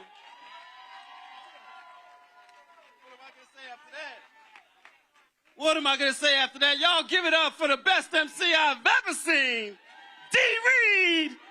Come here, D. Reed. For those of y'all who don't know, you may have seen some protests going on in Alabama last week at the Capitol. You may have seen somebody getting dragged out of those special hearings that they were having. And as they were dragging her out, she was singing. You gonna sing for us tonight? Deep in my heart, I do believe, what you believe? That we shall overcome someday. All right. D. Reed. Y'all, we're not going to talk long. For those of y'all who are old enough to, you might remember the Def Comedy Jam and Russell Simmons used to come out. And what would he say? Thank you for coming. God bless. And good night. Right? But I can't do that without first thanking a whole lot of folks that made this happen. Before we do that, clap for yourselves because y'all are still here. Y'all are hardcore. I'm scared of y'all. I see you over there, too. I see you over there. I see y'all back there, too. And so, thank you. But we got to thank a few folks. First off, we got to thank our dear sister, DeWanna Thompson, for handling all the logistics, all the planning meetings. Thank you so much, sister. So many folks to thank. We got some folks hiding in the background. Black Equity Strategies and Trust. That's DeWanna's organization. Look it up. Find them, support them. Black Equity Strategies and Trust. Who else we got? Vincent Come on up, Vincent. Thank you, Vincent. Anybody who found out about this through the media, through seeing an article someplace, seeing a press release, seeing a brilliant strategy of creative, online creators, give it up for Karen Finney, y'all. Dom. Oh, Dom. Oh, yes. Give it up. Again, we've had a lot of partners, but, you know, when we look at all the partners that we had, we knew that we had to have included in that the oldest, the boldest, our friends at NWOC, and especially this one. Give it up for Dom.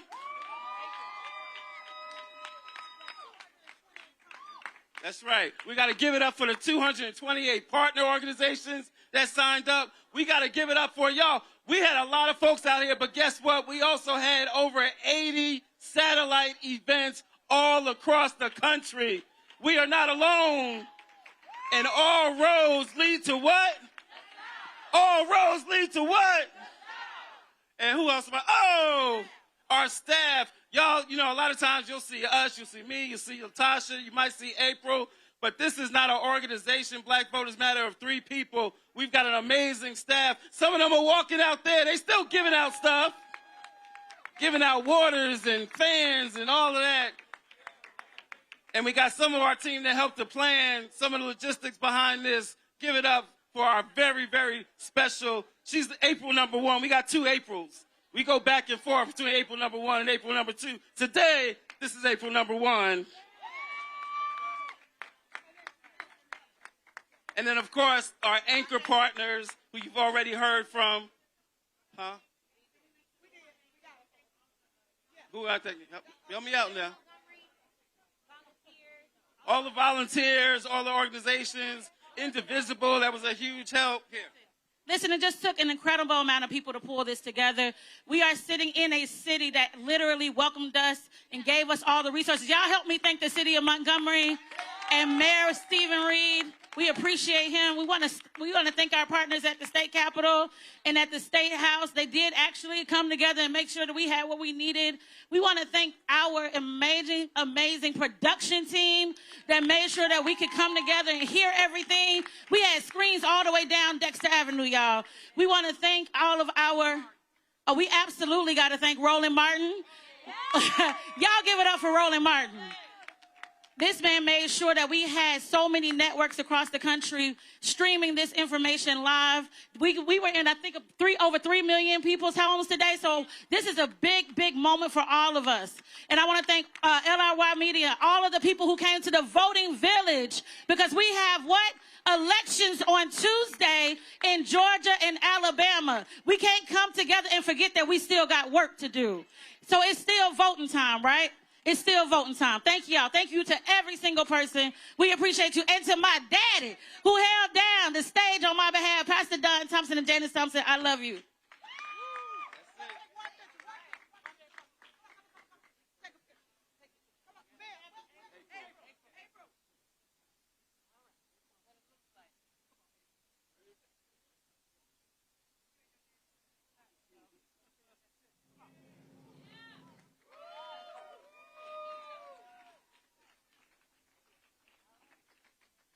I believe that we will win. I believe that we will win. I believe that we will win. I believe that we will win. I believe that we will win. I believe that we will win. Take it away, DJ.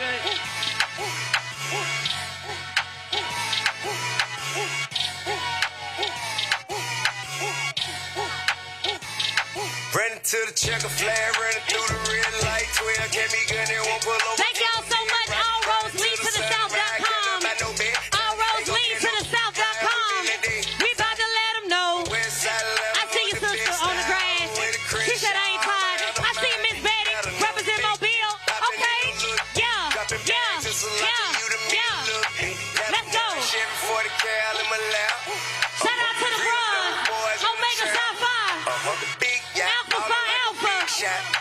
All the D9, gotta let them know. I see you rolling, let's go. Yeah, 1906. Shout out to Alpha Kappa Alpha Sorority, Zeta Phi Beta, Phi Beta Sigma, let's go. My foot up on the gas. Yeah, I'm blowing money fast.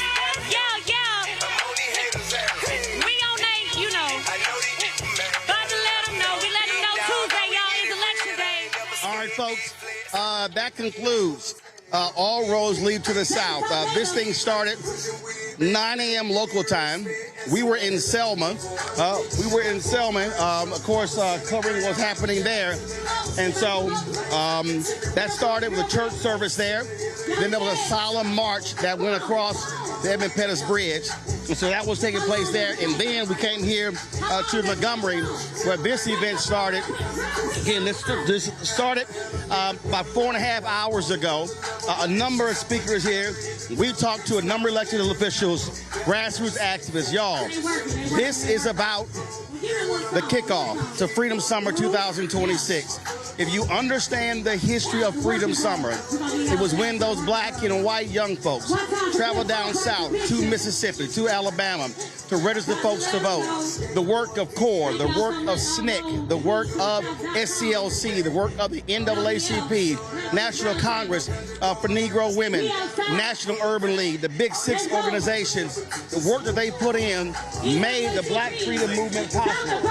And that's what this was all about. And so what we have to understand is what is going on right now. Obviously, one of the co-organizers of this joins us right now, Cliff Albright, co-founder of Black Voters Matter.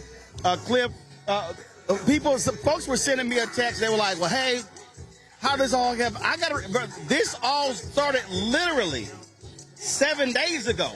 It was a chat, and it was like, well, what are we going to call this thing? And so all of this was put together literally in 7 days. Literally in 7 days, and the only way, and really the origins was really that we were all feeling the same thing that everybody else in our community was feeling. Like all the pain that was out there in our communities, we felt that, right? It hit us. We knew it was coming, but like a gut punch, it still hurts. And so we got on that call, was like, y'all, we got to do something. Y'all, folks are showing out in these states. Folks are showing out in Tennessee and Alabama and Louisiana. And we said, that's great, but we've also got to have a national response. And like you said, that was 7 days. There were folks that thought we were crazy to even try to do anything. And I think to get this turnout, to get this number of participants, and it wasn't just about here. Right, that's the key. It wasn't just about Montgomery. That's right. Those 80 satellite events were also critically important. That's right. And that was all over the country. California, New York, Ohio, satellite events all across the country, and folks coming from all across the country. We had buses from as far away as Ohio that came down here. So this was really a national response. And once again, it's a reminder that there's more of us than there is of them. Absolutely. And it also shows why there has to be organization mobilization, why it has to be data collection. It can't just be, people say, we got to do something. We got to do something. Okay, what you going to do? That's what it has to be. And it's got to be done in a way where, some folks are willing to put some stuff aside. So, like, we were very intentional. The first hour, maybe even hour and a half of today was nothing but the states. It was organizers from the southern states. It was state legislators, state reps from the southern states. Some congressional representation from the southern states. It was all of that for the first hour and a half before we got to one single national organization. That's because we were committed that this national event, that this national call had to somehow support all of those activities that are going on, not just last week, not just this week, but for the rest of this Freedom Summer and Freedom Fall. And so we also made clear this is a day. The point of a day is to go to a second day, a third day.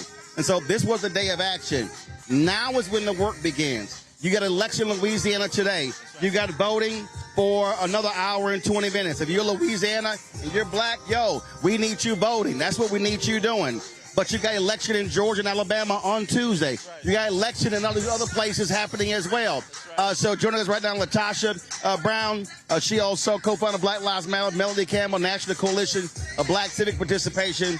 And what I was saying to Cliff is that, okay, one day this event is over. Now it's Monday, it's Tuesday, it's churches. What are they saying in their pulpits tomorrow? Then it's Wednesday and Thursday.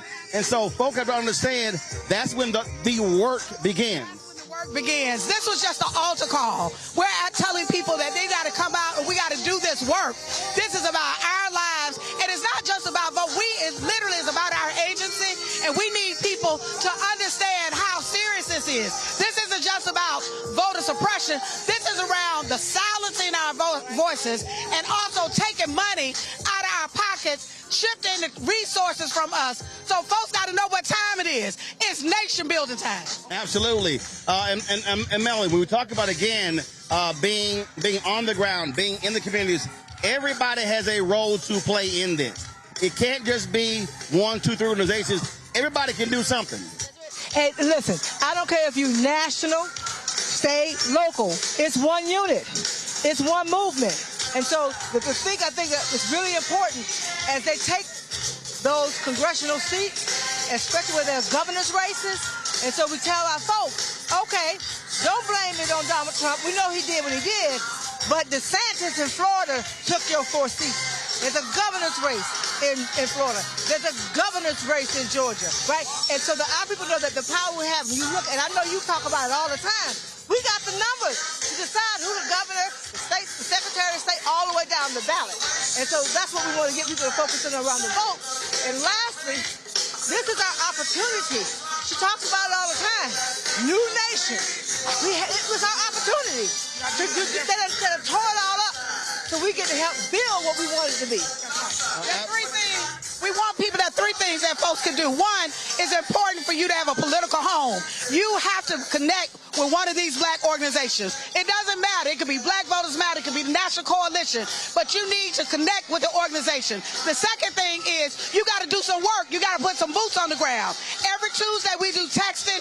You can go on our website, sign up, volunteer, and do some work. The third thing is you got to multiply yourself. It ain't just about you voting. Each of your vote needs to turn into 10. 10 to win. That's how you got to be thinking. And then the other thing is we got to fund our work and our movements. Just like this show, we so grateful that Roland Martin is out here. This brother always shows up for us.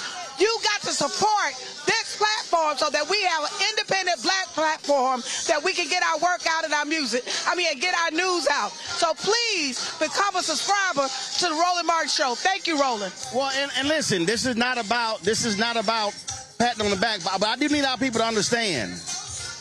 The press riser is empty. They gone. They gone. And what our folks have to recognize, and again, how people think, you had 5,000 people that registered, but you had 30 times that have been watching all day. So if you don't use technology to now speak to people who couldn't make it here, you're blowing the opportunity. So that's why what I keep telling people, if you're having a local action, stream it. Don't just talk to the room, because the people who can't show up in the room, but they can still get the information. And so we got to be using technology, Cliff, in order to drive our messaging. We got to use the technology, and we got to be willing to invest in our institutions, to invest in our media, to invest in our online media, our content creators, our black newspapers, or our black journals that still have their own websites or whatever. We've got to invest in that. But the other thing it shows is the flip side of that economic argument. One of the speakers that we really wanted folks to hear from in terms of laying out a longer-term action and campaign was our good friend Ashley Henderson, who has a whole campaign that she has come up with targeting FedEx, which is based in Memphis. So if they're going to cut up Memphis into 3 districts, our expectations is that the corporations that are based there aren't just going to sit back and watch that happen. And if they do watch it happen, then they don't deserve our support. Not only don't they deserve our support, but they need to be disrupted. It's the same strategy that we used back in 2021 when Georgia was doing voter suppression, and we called out the corporations like Coca-Cola and Delta and Home Depot. And so there's a double side to this economic strategy. Yep. We got to invest in us because we got us, but we also got to make them pay when they allow for the oppression and suppression to happen. I do want to have Doris Crenshaw share with us just your thoughts. You're here in Montgomery. And just want to share your we fine. We got 5 cameras. We good. You ain't gonna worry about that. I just want you to share your thoughts about seeing this generation pick up the mantle and run with it. I'm energized by it. It makes me, I'm hurting a little bit out here, but I'm ready to run. I'm ready to keep it moving.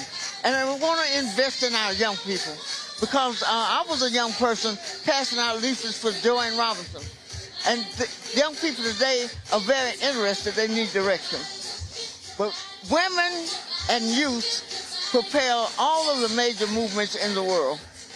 Absolutely. Latasha, I want to speak to this here because Gerald Griggs, I had him on the show yesterday, and he posted something on social media. In the Georgia race, now this was before they crossed 1 million, it was about almost 700,000. 55% of the people that voted black were 65 plus. 18 to 39 were 9% of early voting. And they're the largest demographic. And we were talking to Tiffany Lofton earlier, and what I keep saying to Gen Z, to millennials, Gen Z, Gen Alpha, you got the numbers, but you can't just talk on social media.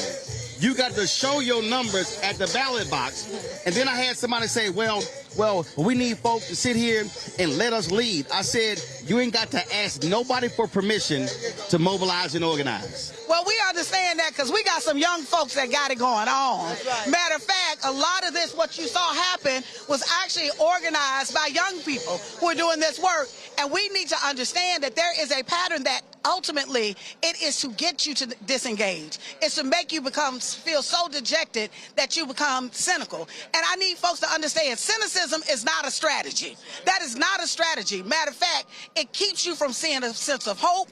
It keeps you from seeing what you got in your hand, what you can work with. It keeps you from seeing yourself as of builders of the future. So what we want is we want young folks in particular to shift from seeing yourselves just as citizens of this nation and start seeing yourselves as architects of the next nation. What is it that you want? But you got to build it. If this is to be your nation, you got to build it. You got to show up for you. So it's important for us to show up, but we need you to show up for us. But most importantly, we need you to show up for you. Cliff, I'm going to start with you. Final thoughts. I mean, there's a lot. I'm still processing a lot because this was really like just the whole experience of this past week, of this day, of seeing that crowd going all the way down these streets. But one of the things I was thinking of, as I was back there looking out was, we've had this whole narrative around this past year and a half of black folks and where we at and are we resting? Will we come to protest, rally, or whatever you want to call them? I feel like this is an inflection point, right? I feel like a message was sent, many messages were sent. Some of the messages were sent to those who try to oppress us and try to gerrymander us, and it's a message to them that we're not having it. But I also feel like it was kind of a message for ourselves, because basically what we're saying is we back, y'all. And we out here. We in these streets, and we're going to be in these streets until we get the wins and the justice that we deserve. Melanie? The last thing I want to say, first of all, is thank you. Thank you again, Roland, because it matters that we are able to get this out to our people. One of the things that we were really wanted to make happen is make sure people it's not just about the South, although we're as powerful as we are. This is about everybody. And so I think what was important that we also built coalitions with the local, right, the state and the national, and some other multiracial groups. Because what's happening to black folks is not happening to black folks. What's happening is happening to America. But we're taking the hardest hit. And last, they think they got us on the ropes. And so what did Muhammad Ali do? Right? Did the rope-a-dope. And so when it came around, he took them out. And so those who think that they can just take us out, watch. And what we say when we were out of Florida, let's go. Let's go. Doris? Well, I'm just so happy about today, and I'm especially happy about Roland Martin and communications. When we grew up, it was the Pittsburgh Courier and Jet Magazine and women passing out leaflets. But communications is very important, and you send the information, Roland, and we're so happy about that. And we want to begin to train our young people to be able to communicate. Absolutely. Latasha. Latasha, go final comment. You're going to sing something. So go ahead. Go ahead. before I do that, I do want to say that oftentimes people think that you need money to get started, and money is important, right? Or you need to have the right idea to get started, or you need to have all this time. Sometimes those things are excuses, or either they're masking our fear. The truth of the matter is we were able to do this in 6 days. Yep. 6 days. We didn't go to the mainstream media. We didn't list a famous name. You think that you can't move unless you get a name to come. Yep. We didn't list any names. It was a people's action that we came together. There were 50, it was over 50, 75. How many? It was 80. It was close to 80. We had 80 actions that were self-organized all around the country, including in Alaska. We had black groups, white groups, the No Kings groups that people say, well, do they stand with us? Yes, they were standing with us today. Right? Indivisible was standing with us today. The NAACP, the SCLCs, the National Coalition, Labor. This is what movement looks like. And so the last thing that I'll say is that, and the faith community. We actually, in Selma, Alabama, we had over 600, I think it was close to 1,000 faith leaders that came, that we saturated. Our movement is rooted in our rich history of literally of faith. That we understand that our true power is not about what the Constitution says. It's not about what the Bill of Rights says.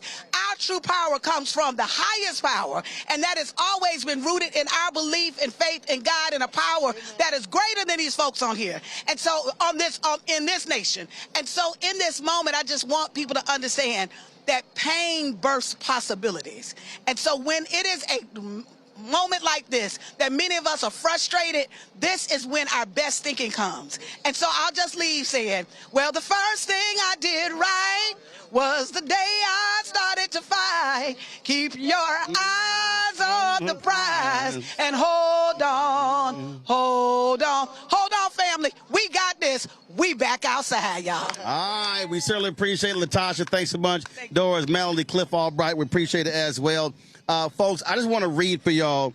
Let's see here. Amplified Voices TV, Antisocial Studies on Twitch, April Turner, Facebook, Black Voters Matter Fund, Black Voters Matter Fund on YouTube and Facebook, Black Women's Leadership Collective, Cat Ladies for America, Cheryl Smith on LinkedIn, Cody D on Facebook, Conscious Environment Creation on YouTube, my man Ebro and Laura, we appreciate it, Emily Glankler on Facebook and LinkedIn, Higher Heights for America on YouTube and Twitter, I Def Overthink on Facebook, Joanne Reed on Facebook and LinkedIn, Kate Langer, Kind Not Nice, Miss Peppermint, NAACP, National Council of Churches, Native Land Pod, Palmetto State News, People's Action on Facebook and YouTube, Peppermint 247, Phi Beta Sigma Fraternity Incorporated, Phi Beta Sigma on YouTube and Facebook, Raising Readers, Sisters Lead, Sisters Vote, State of the People, Stephanie Jock, Sway, my man Sway Universe,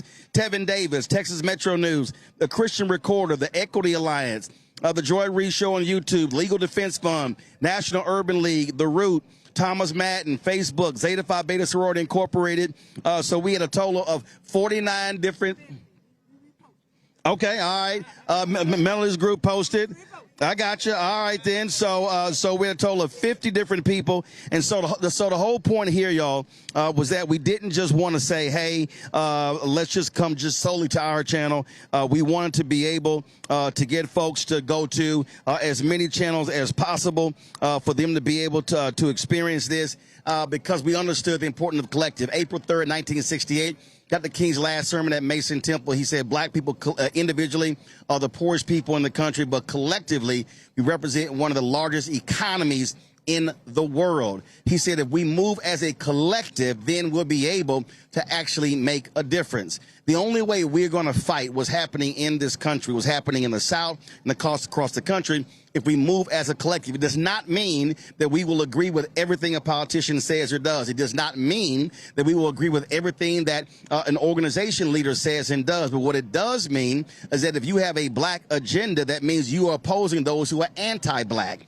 And so for those of people who say, oh, my goodness, this is a Democratic gathering, no, this wasn't about a D or R, a donkey or an elephant or red or blue. It was about a B, black. And so for those folks who have an anti-black agenda, that's who we are against. And so if you look at what's happening here, when you look at it, and here's the deal, the state is being taken down, the chairs are being down, litter's not going to be picked up.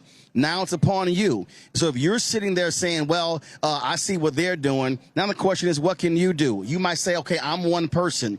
But the reality is this here. You're one person in the house, so the first thing you do is everybody in this house must be registered. And then you say, well, then let me go to my neighbors, left and right, then across the street. Then let me go to my block. Then let me go to my multiple blocks, then my neighborhood, then my city, then my county, then my state, then the country. That's literally how this thing happens. We can overwhelm this system. 90 million people did not vote in the 2024 election. Last two Georgia gubernatorial elections, 900,000 to 1.1 million African Americans did not vote. In November 2024, 616,000 black folks alone in North Carolina did not vote. Texas has the largest number of eligible black voters in the country, but we don't maximize our numbers. I have been saying that we must be looking at a minimum of 70%. Harold Washington was elected mayor in Chicago in 1983 because 85% of all eligible black people voted. Andrew Young was elected to Congress because 72% of all eligible black people voted. But we ain't got to go back that far. 2008, 2012, more black people by percentage voted for Obama than white Americans. The first time in American history that happened. And there's no coincidence that 2008 and 2012 led to Shelby v. Holder because they were angry with that black turnout. And there's been an attack on black voters and black political power ever since then. And so every one of you who's watching now is incumbent upon you to get involved. There are multiple organizations. We have great capacity. Everywhere in every city in the South, every city, every week, there should be a citizenship education training event happening. Churches can say, we'll do the first week of the month, and you can spread it around. Y'all should be able to say, go here, go here. First week, second week, third week, fourth week. So we got to be informing people, educating people, enlightening people, and connecting the dots because the assault on black America is real. I have 9 nieces and 4 nephews. This ain't about my fight. This is about what kind of world they're going to live in, and we need every single one of y'all to be activated and engaged. And trust me, if we show up and show out, they are going to be shocked, and we cause a shock to this system. And what we're going to tell them is, y'all tried all of it. Y'all used not your Supreme Court, but your extreme court to take things away, and we going to show y'all how black people roll. Last point, a whole bunch of young folks keep saying, we're not our ancestors. You're right. You're not.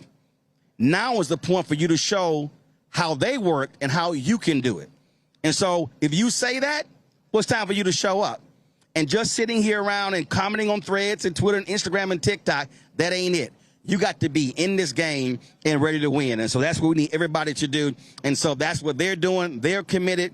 And then you got to be committed as well. So we appreciate everybody who's been watching, who've been sharing. Don't forget, support black-owned media. Support the folks that have been streaming this.